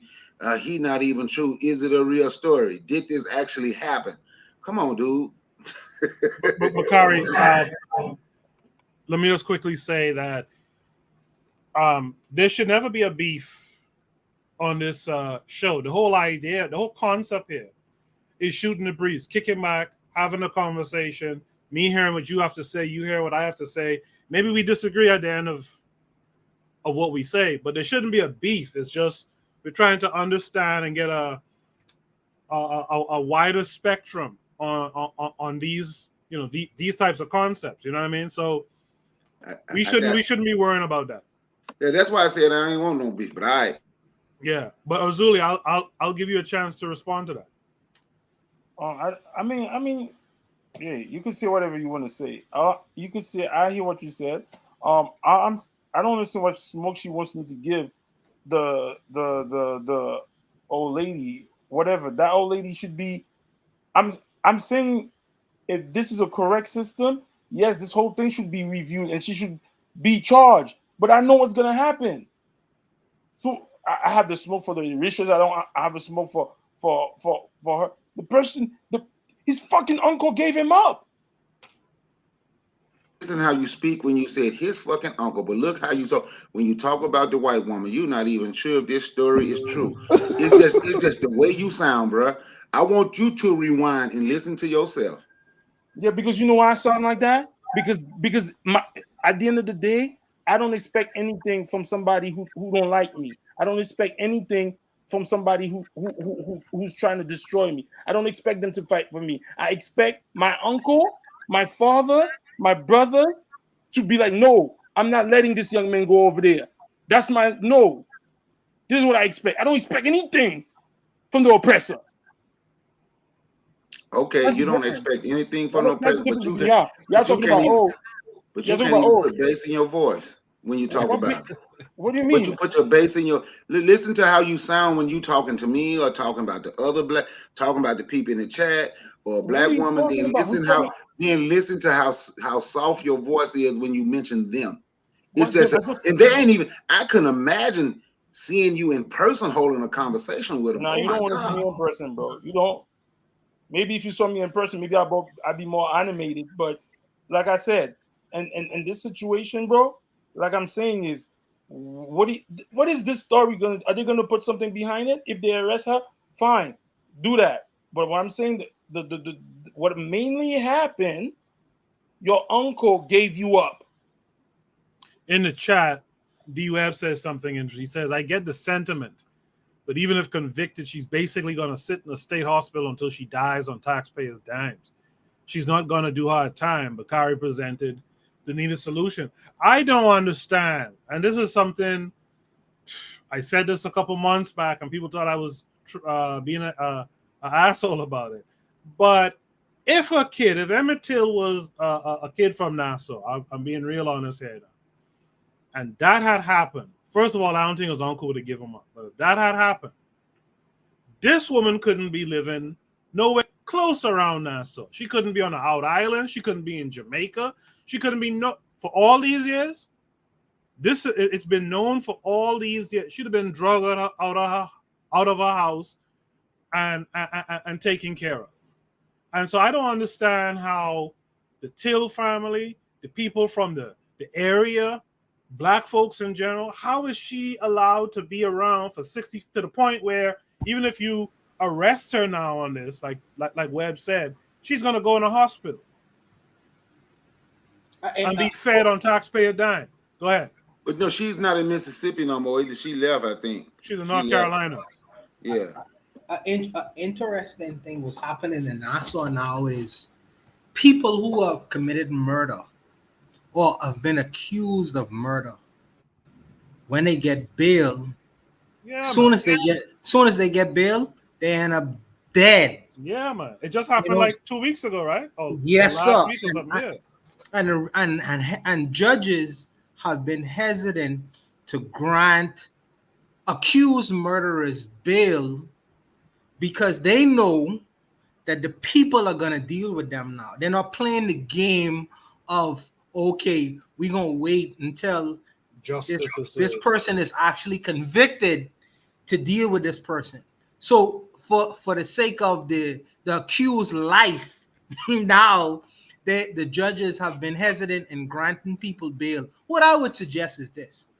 And this is just a suggestion. You know, you pay people who have terminal cancer or terminal AIDS, you know what I mean? Terminal AIDS, whatever. You know, pay them some money and go smother this lady. You know what I mean? Go smother her, man. Go take care of that situation, you know. Right? You know, you can't say these things on YouTube, but you know what I mean? It's like if this lady been hanging out there for so long, him, her, George Zimmerman, etc., etc., etc. They are with. I feel like with us waiting on this so-called idea of this white man form of justice, waiting until this actually occur, we'll be waiting forever. And sometimes, unfortunately, we have to meet our own form of justice. And I think that we play in this little game of waiting for the so-called judicial system to kick in to give us some form of justice. But I think that sometimes these things need to be shortcut. These things need to be shortcut, and we need to have our own form of justice. Enough time waiting, man. Enough time for talk, you know. Enough time for talk. For real. You know, I think that my brothers in the United States of America, they need we used to do it all the time every Friday and Saturday night. You know what I mean? We hold court in people who transgress our street law, and we hold our own brand of justice. So I think that these things should be carryovers into people who aggress into harming us and doing things against us. We need to form our own brand of justice, because obviously their system is not working for us. So we need to take matters. So they call it taking matters into our own hands. But we do it all the time. So why are these people getting this idea of why are they getting a pass? Yeah, so this thing has been hanging out there for 65 years. And the people them who know about this case, thoroughly about this case, come on, man. You know what I mean? It's enough time to talk about that. Either we need to make certain sacrifices, and I would say, in my humble suggestion, you know what I mean, you have to pay somebody. If you have to pay somebody, you have to pay somebody who have nothing to lose. You know, you take care of him and make that person disappear. You know what I mean? And that need to be a message for all who would transgress against our group of people, you know, living in that situation. And that might be a harsh thing to say, but reality is reality. If the federal government and the state government don't want to do nothing to this lady, then, you know, you need to take your own course of action. What I hear all the time is we built this country. So if we build the country, then we should have some say-so in the matter of what occurs in that country. So enough time for talk. That's why I don't like to engage in these kind of conversations. You know, I like to engage in these kind of conversation, but I transgress, and I respect my American brothers and sisters, and I defer to them on this issue. Oni, what say you to this? Oh, I'm kind of confused, low-key. First thing that comes to mind when I first heard this was, you know, I thought there was a statute of limitation.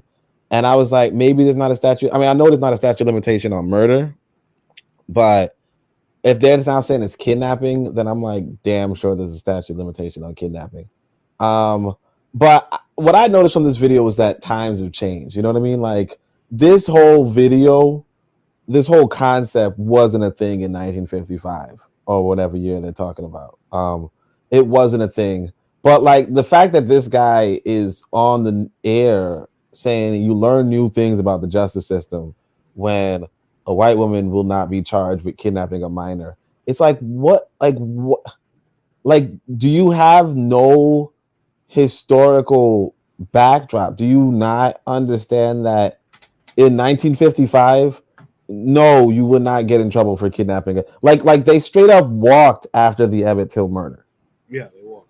Like they walked. They were in the courtroom. The murderers, the real murderers, were in the courtroom, and they like all the evidence was presented, and then they just walked away from it.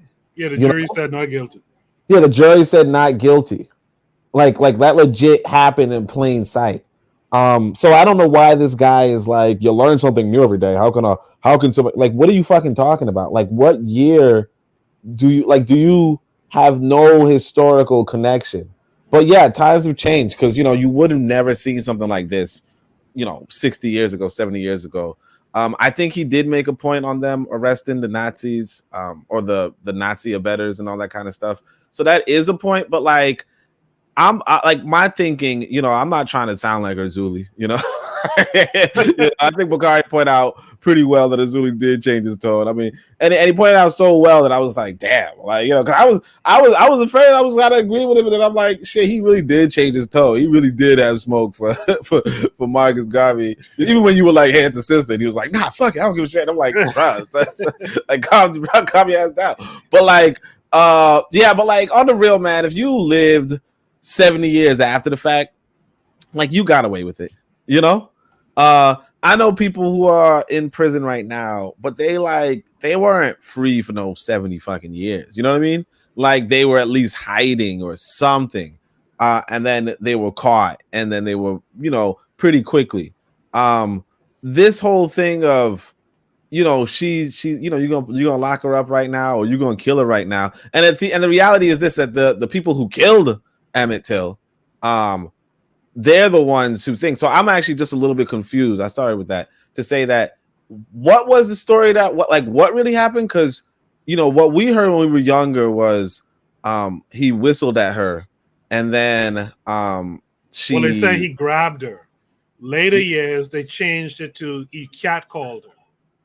But initially they said that, like, he touched her, like physically touched her. He grabbed her. Initially they said, because I remember, I thought that was the story. So he whistled at her, and then he catcalled her, and then she's like a married woman. Okay, right. So I thought they would like change the story again and saying she was trying to get with him, and I was like, wait, hold on a second, when she's married or something. So you saying he catcalled her, and then she told her husband, and her husband went to his house and took him out of his house, and his uncle stepped aside, and then they brutally. Yes. But my thing is this, that I don't even know what you would like in the like, I mean, I'm just saying in the real sense, like if these were all black folk, right, there would be no charge against her. Like, there's no real punishment for telling your husband, hey, this dude catcalled me. Now the husband would get punished.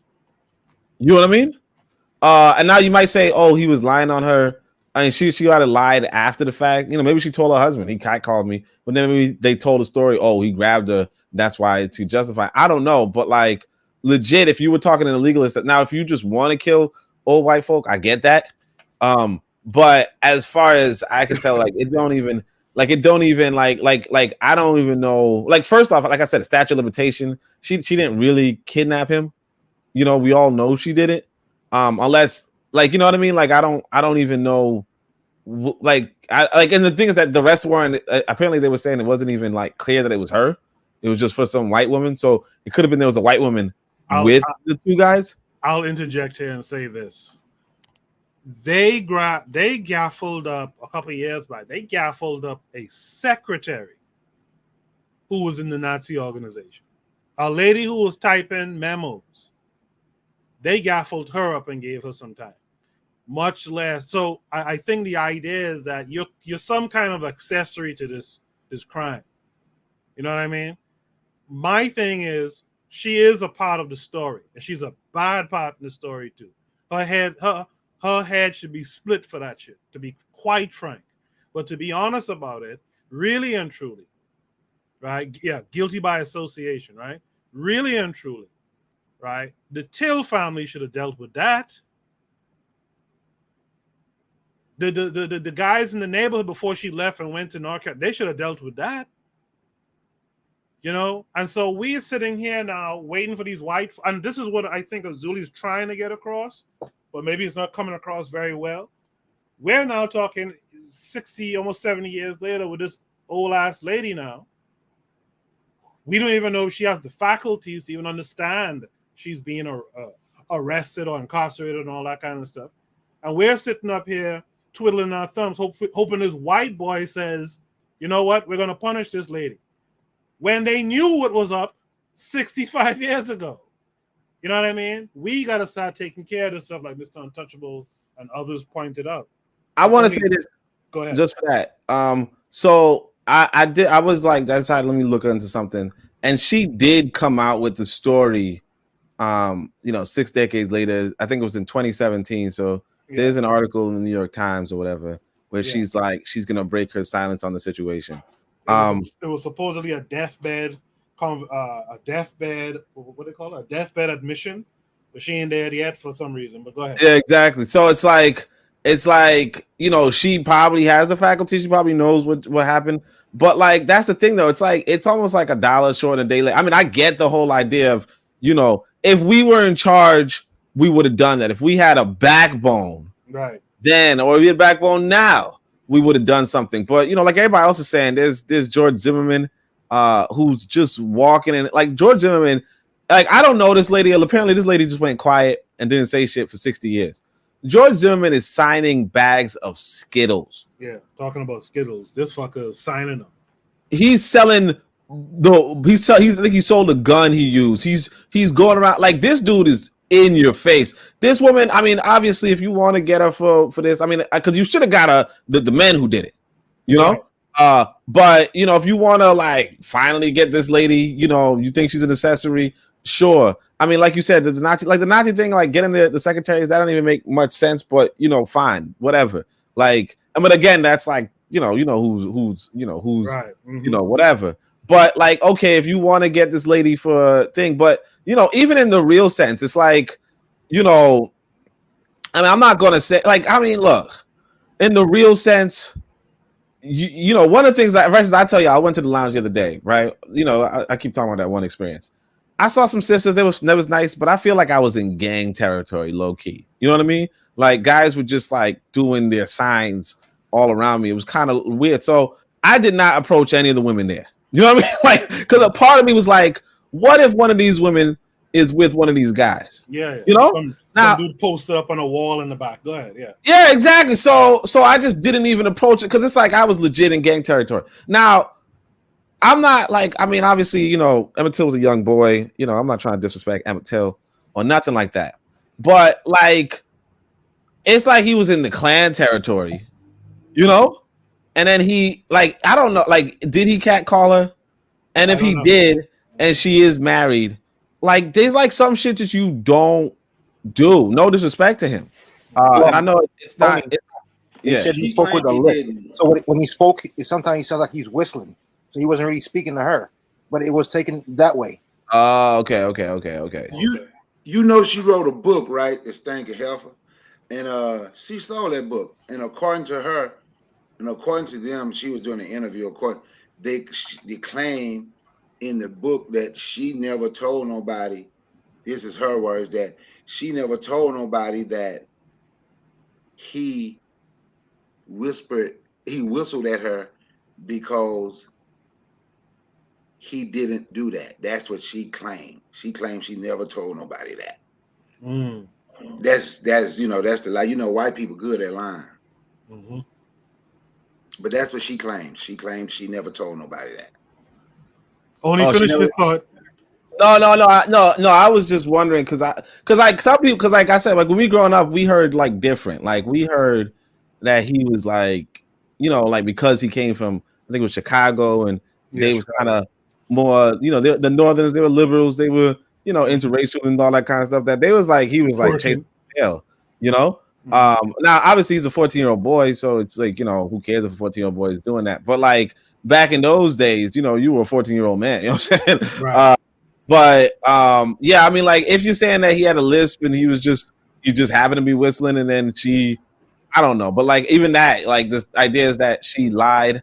I mean, all right, so I guess I'm seeing that now because, like I said, like I didn't really follow the story. It just seemed like it was, like we just took the L and walked away. If we try not to have a whole L, I get it, but it's like it's really late. I mean, I get the anger, the fury, but it's like, I feel like there's more current cases, and Right. And I would just like with the disrespect going on with Zimmerman and them, and not just Zimmerman, but like even things going on right now, it just seems like, this old lady is just like, I mean, like, I don't care. I don't really care about this old lady, but that's the thing. I really just don't care about this old lady. Now, I get maybe some people do, and if you do, that's cool. But like, I personally just feel like you should have done this 70 years ago. You know what I mean? Like, you should have done something 60 years ago instead of sitting on your hands waiting for this white boy to do something when this white boy wasn't going to do shit. And the white boy is not doing shit. And reality is, like, this warrant, like I said, a statute of limitation, even if she goes to jail, and people are saying, even if she goes to jail, like, she's just going to, like, go to the hospital, like, I don't know. Like, if she was on her deathbed 5 years ago, like, what the fuck you think she's doing now? Like, like, she's doing Pilates? Like, come on. It's just, like, you should have, like, she lived a full fucking life. She lived a life longer than almost all of us here, if not all of us. Well, maybe not Jose, because how Jose talk. But like, she lived a life longer than most of us after she killed this boy. Or she was party to this boy. And so it's like, what are you gonna do now? Like, if the whole thing is to punish somebody, how do you live a full fucking life? A life longer than some of us may live, how do you live that whole life and then say, oh, now you're getting punished for that deed? Like, that's a good ass deal, that's a good ass deal. Let's hear from Kevin Carre 42. My thing is, man, that should have been, as you said, Coco, it should have been taken care of a long time ago. But in the end, although she was, she lived a long life, she had to get the hell up out of that neighborhood because the business that her husband was running, the blacks weren't supporting anymore, so they end up going out of business. It reminded me of another. Well, I'll come back to that story, but at this point, as Oni said, she has lived a life longer than mine, and this happened long before we were born. Yep. So, you put her in jail. They're not gonna put her in general population. They're gonna put her somewhere where where she's frail at this time. She's what, 80 in the 80s? Yeah, she's late 80s. I still wouldn't have a problem with someone splitting her wig today though. But finish your thought. Yeah. All right. And as I said, I've been in this country long enough to see many things. One thing that reminded me, was that there was two famous cases. One in the 80s, the guy that jumped off the bridge in Boston, that killed his wife, and they said there was a bunch of black men, and the police in Boston went haywire, just stopping and frisking and just harassing all those black men. Then there was a case of Susan Smith in the 90s. The one that killed her kids by driving the car into the water. Okay. Yeah, it's no different. Well, what are we gonna do about the situation? All we doing is complaining. We gotta start doing something. And I said, I may not get along with the Uish, but as I said, they leave no stone unturned. Like as I said, like a good example was the '72 Olympics, right? A lot of the people from Israel got killed. They tracked down every last one of those guys and killed them. Yep. But I'll yield the mic. In the chat, Forecast says they arrested Bill Cosby at 80 and blind. The Learning Curve says, didn't she write a book about this? Did she write a book, or did the husbands write a book? I think they wrote a book. Maybe she did too as well. I'm not sure. I think Bakari says she wrote a book as well. The Forecast says she admitted she lied and she was in the car when they kidnapped him. Yeah, that's an accessory. Marcus Garvey says they get paid to tell or confess. The Forecast says the Learning Curve, somebody interviewed her and made a book out of it. Okay. Marcus Garvey says Zimmerman disrespectful and FBA tell us immigrants re-disrespect them. That's the thing I can't really understand. Resiliism was in the chat saying the dad died the same way. He said that on here. Lastly, the Hot Rally podcast says Darren Wilson, the Ferguson cop, racked up over $400K in donations. And the cop who killed Tamir Rice just got hired again. We are definitely not fared out here. Jay, I don't think I got your thoughts on this. I'll give you the last word on this. Jay, you're muted if you're still with us. I know it's late. You probably fell asleep. All right. Seems like Jay is not there. Does anyone else want the last word here? Yeah, but that cop, the Loman, he ended up resigning, actually. Those white folks in that neighborhood didn't want him there. The cop who shot Tamaris? Yeah, he ended up. They're making his life a living hell. No matter where he, like for years, he's been trying to become a cop again. Wherever he went, they made his life a living hell. Okay. He just got hired. White folk. No, he resigned the day after. He resigned the day after. Okay. Let's go to Shooter Breeze topic number 9. That was a good discussion, guys. I really like that discussion. That's why I like these, shows like this. We might not always agree, but we could come away thinking about something. And that's something we should think about going forward as a people, man. We got to step up. The same way these youths could be taking advantage of their own people out in the street, these youths could be putting in this work out here too. I don't mind putting something on your books if you're out here taking care of some business when people trespass against us, so to speak. But that's not what's happening, and that's the problem. Should be topic number 9 is exercising Black power. Let's see what this link says to us here. Let's check it out. We'll watch it out.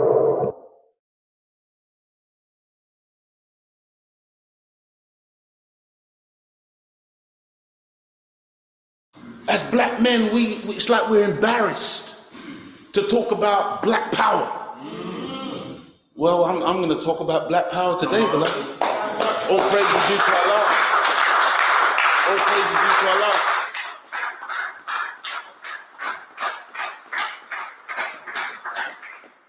Did you know that the Chinese have power? Yes, sir. But they don't have to talk about yellow power. Why don't they have to talk about yellow power? Because they're exercising it, beloved. The Asian don't have to talk about brown power. He's exercising it. So then people, but we shouldn't have to talk. Well, we'll have to talk about black power. Because we ain't exercising a damn thing. You get black people coming to us saying, yeah, but you're not too militant.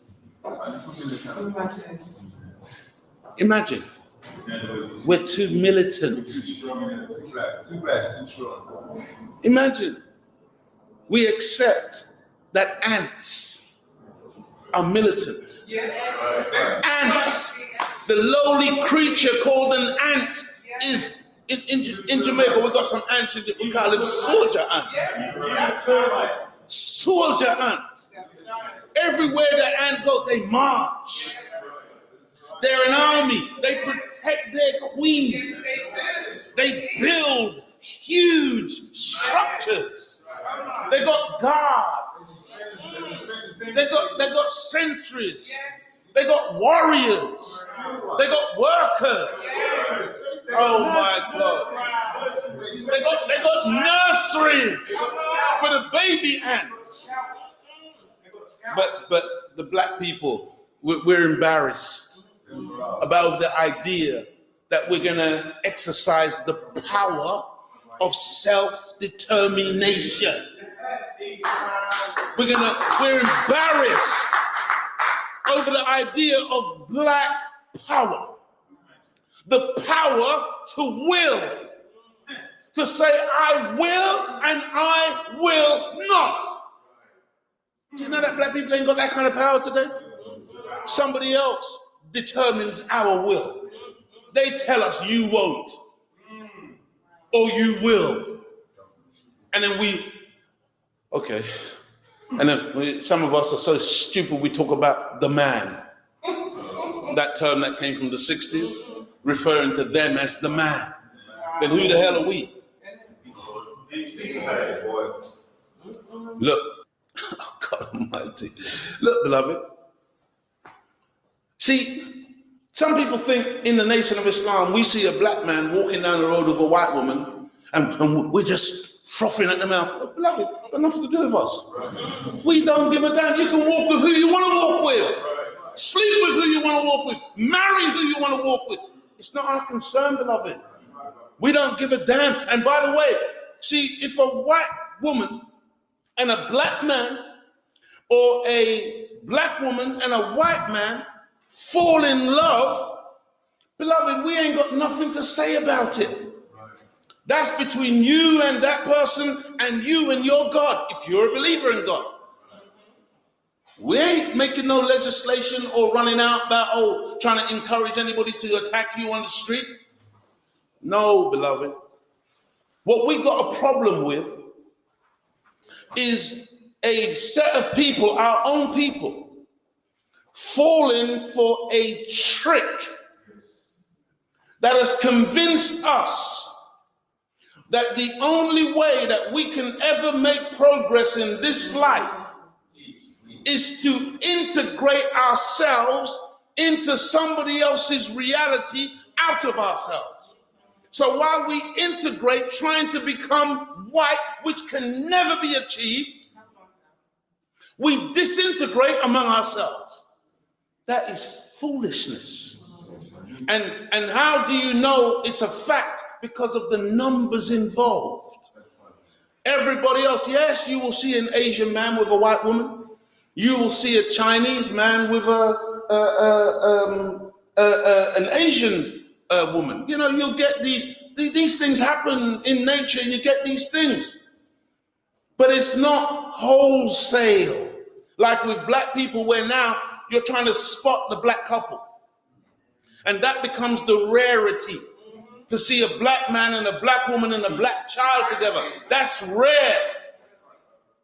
That's a problem. That's what we're addressing.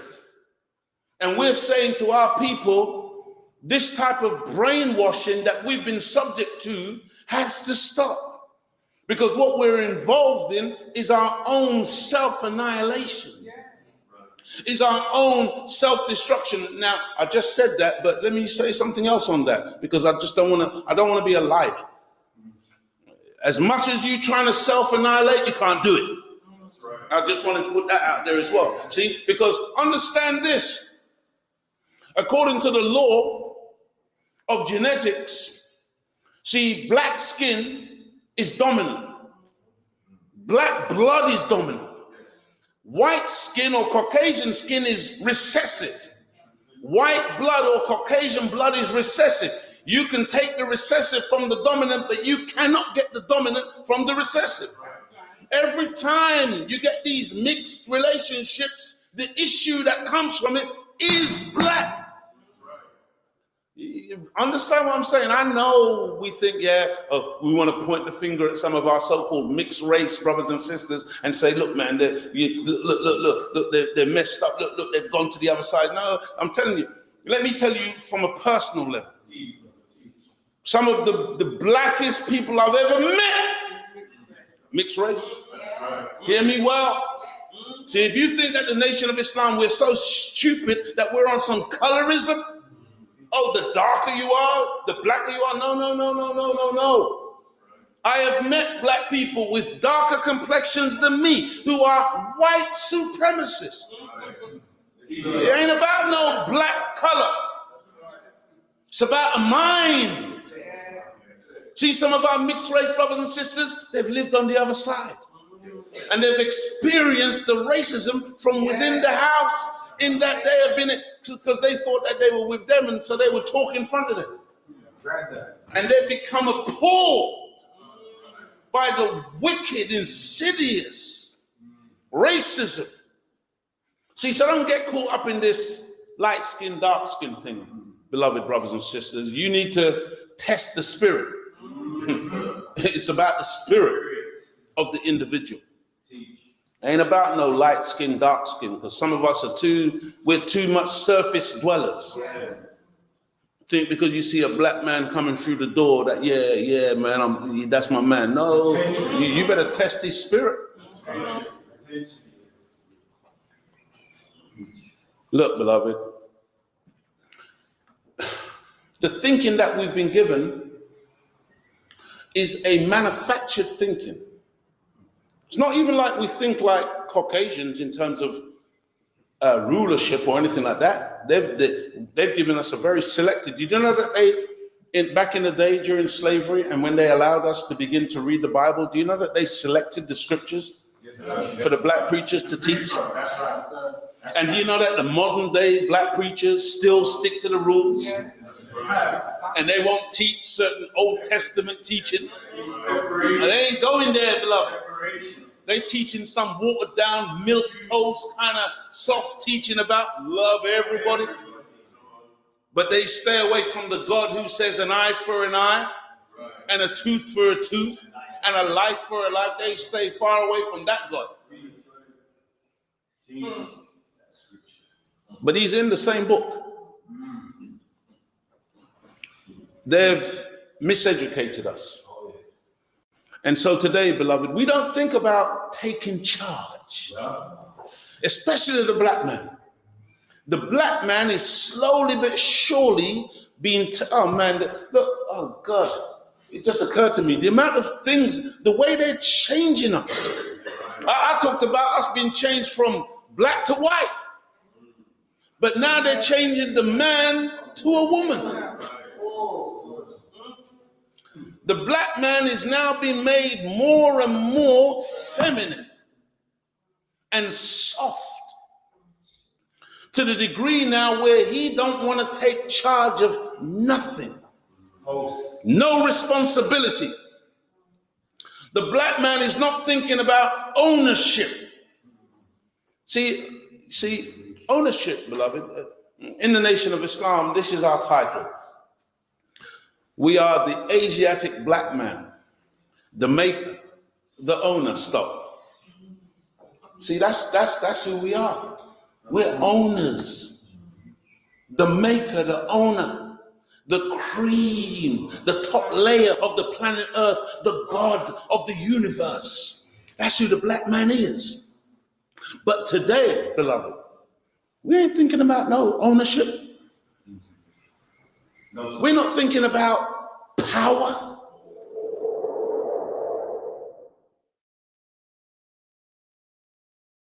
We're not thinking about ownership. We're not thinking about power. Trigger happy like me. Oh no, not the Asiatic black man. That always irritates me. But something tells me I should start with Oni on this one. Oni, what say you to this? Exercising black power. Black power. Anyway, but The Asiatic like you know, I mean, obviously, you know, I'm all about power. I like power, obviously.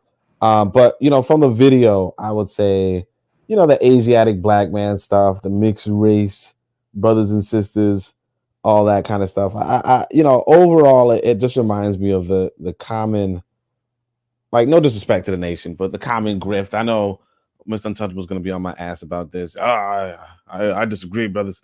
Blah blah blah. Whatever, right? But like, you know, this has its appeal. Like, it has its appeal. And you know, I was telling you about the marketing thing. I was saying the marketing thing, and you know, embracing mixed race people, embracing the idea that we are actually from Asia or something. We have better genetics. This all does play well, you know, with our people, you know. And like, you know, you add the power thing, you put into the mix, that's fine. But like this is the issue with the with the Nation of Islam that we don't address, you know. So I read Carlos Cook's earlier today. Carlos Cook's Malcolm X, you know, he's the spokesman of the Nation of Islam at the time. Ask Carlos Cook's. And by the way, ask thing, there was a white boy who was making fun of me one time, you know, like I was on the political discourse or whatever. He's like, I bet you can't say the word ask. And, you know, I tried to learn how to say it because apparently white folk know that we don't say it right, I guess. Or we don't say it the same way they say it. But anyway, we say ask. Yeah, exactly. Like, well, you gonna ask somebody? Anyway, so I try to like pronounce it right. It's hard.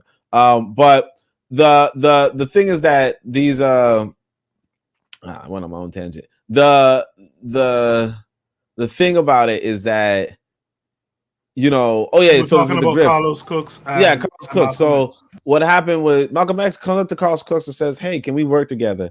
And Carlos Cook tells him, "When you get a program."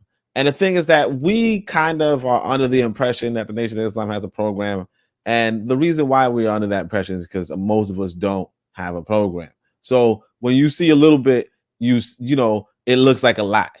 You know, when you got nothing, a little bit looks like a lot. You know, it's like if I go into my bank, if you go into your bank account, you know, like it's like back in the day. You know, if you know when you was younger, you had $5,000 in your bank, you was like, shit, you know. But now you probably, I mean, maybe some people are like, yeah, $5,000 in my bank, that's good. Some people are like $300 in my bank, that's good. You know, it always looks good when like the less you have. And so I think this individual, he looks good. And a lot of people, Tariq Nasheed, you know, so on and so forth, all of them look good when you coming from the public school system. Now, only question is, how do we, as Pan-African nationalists and so on and so forth, how do we bridge that gap so that not only do these fools not look good, but then we look good to the people who have less? And so that's why I also urge our people to like get active in you know, the political economic system that we may find ourselves in, you know.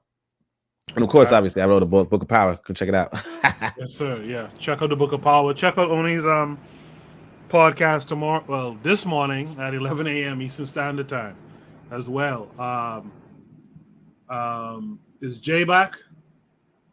If Jay is not back, because I know it's like early morning where he is. He's been up all night with us. Let's go to let's go to Brother Bakari. Brother Bakari, what say you? Yeah, what's up? You know the crazy thing to me, people that always talking about racism, he can speak good, but he was speaking some BS. The Asiatic black man, your mixed race, I haven't seen him more blacker than me. The black gene is dominant. We teach a whole lot of feel good nonsense. How the hell somebody gonna follow that into black power with all that feel good nonsense with all that gibberish? Because I'm being honest, he speak well, but he was just speaking Nation of Islam gibberish that anybody who sit and think, and while you listen, if you can think while you're listening to them, you'll know they're not saying nothing, they're not doing nothing. He talking about black power, then the next breath we ain't thinking about black power, all praise due to Allah. He would be the same black person that would say fraud Muhammad is what's God on earth, but we supposed to listen to them talk about black power. I don't get it. Only say no knock on the Nation of Islam. I ain't gonna knock on the Asian Nation of Islam, but but I'm just gonna be honest, man. The Nation of Islam is for the Nation of Islam. They don't care about if you're not Nation of Islam. They had this restaurant down here on it was on the west end of Atlanta. Now, I wish black people would come together against everybody else the way they did the Nation of Islam. The food was good, but you couldn't get no job at that restaurant if you wasn't a Muslim. You come into a black neighborhood, but you know, I wish we did the same thing to them stinking Arabs. I deal with the Nation of Islam before I deal with them, in all honesty, because I ate it. I'm not nation, and I think they teach bull crap, but the food was good. I would go down there and eat, and it was healthy. So I would go eat, but they shut down because if you wasn't a nation, you couldn't work there. So I don't understand what they mean when they talk about black power. Your genetics are stronger. So if you're black and you somebody else, the baby is black. That's BS. I have two, and it's hard for me to say, but I said I have two mulatto grandkids right now. That's the same thing my son said. I'm like, dude, if you wanted a black child, you should have got a black woman instead of being with that white bitch. Pardon my French. Because them my grandkids, but they ain't black. I love them. But don't tell them they black, because they ain't, because can't no white woman give birth to no black child. But I do tell my grandkids when they talk to me, they getting old enough now, they probably done told their white grandparents, hey, black granddaddy tell us every time we see him, white people ain't shit. But that's what I tell them all the time. They ain't shit. Hang with your black side, deal with your black side, but that's gonna be hard because obviously there's some cooning going on because he got a white woman. You know, I'm just saying, and that's my son, and I love my son, and I love my grandkids. But it is what it is. They're not black. They're mixed, and we shouldn't teach that, and he shouldn't be saying. And I think that that nonsense that they're teaching. Next, he's gonna talk about the tribe of Shabazz. The tribe of Shabazz, they gonna spew a whole lot of like the Wesley Muhammad dude the other day. Went back and there's a whole lot of that corroborate the tribe of Shabazz. That's just some bull, and y'all standing, and it's very irresponsible of them to tell black people that you are for black people and you're preaching black power. And black power, praises due to Allah. I guess Allah is black. Then God on earth, Allah on earth is the master fraud. Muhammad, who is absolutely a white man, is very irresponsible of them to tell black people that, because they know the conditioning that a lot of black people's in, black people mind, all of these grifters, they know the mind of black people. They know we're searching for, a lot of black people searching for something. So we'll fall for just about anything that sound good and that's entertaining. I'll get it, Mike. Thank you, Brother Bakari. In the chat, Marcus Garvey is the way says, ask the white man what race they are. And that's a part of the trick bag, right? This white guy, this white boy knows that the mixed kid, he knows where that allegiance is going to go. History has shown that. I don't know what this, what my man here is talking about. History has shown the allegiances of the mulatto over and over, and it's not a good one for Black equals African people.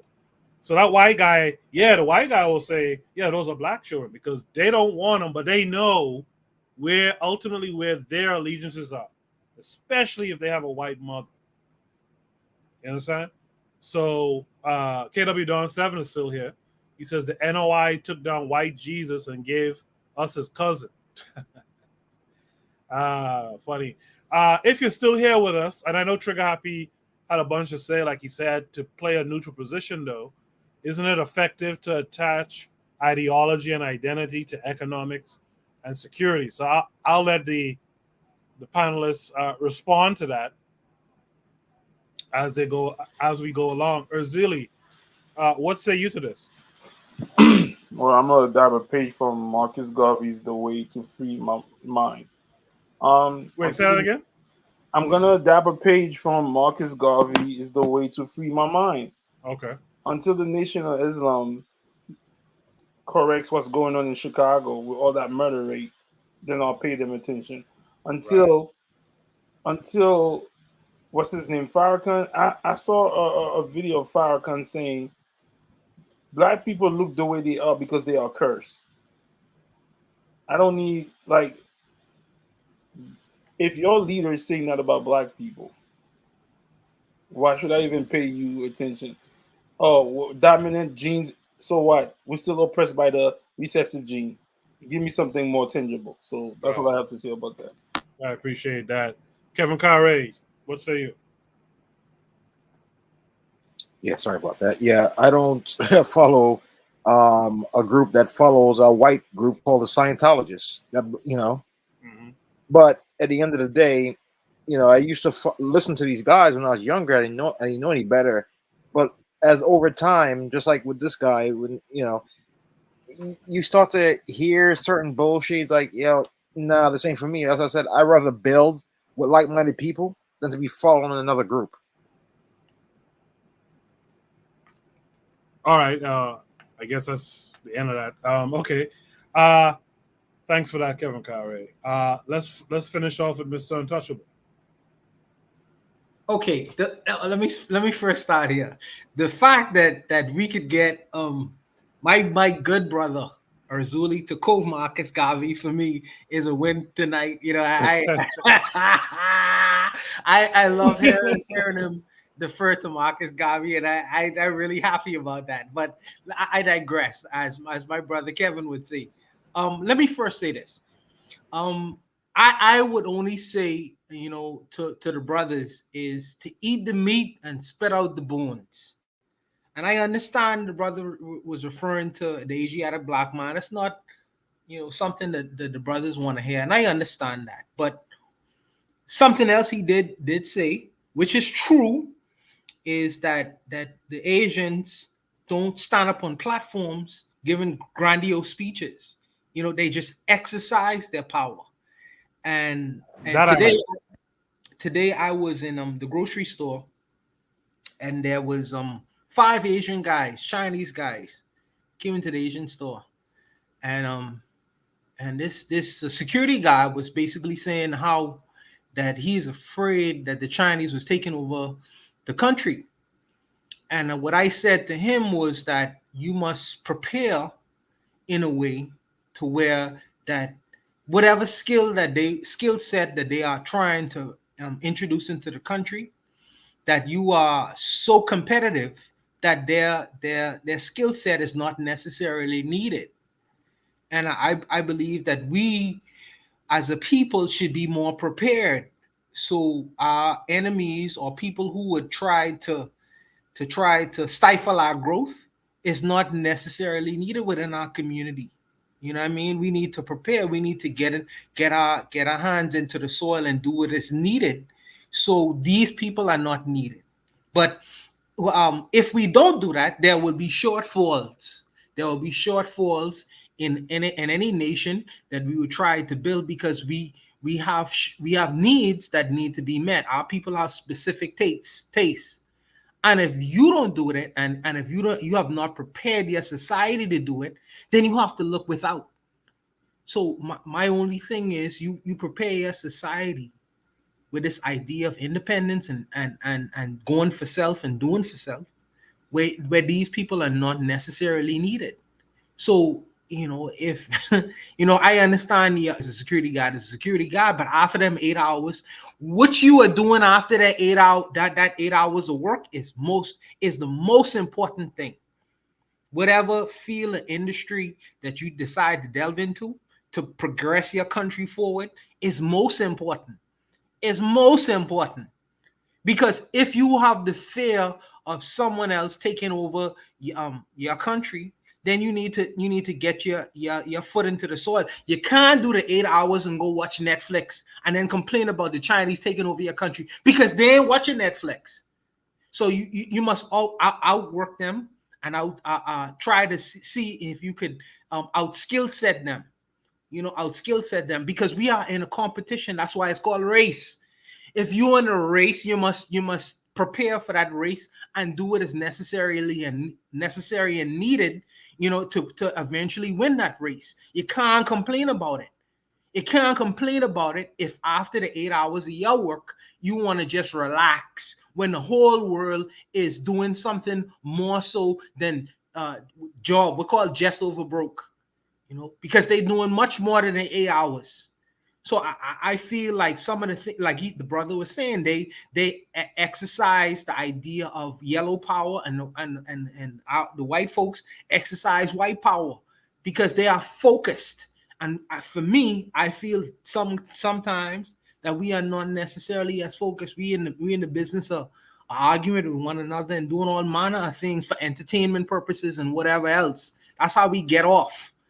You know what I mean? So as far as being serious people, I think that he was right on about it.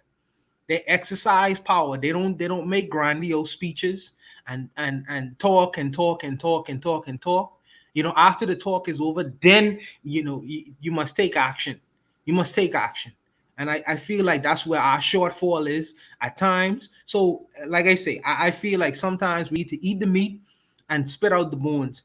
You're not going to agree with everything the brother is saying. That's fine. That's fine. I understand that my brothers don't necessarily have a spiritual bend, and I respect that. But, indeed, in action, if we want to see our people progress, that's where the work comes in. That's where the work comes in. You know what I mean? The hard, not respected, unsanctimonious work. You know what I mean? And that's what we don't necessarily engage in at times. And I feel like we could do more. We could do more. Wait, can I add on that? Let me just say quickly. So yeah, it's not so much it's a spiritual disagreement here. The thing is that the dude's just lying. Like the whole dominant versus recessive. White people are not recessive, and black people are not dominant. And so when you go with that narrative, what you're doing is you're just lying to people, and you're just kind of giving them this false scientific. Now, you're making it seem like you're scientific, but you end up with black folk who are confused, who are personally genetically annihilating themselves off of this off of this lie. And so that's really like what it is. It's not so much, oh well, he's a Muslim, that's why. Because it's not even about that. It's just legit. You listen to the guy and he's just lying to people. I will add though, I will say though that one of the reasons why I like Shoot the Breeze on this panel forum, this panel discussion, is because it's true that I might see something and I might not like it because of its NOI or what have you. But what I like is another panelist, like Mr. Untouchable in this case, will come along and refocus or recenter the conversation around what the brother said about exercising and living power on a daily basis is a strong point. I agree with Oni with all the other stuff. I think everyone knows that about me when it comes to the NOI. But that conversation about living power every day, every moment, I think that's a solid point. And I like what Mr. Untouchable said to address that point. I think Mr. Untouchable wanted to say something. Go ahead.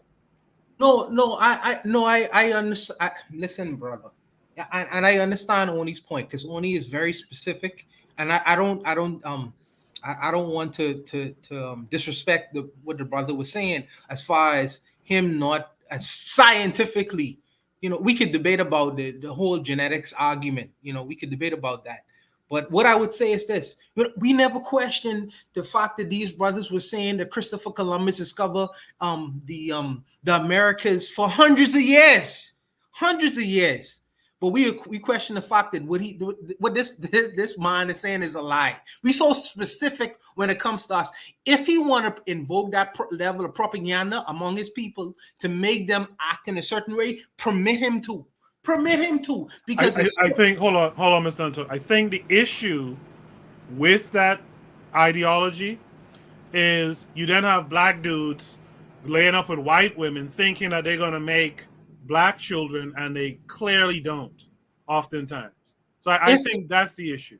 If people take the information that he gets, that they receive from this brother, and was to do that, I don't agree with that. I think that's wrong.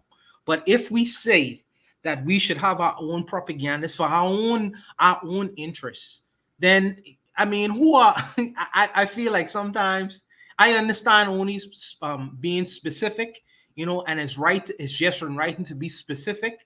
But we are I'm gonna call it a war, but we are in a competition. You know what I mean? So if our propagandists say something that is counter to what you know to be true, but at the end of it, it has some productive value for us. Let it ride, brother. Let it ride, because they lie all the time. Every commercial you watch is a lie. Yeah, let me just interject though. Can I ask? Go ahead. I want to say it's not productive. That's the whole point. It's just not productive. It's actually counterproductive to tell people that that biracial people are monoracial. That's just counterproductive. All it does is it encourages black folk to mix. But yeah, that's all I have to say. So let me ask you a question, because I'm gonna say this, right? So he was talking about how Asians don't stand up and give these great speeches like he was giving. They just exercise power. Then he say he Asian. So he must not be Asian, because he giving that damn grandiose speech and they ain't practicing them damn power. Are they really Asian then? I'm just asking. Because he said the Asians don't have to give speeches. They just practice power. The Nation of Islam say they're the Asiatic black man. do they practice power? But they give a lot of great speeches. Him, Where's Muhammad, Louis Farrakhan, and whoever the hell else. Yeah, and another thing that, like, if you're being real, like white folk and Asian folk do give speeches. You know what I mean? The thing is that this whole idea of black folk not exercising power, that's like really just like kind of localized in America, and that's partly because we're like a minority in America. That's not to say that black folk don't, because like we were just talking about, I guess you guys are talking about NASA. I don't know where that is, but it sounds like it's probably one of your countries. It's probably your country or something. But like, it's probably the capital of the city. I don't know, but yeah, the point being, Nassau is the capital. New Providence is the island that we're from. Yeah. Is it what? Nassau is the capital.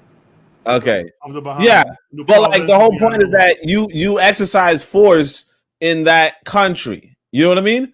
And just the same, like, you know, back when I was younger, I heard about, like, my brother was telling me, he was like, you know, Jamaica's the only place where you could legally kill a homosexual. Like, I had no idea, but it was just like, yeah, you just do your own shit in your own country. The issue is that you're in somebody else's country, you know, and that's why when I was talking about power, you know, originally in one of my earlier books, I was saying that you realistically you really should have the government apparatus. And as long as you don't have the government apparatus, right, like the government apparatus is going to have power over you. You know, and that's what we see countless times. So then, you know, all of this kind of talk, you know, I mean, like I see Marcus Garvey is constantly saying he's pointing to the stars and just saw his fingers. The reality is that he's not pointing to the stars. You know what I mean? The reality is that he's just kind of telling you stuff that is not going to work, hasn't worked, won't work. And on top of that, there's lies inside of it. So like, if we're being authentic and we're being honest, you know, this is not, you know, some star language. This is legit. Somebody just telling you, just lecturing you, telling you that you wrong and you bad and he's right and he's good and you know, and his propaganda is blah blah blah blah. And then meanwhile, they're like really selling you nothing. You know, like nothing, because you can't walk away from this. You can't walk away from this and really get anything here. You know, you just can't. Like it sounds good. You know, you can be like, the Asians don't talk, but the Asians do talk power. They have a freaking prime minister. They have a whole government. You know what I mean? The Americans do talk power. You got Trump, you got this, you got that, they do that. They all do it, but then they exercise it because they have a nation state. They have a government. And then you don't have a government because you're a minority group in their country. You know, whereas if you go to other parts of the world, they have governments. Black folk have governments. You know, are they the best governments on the planet? No. You know, but white people got some shitty governments too. You know, but again, you're talking about the minority group, and it's like the gypsies. You know, what are the gypsies going to be saying in Europe? You know, what were the Jews saying in Europe? You know, a lot of times, or what were the Irish saying in England? A lot of times when you're a persecuted minority group and you don't have a government apparatus, you probably are going to talk shit, but realistically speaking, you know, Irish are not free. You know? Yeah, but show me a political leader, you know, including the United States of America, who's ever told the truth on any public platform. They always lie. They always lie. You know what I mean? To sell to the mass, their mass citizenry, a particular image of what America is. They always lie. They create a narrative and sell it to the people. And But then is the outcome their annihilation though? See, with this lie about the dominant thing, again, you have people like Nkrumah and them who by the third generation, you can't even recognize these people. You can't even recognize Nkrumah and his grandchildren. I just saw this thing on Twitter. It was making the rounds. They were showing a black man standing next to his biracial son, and the biracial son holding his child, which is a pure white baby. I think that's the problem with what Muhammad was saying here. But go ahead, Mr. Untouchable. Sorry. Well, I have an issue with Nkrumah, to be honest with you, because I think that he betrayed the principles of Garvey. But that's a whole completely other matter. Now, Nkrumah's the guy who actually exercised power. But go on. Let's not go there. That's another argument. But the only thing I would say is that I think that this whole idea of selling a narrative and a myth, you know, is not necessarily synonymous with us and us alone. I think that various governments have done it. You know, in particular, you know, the United States and the UK as well. All governments have done it. And I think that they use it for their particular interests, for a particular reason, as far as the masses of their people, you know, to sell this idea. And I think that with us, I agree. I think that you should eat the meat and spit out the bones. However, if you are a thinker, you should go beyond the initial repulsion of the fact of the scientific fact that it might not necessarily be true, and understand who he is selling this idea to. You know what I mean? The idea itself could be effective for the minds of the people who he is speaking to, and make them necessarily move in a certain way. You know, and I understand the thinker's perspective, but you also have to understand the masses among us don't necessarily think in the way that you do. And if you want to, let me. I digress. I'll just leave it alone. Wait, bro. Let me just say this. But Let me say this. right quick. Oh, okay. I'm sorry. No, I just wanted to say, but he did tell some lies. A lot of them, like they're not colors. They're not colorists. And it also show how he feel about himself. He can follow somebody who say, if you dark skin and your wide nose and big lips and kinky hair, that's an ugly curse from God. But you still rock with that. So now you have to think about how he feel about himself, right? So now watch this. Would anybody be defending Creflo Dollar and TD Stakes? If we can call out the Christian pastors in the Christian churches and all that for their stuff, it shouldn't be a problem with us calling this guy out.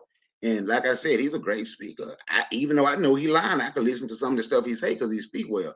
But why is it a problem for us to call out the Nation of Islam on their damn lies when the Christian church has actually done way more for black people in the United States than the Nation of Islam has ever done?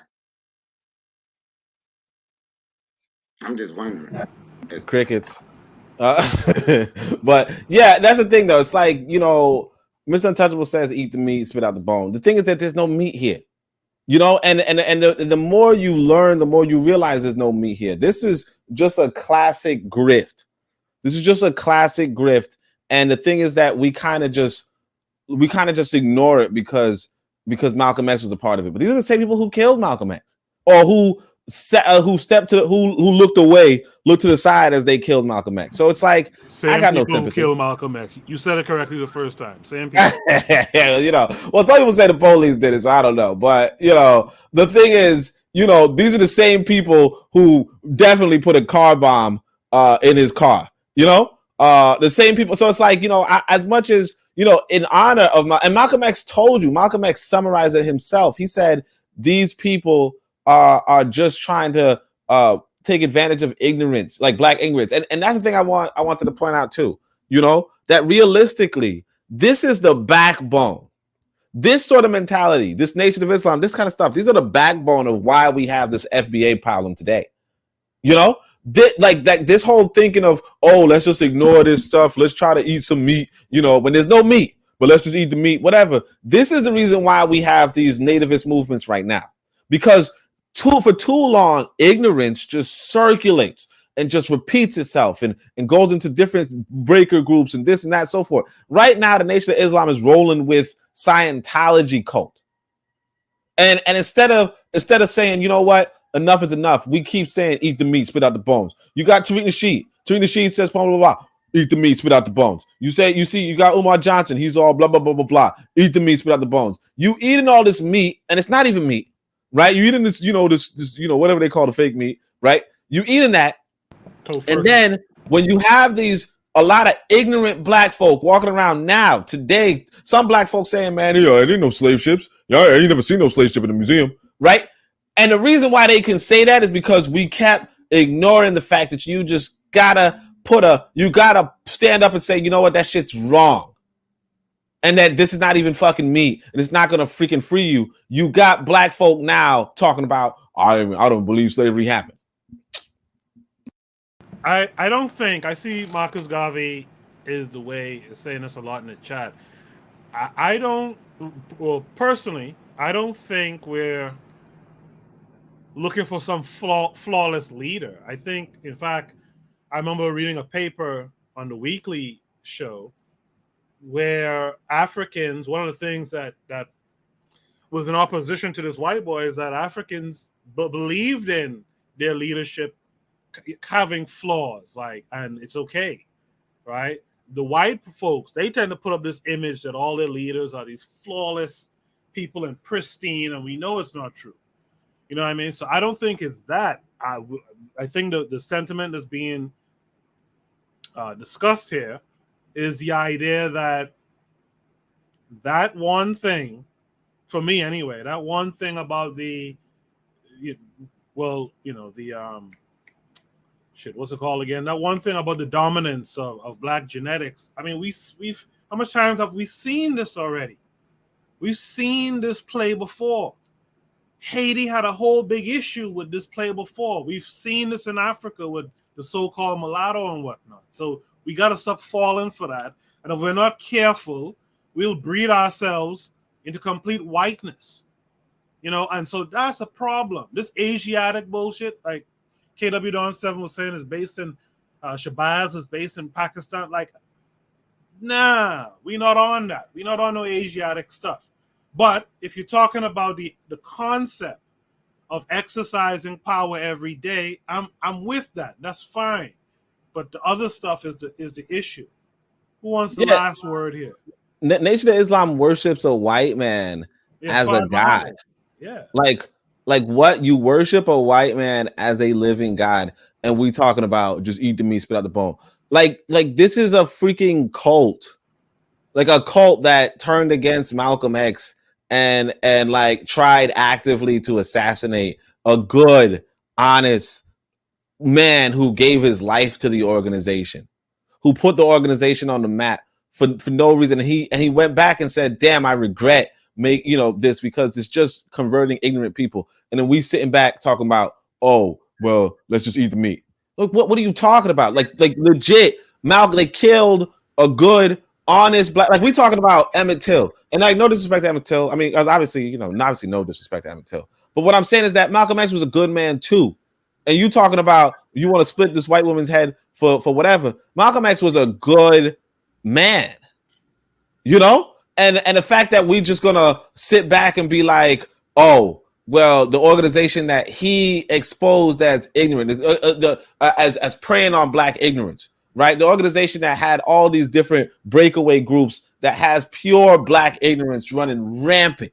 The organizations, all of that, we're gonna just ignore that and be like, oh yeah, let's get this. I mean, I don't mind this 80-year-old white woman. I don't mind, but like realistically speaking, Malcolm X was. I mean, I'm not saying obviously Emmett Till and Malcolm X are equally valuable. I'm not even going to, I don't want to give that impression that I'm saying otherwise. But because they're equally valuable, what I'm saying is that if y'all were really going after the killers and the abettors and the so on and so forth, where's the nation for that? That's a good point. There's a documentary on who killed Malcolm. The guy's looking at the NOI, and I tell you, man, one of the most upsetting things I've ever watched when guys were nonchalantly saying, "Yeah, Malcolm insulted our holy apostle, so we took him out," and dudes was living right here in New Jersey. And Cory Booker and all these guys knew he was there. And one of these dudes was an imam. And the guy tried to talk to the imam about the dude. The imam was like, no, we don't talk about that. He walked off. Like, nah, I can't fuck with that. But can I say one more thing? I remember that. Can I say one more thing? Yeah, go ahead. They ran off. The Nation of Islam ran off Wallace Muhammad, Elijah Muhammad's son, right? Yeah. Listen to the interview with him, and Farrakhan was sitting there with him, and that man said they need to stop lying. None of these people never met Fraud Muhammad. I did. He used to be in my house. That is a white man, and he said he used to question his dad about that. That's when him and his dad fell out, because he told his dad, "You taught me the white man is the devil. Now you teaching me to call the white man God." And this white man have told us, our whole family, not only is he's not God, he's not worthy of being a prophet. He's just a regular man. But you want us to put him out in front of everybody. So they ran him off, right? Now watch this. Have y'all ever heard of Medina, Mississippi? If you look up Medina, Mississippi, that was started by, I want to say, by Wallace Muhammad. But it was, but Muslims started it, right? But it was for any black people that want to come there and live on their land. They actually created their own town. You ever heard of the Son of Man? Another Muslim who was once NOI, or he might be in a different set of the NOI, who actually in Mississippi got his own place and started they got some land and started their own community for any, you don't have to be Muslim, for any black people that want to come live there. But the nation who's doing all these grandiose speeches and still telling people they from Asia, and Asia, if people don't talk, they exercising power. I wonder why these black Asians still standing their ass up doing all this talking then. But the Nation of Islam won't talk about them. The Nation of Islam, well, these people, Farrakhan, them is bigger. But these people actually created small communities for any black people that want to come and live there, and you didn't have to be a Muslim. So the problem I have with what this guy was saying was the lies, talking about black power, exercising black power, walking past all these foreigners, going out of your way, even if you have to drive an extra 25, 30 miles to fill your car with gas to a black-owned gas station, even if you got to go an extra 20 miles to buy watermelons from a black farmer, even if you understand what I'm saying, that's exercising black power. But he's doing the same thing that everybody else is doing, giving these grandiose speeches, but Asians don't have to do it, but then they tell you they Asian. I'm still trying to figure out why they got to do it then. Shit. The majority of our people, if we being honest, they have a white person as their God. So I think that is not necessarily completely intellectually dishonest to point to the fact that these people have a white representative as their God, when the majority of our people do. We call him Jesus Christ. And then most people in the minds of so-called Christians, when they think of God himself, they think of that picture of Michelangelo with Jesus Christ touching the finger of the white God image in their minds. So I think that that's intellectually dishonest to believe that because these people who we believe is, because they would say that he is black, but that's even debatable there. You know, that's a whole other argument. But the majority of black people have this image in their minds. Christian people in the West have their image in their minds of the white man as a god already. So and also let me also say this.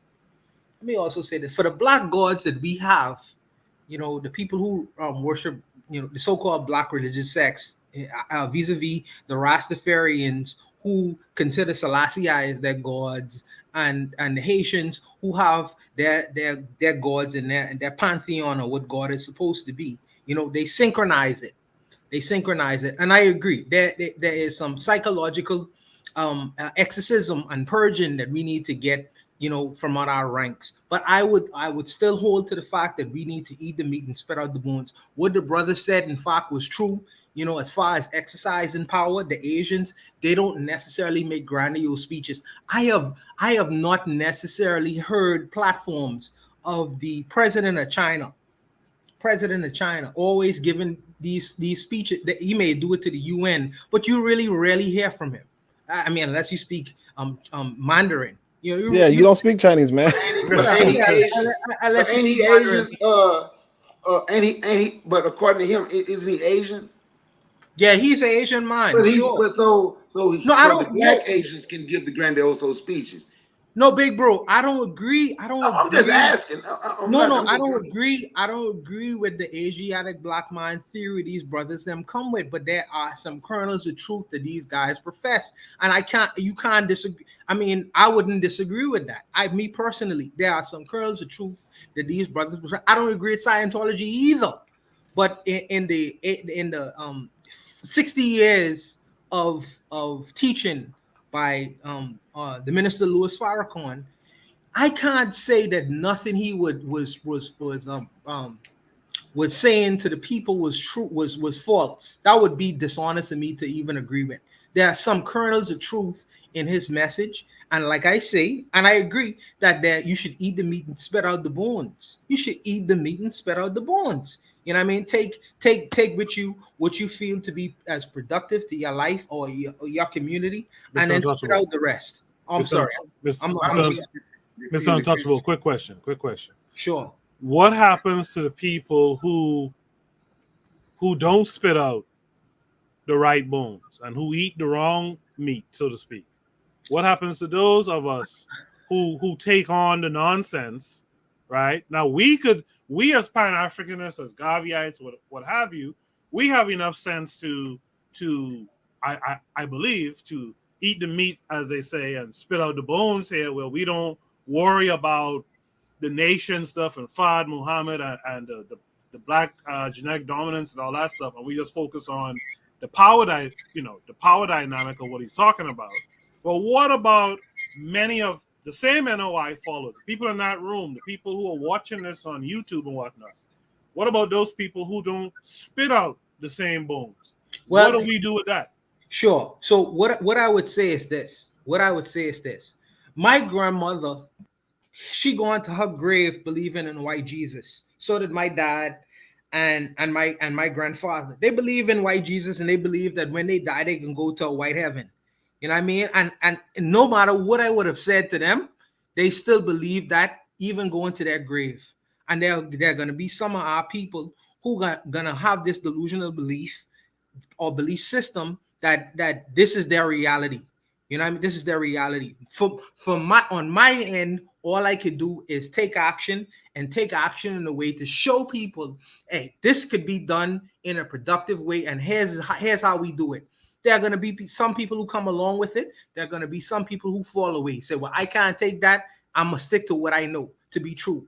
You know what I mean? Listen, I don't take the sacrificial lamb standpoint to believe, like Wesley Muhammad did in an interview, that we could rescue and save all black people. That is not my goal. That is not my goal. There may be some people's goal. That's not my goal in mind. You know what I mean? The Bible say, let he who has an ear, let them hear. You know what I mean? I am not the savior of the world, and I don't have that mindset in mind. You know what I mean? For the people who would take direction and listen through my actions and deed, you know what I mean? Let them come on board. But I don't have the belief that I could save everybody. Buddy, I feel like that is a foolish errand propagated by the Christian church, and you are prone to failure with that. All right, let me. That's what I'm talking about, Mr. Untouchable. You see, we beat up the Christian church, and we don't mind beating them up.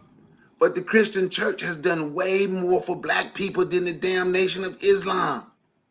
The Christian church has fought back physically with guns and everything, way more than these people propagating this. So the question I ask is, why is it they can get a pass with their small kernels of truth, and the Christian church can't? The Christian church has done way more. Let me answer. The Christian church, as far as feeding people when they are hungry and creating clinics, I think that's a good thing. And I would be a liar to suggest that is a horrible thing. However, and this is important, for me, the most important thing of a human being is the mind. And if you destroy the mind of a human being, you have done him a grave injustice, even if you feed him every day. And if you tell me that my God is something outside of myself, then you have destroyed me more so than any so-called Nation of Islam. And that's what the Christian church, I feel, is the shortfall. You know what I mean? That when you destroy the minds of your people, you have created, for me, the greater destruction, as opposed to making me believe in myself. And for me, what I could see from the Nation of Islam, these brothers, I'm talking about self-empowerment and doing for self. You know what I mean? So if you take me out of that experience, I feel you've been more destructive than the Christian church. That's me. That's just my perspective, brother. Let me interject here. Let me show you something right quick, right? Remember when we were talking and I told you what the men in my town did, how they just got together and built the boys, not a Boys and Girls Club. I say that so people can know. Built our own rec, right? Those were Christians, deacons, and people in the church.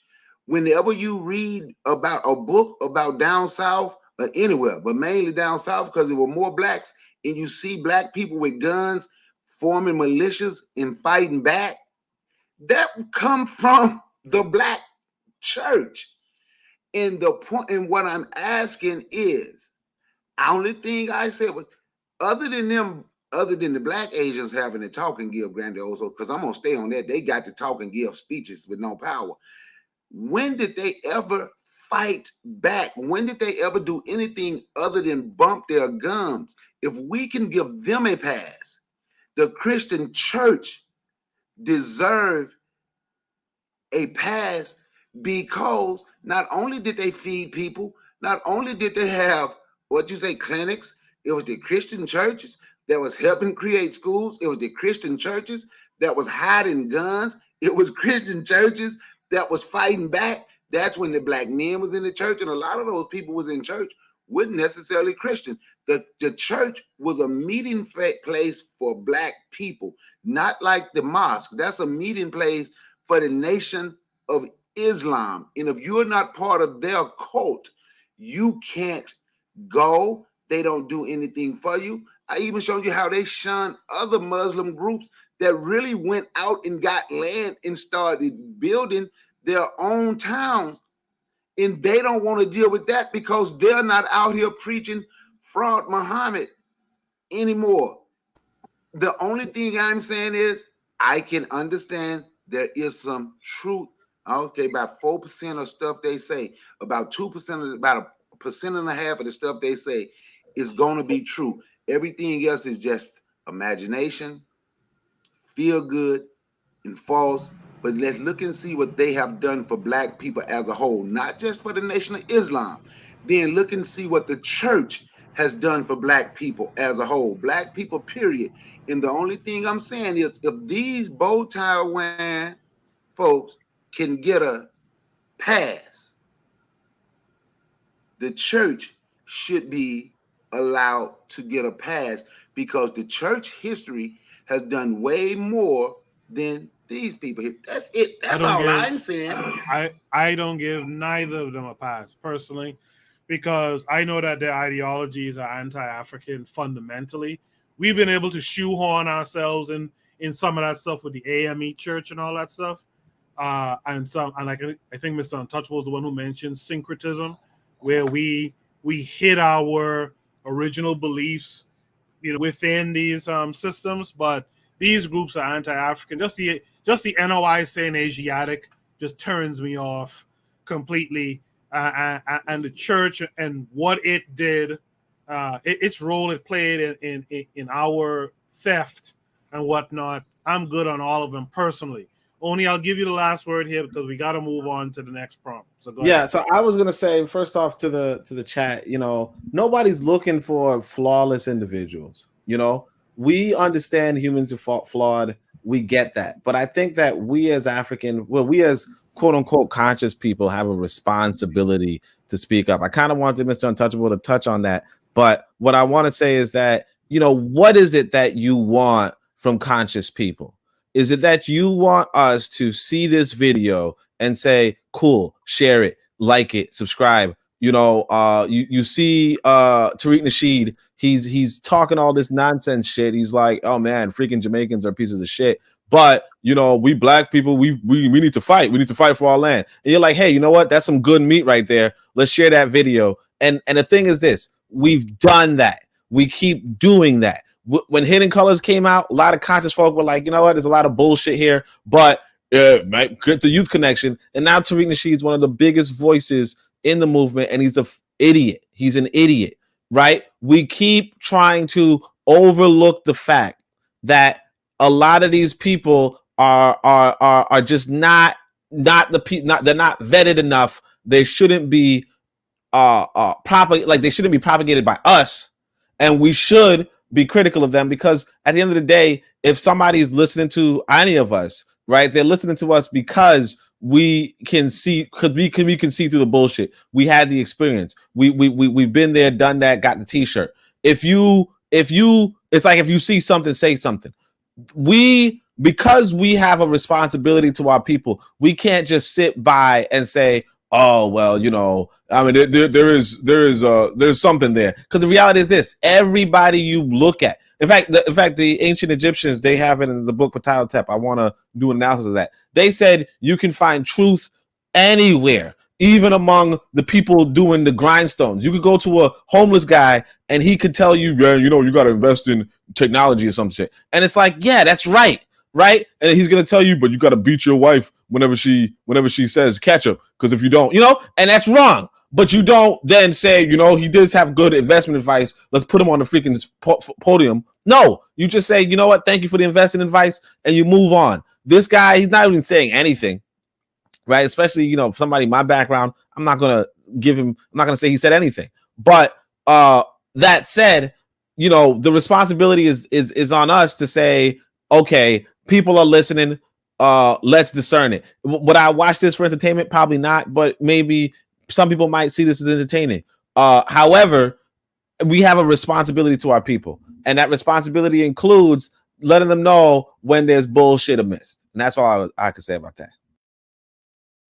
All right, we can return to this conversation in a similar form in the future, because we get in a spirited conversation in the chat, and that's something I always like. It's coming from Marcus Garvey. Trigger Happy 262 earlier asked the question about the mulattoes marrying black, dark-skinned people, if I'm not mistaken, and I do believe that the mulattoes should.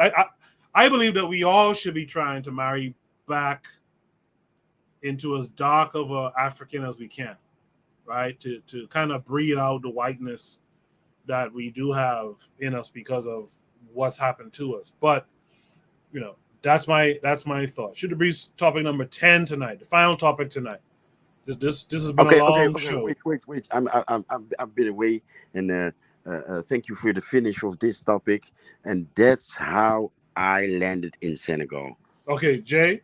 The mother of my child is black as soot. That's Jay? all. That's all. Okay. That's all. Thank you. All right. Okay, cool. I thought you were sleeping. Should be topic number 10 tonight is innovation and mass production. So Jay actually is living out what I just said. That's interesting. Innovation and mass production, leapfrogging into the 21st century. This came with a link. As always, we will watch the video, then discuss it afterwards. And look at this cable bill. Well, what if I told you that you could get home internet from Verizon? Verizon does home internet? Verizon does home internet. Rapid rotation and a sharp blade work together to expose the concentric rings on a new saucepan.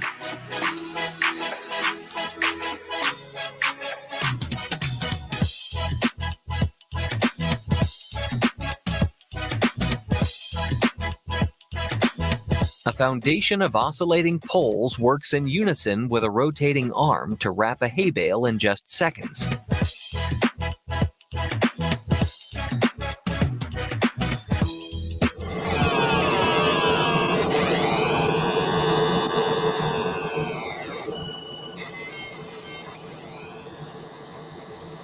Tricolored ice cream is packaged up neatly every single time with perfect timing.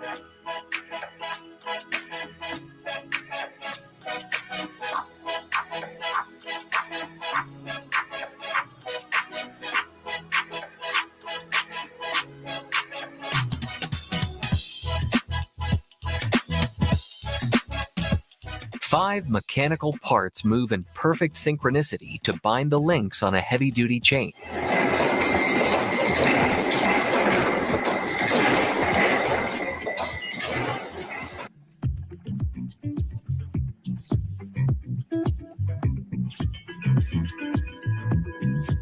A triangular metal template moves vertically to perfectly score triangular cuts that form a piece of expanded metal.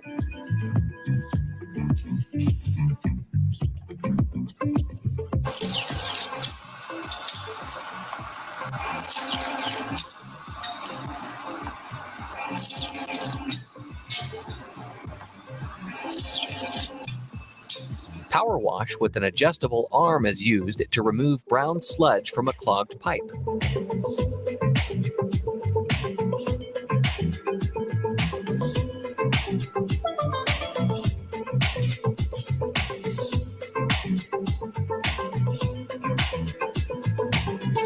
An arm with a flexible blob on it is dipped into a silkscreen pattern to decorate a bowl.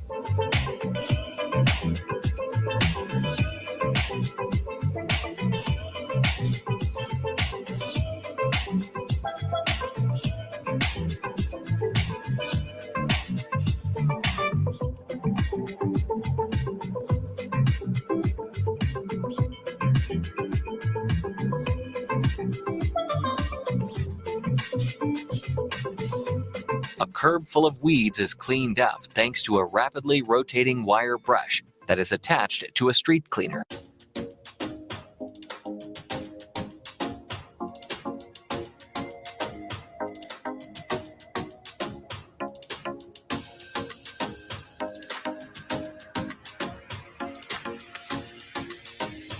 A double-armed machine shears noodles to their exact size and launches them into steaming water for cooking.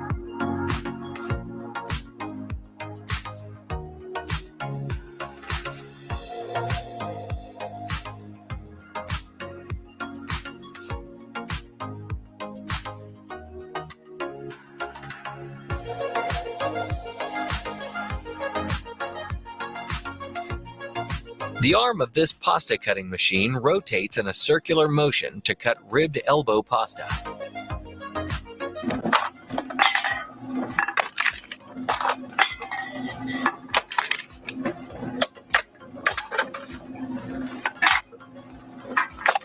Two parts of this machine rotate together to craft the same exact size thread every time.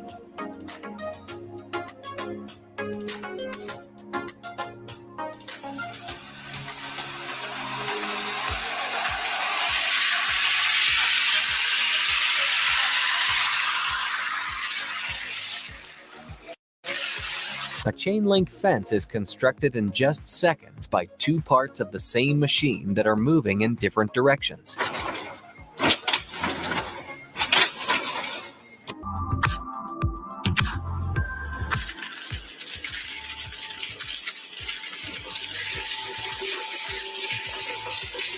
Different size arms of this machine cave in on themselves to bend pieces of metals to desired shapes.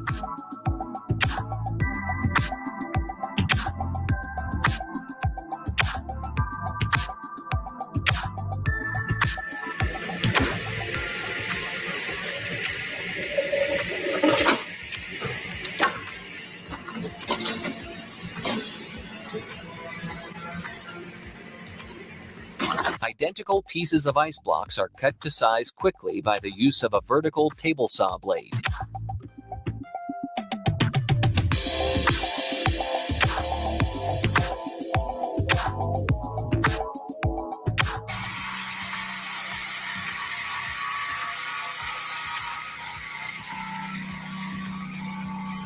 A mechanical arm scoops up a wrecked car and drops it into a car compactor that turns it into a cube of scrap metal.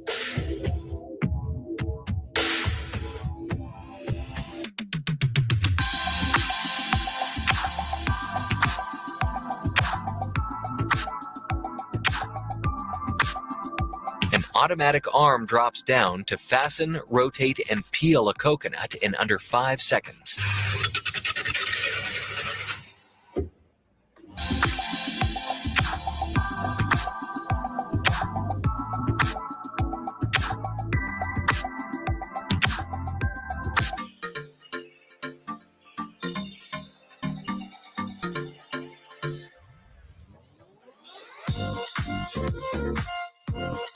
A comforter is tightly spooled on an automatic arm for packaging and delivery purposes.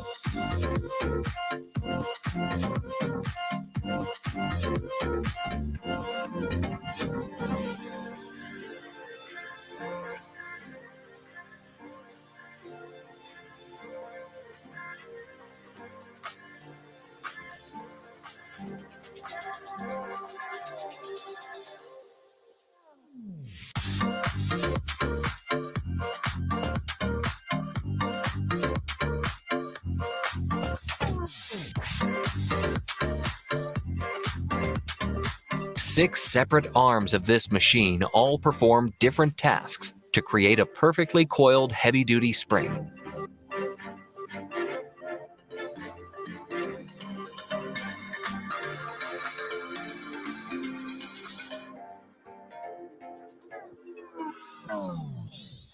A circular pipe is inserted into a pipe deformation machine that transforms the pipe into a square shape.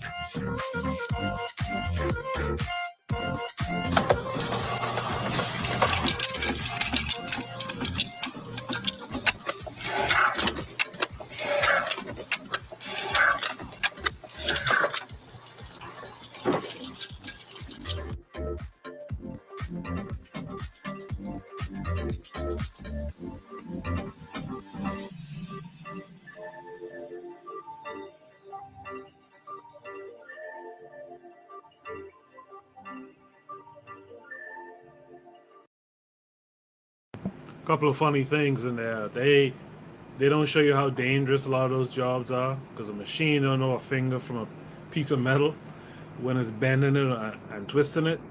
Um, they don't talk about that this stuff looks good with machines and whatnot, but they don't talk about the slave labor that does a lot of the other little tasks that then feed the machines and all that stuff. It's very funny. And lastly, which one of you would like to have that ice cream job? My God, that's your job all day to just catch ice cream into a tub? Jesus. Is Jay still here? Yes. Jay, did you see that video on innovation? I found the title of the video art. But you know what's my view on these type of videos is? Mm-hmm. A lot of times you see these videos with Asians working. Mm. That's my take on these quote unquote satisfying videos. That's what they're called sometimes also. And I mentioned these type of videos to counter the type of videos that are shared in our community. Um, um, wretchedness, for females fighting by the dozens in the street, uh, young men knocking out random people, or other wretched stuff, almost our young men gay and acting wild um in that manner, or dressing wild, in our days we used to a jeans, a pair of jeans would pass from a larger brother to the smaller brother, and they say that's how baggy hip hop clothes started. And nowadays you see these boys, yeah, where clothes that passed down to from their mother, it seems. And to counter those type of degenerate or humiliating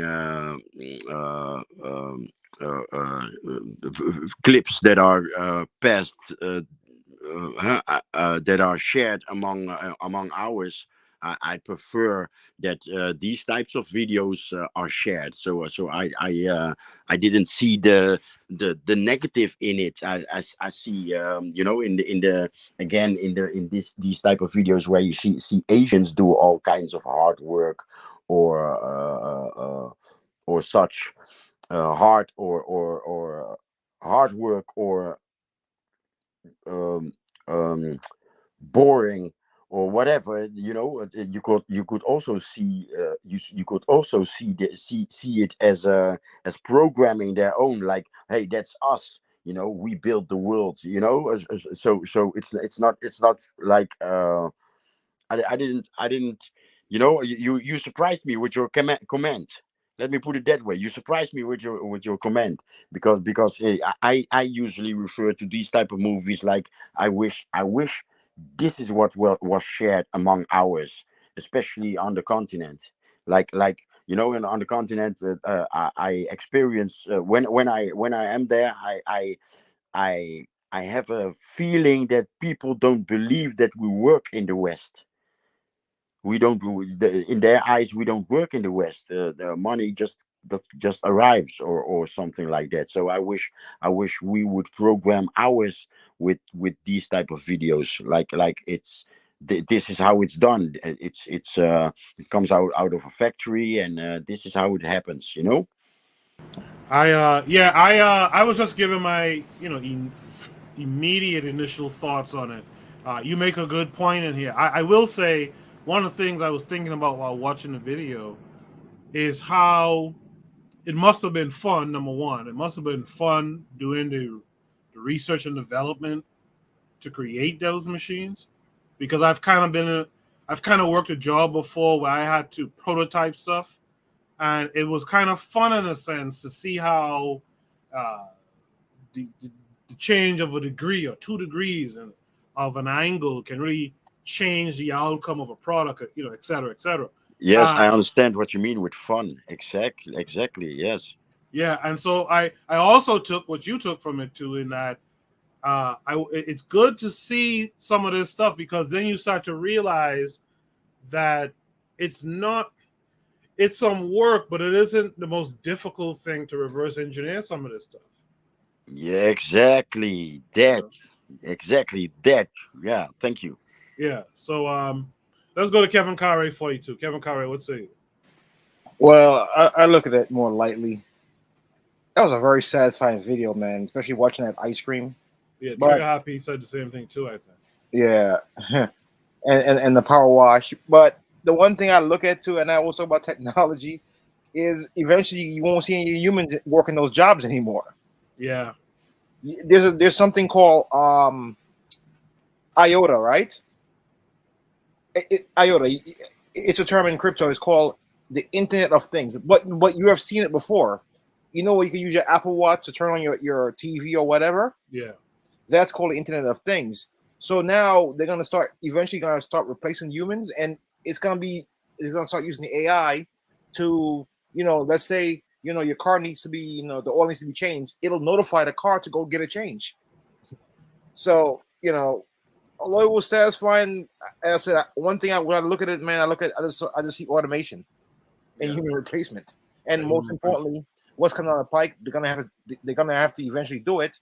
Our UBI, Universal Basic Income. But I pass the mic. In the chat, Marcus Garvey says it was innovative ideas that had trash around the planet in outer space. Innovative ideas took out half the Amazon, so they can use technology to tell us the planet needs more trees, cleaner water. She goes on to say innovation in the wrong hands, example Whitey, is letting a child play with fire. Innovative ideas is great. In the wrong hands, it's children playing with fire. She goes on to say machines pollute the planet. Technology that benefits us as humans get undermined for profits. And then lastly, she says an African built a car that self-generates. Means it could have been done. They choose not to do it. Hey, if you guys are still listening, hit 1 for me. Let me know who's still around. Also, don't forget, tune into the Pro Black Perspective at 11 a.m. Eastern Standard Time. That's just in a few hours. And again, remember that we now have the Forecast Radio on the network with us, Brother Bakari and Tan Zan, who you've all heard on this platform before and on this. So you guys just know that we're building, we're working. You guys should make sure to stay tuned. Let me go to Azuli. Azuli, what say you to this? Innovation and what you saw in that video. What say you to this? Is Azuli still here? All right, Brother Bakari, what say you? Hey, the first thing I want to talk about, what the one guy said, machines replacing people, but some of them machines must not be must not be worth the time it took to film it, because you saw the machine that cut the tree down from the top and how quick it did it. And you know how many companies I see every day hire people out here cutting down trees? Nobody has that machine, right? Nobody had that machine. Saw the machine, the pressure washer that the guy was walking down the street and it was coming out of 4 different things at one time. I know that is no good. I gave it to my oldest son, my pressure washing business. So some of this stuff they're showing, yes, is innovative, but I just know a couple of them that is with no good. But I also talk about what Jose said. We don't ever show us doing that, people in Africa doing that. Well, I've seen the videos. Did y'all see the video of the lady?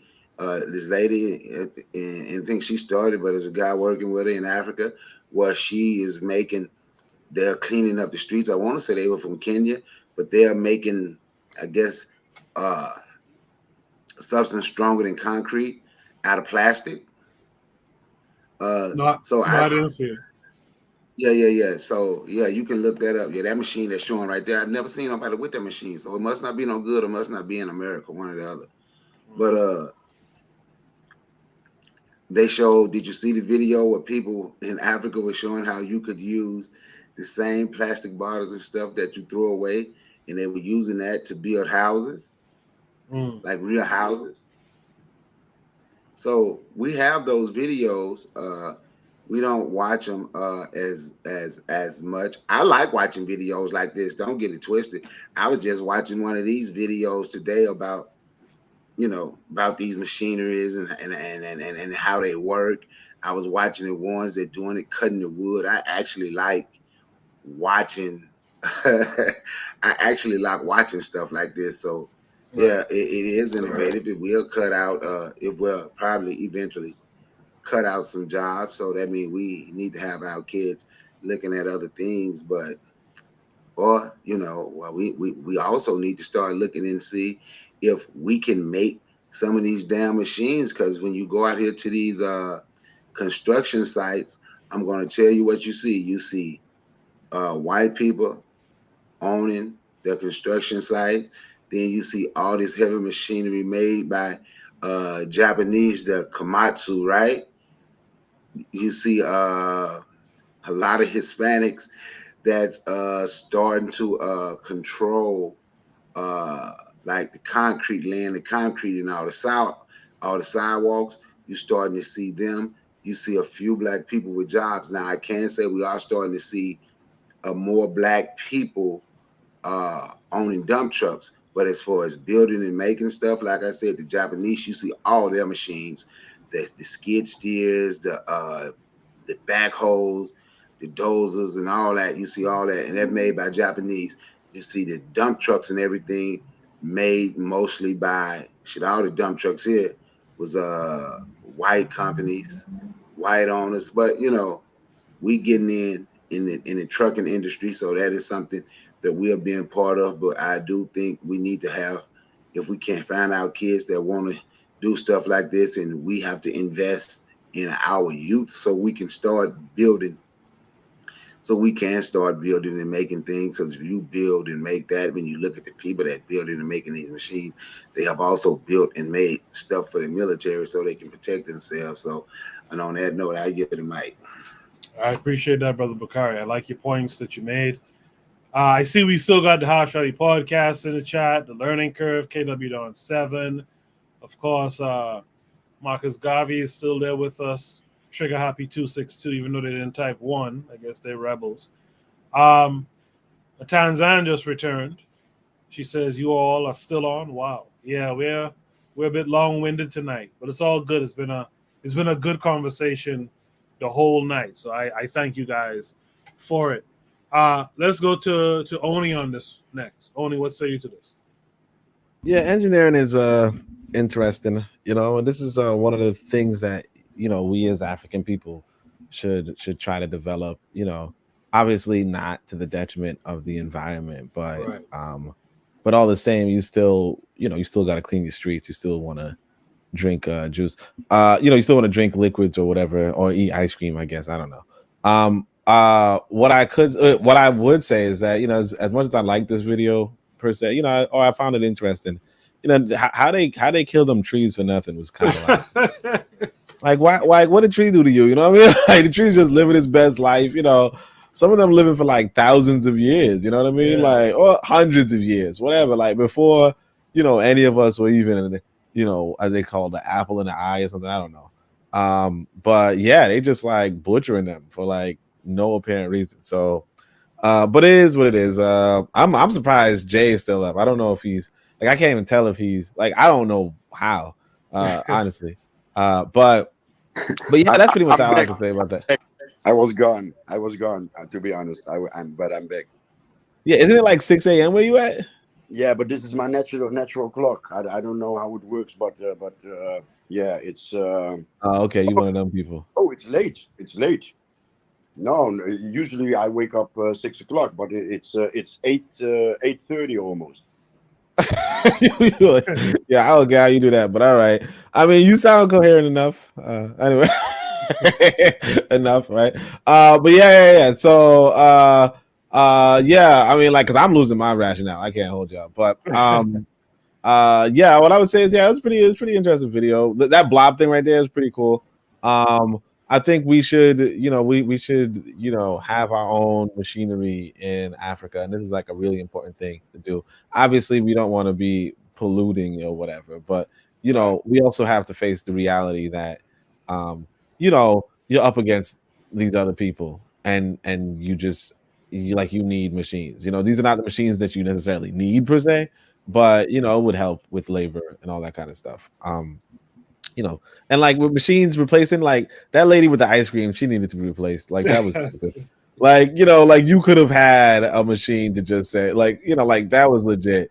Like you should have replaced her. That she really, because I be saying that, like some people be, saying that they, proletariat, they work, and it's like, look, man, you really just pressing a button, that lady was just scooping ice cream all day. That's the other thing, like you said, like you could cringe and watch and be like, there's a lot of workplace accidents happening because as soon as you fall asleep or like you this guy right here, you going get knocked out. The guy with the can, you already know he lost a finger before. Oh yeah. Them people bending steel girders and all that shit. Oh yeah. Yeah, I would just like, I don't know. I mean, like, I'm not saying I'm afraid of machines, but damn well, I'll be, I can't. That's why I got my degree. I'm sorry, like that. You gonna lose a finger, man. Shit. All right. My brother lost a piece of his finger, and I got angry. That's ours. All right. Trigger Happy in the chat says modernize without westernizing. The Harsh Rally podcast says to Tanzan, she must not have seen any of those old Matron After Dark episodes. That just would be a good time, by the way. Sun would be coming up. We spent 12 hours or more one night on the Matrons, the learning curve. So yeah, we can be long-winded folks. That's one thing I'll say about KWAZ Radio. We can be a little bit long-winded, but we're not boring. That was an iconic 20-some hours, man. Yeah. Swahili Nation be long too, though. I don't know what Tanzan's talking about. Swahili Nation be. I be like, oh yeah. That episode you on, I see you had to dip at one point and just get out of there. But yeah, it's so Swahili Nation, and they do like a lot of shows a day and stuff too. So shout out to them. Last person for the night, that's Mr. Untouchable. Mr. Untouchable, what say you about all of this? Yeah, I think that this is a good video. I think that some of the things here, in particular in the so-called third world countries, we should really think about implementing in leapfrogging from the so-called idea of third world status, because this is how people say the West is won. This is how the West is won, through innovation and mass production. Sorry. 1 second. Like if you're looking at the screen right now, right? Like for a second, you mean to tell me? I mean, and of course, we are doing some of this stuff already, but the idea that I can't bend, just metal and stuff like that, and build in your own nations is just weird to me. But go ahead, Mr. Santos. And no, I completely agree with you. As far as sometimes we have broken down cars. That's a big problem here. Broken down cars. We could have smelting facilities to really smelt that metal down and mold it into maybe forks and knives, and then sell it back to the hotels. I mean? It's like simple things we could do. We have a lot of sand here because of the beaches we have. These things could, and a mass production could be made to make glass. You know what I mean? And build solar paneling. I mean, these ideas I feel like would really help leapfrog these so-called third world countries into first world status, man. I feel like some of these things should be implemented. We don't necessarily need to creep, and in particular with Africa, who has the majority of the metals, the minerals. If they had a so-called industry-based economy, you could take the metals. Look at the coconut. How much coconut we have around here, Coco? And we have none of that shit. Not a I was goddamn thinking, one. I was thinking about gin and coconut water. Like, you mean I can have gin and coconut water in 5 seconds? Goodness, man. Oh goodness, we have one like that, and it's a crying shame. But yeah, but as far as the minerals, you know, as what Africa has, imagine if they could take these minerals and set it to a factory and mine these things and create the products that the world needs and then sell it back to the world, as opposed to selling it to other countries and letting them do it. You know, this is, for me, this is the way you leapfrog your economy into so-called first world status. You need good innovation, because these are simple and innovative ideas, but they need to be mass produced. Like the brother we saw the other day who made that car, you know, in the hood, you know. But the only problem with that is they are I think the first person to produce a car was not only Henry Ford, but it was a black man. The Johnson brothers, I think. Yes, but it's just that Henry Ford mass produced the cars. That's why he was able to win the game. And I think that's where More specifically, a black guy helped him with the idea of the plant, right? The whole mass production is Did based he? on the plant. That's interesting. That's interesting. Carver. Yes. So, Carver. But I think that's where our shortfall is. I think that as far as mass production is concerned, it's not the fact that we are short in innovating certain things, but you have to innovate it and produce it to a world economy. That's how you compete on that level. But that's what I could appreciate from the video itself. There's no last words. I want to thank everyone for being here tonight. Thank Kevin Carre for coming through. Even though it was his birthday, he came through at the end there, hung out with us, gave some good insight as well. I want to thank Zuli, who seems like he fell asleep, probably with his thumb in his mouth. But I want to thank Zuli for having showed up tonight. Thank Oni. Thank Mr. Untouchable. Jay, I got to always give Jay a lot of love and respect, because Jay literally stays up like all night with us, you know, where he is. And so I appreciate the brother for being here. And our brother Bakari, thank you for being here as well. Brother Bakari, let them know, if you know, what do you have planned coming up this week for your show?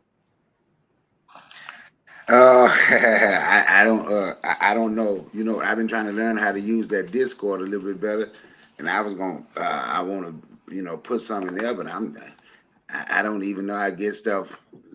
I don't even know how to go through it. I'm trying to learn how to use that better, and I let people know in that. But right now, I really can't say anything. I was planning on doing a show tomorrow, but I don't know what time. I was up to 4 o'clock in the morning last night. Then I'm up to damn near 3 now.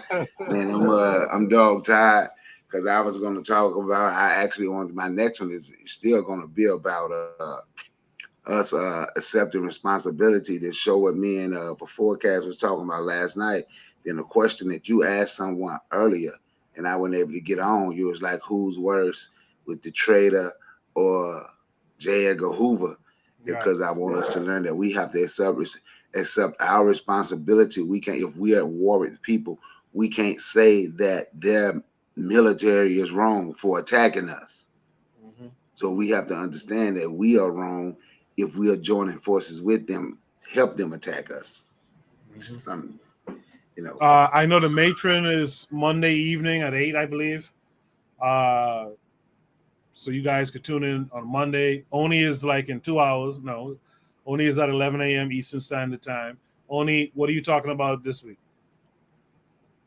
I think y'all covered some of the topics already about the twerk team. And what was it? Oh, the Sri Lankan thing. I mean, I'm gonna tie it in with something else, but like legit. Oh yeah, some people are acting a fool in some restaurant, but like legit, yeah, that Sri Lankan thing is pretty big, and you know, almost wish it would come to a town, but you know, whatever. I'm not sure what you're talking about, so I'll be tuning in. I'm not sure what the Sri Lankan thing is, but I'll be tuning in to check it out. Yeah, they're very angry over there with their government. Yeah, they took over the palace. Yeah, but a few weeks ago they killed like 200 politicians and burned a few rich people's houses down. Damn, I didn't know that. Okay.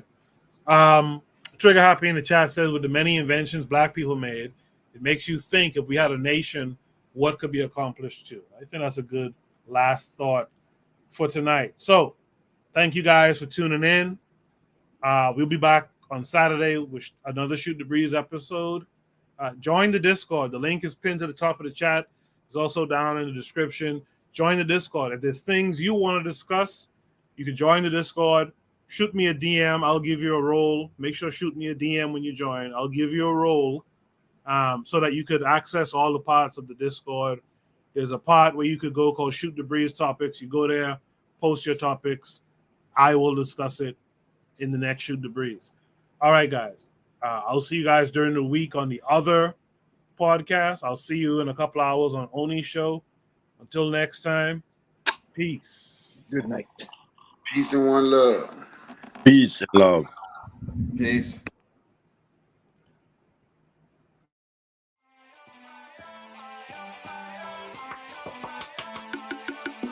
Thanks for listening to the Bitter Medicine Podcast with your host, Koku. If you like what you just heard, we hope you pass along our web address, bittermedicineblogs.com, to your friends and colleagues, and share our show to all your social media. Be sure to check out our archive section on our website for previous podcasts. This has been a KWAZ radio production. Join us next time for another session of the Bitter Medicine Podcast. Follow us on Facebook at Bitter Medicine Show, Twitter, Bitter Meds, Tumblr, Bitter Meds, Instagram, Bitter Medicine.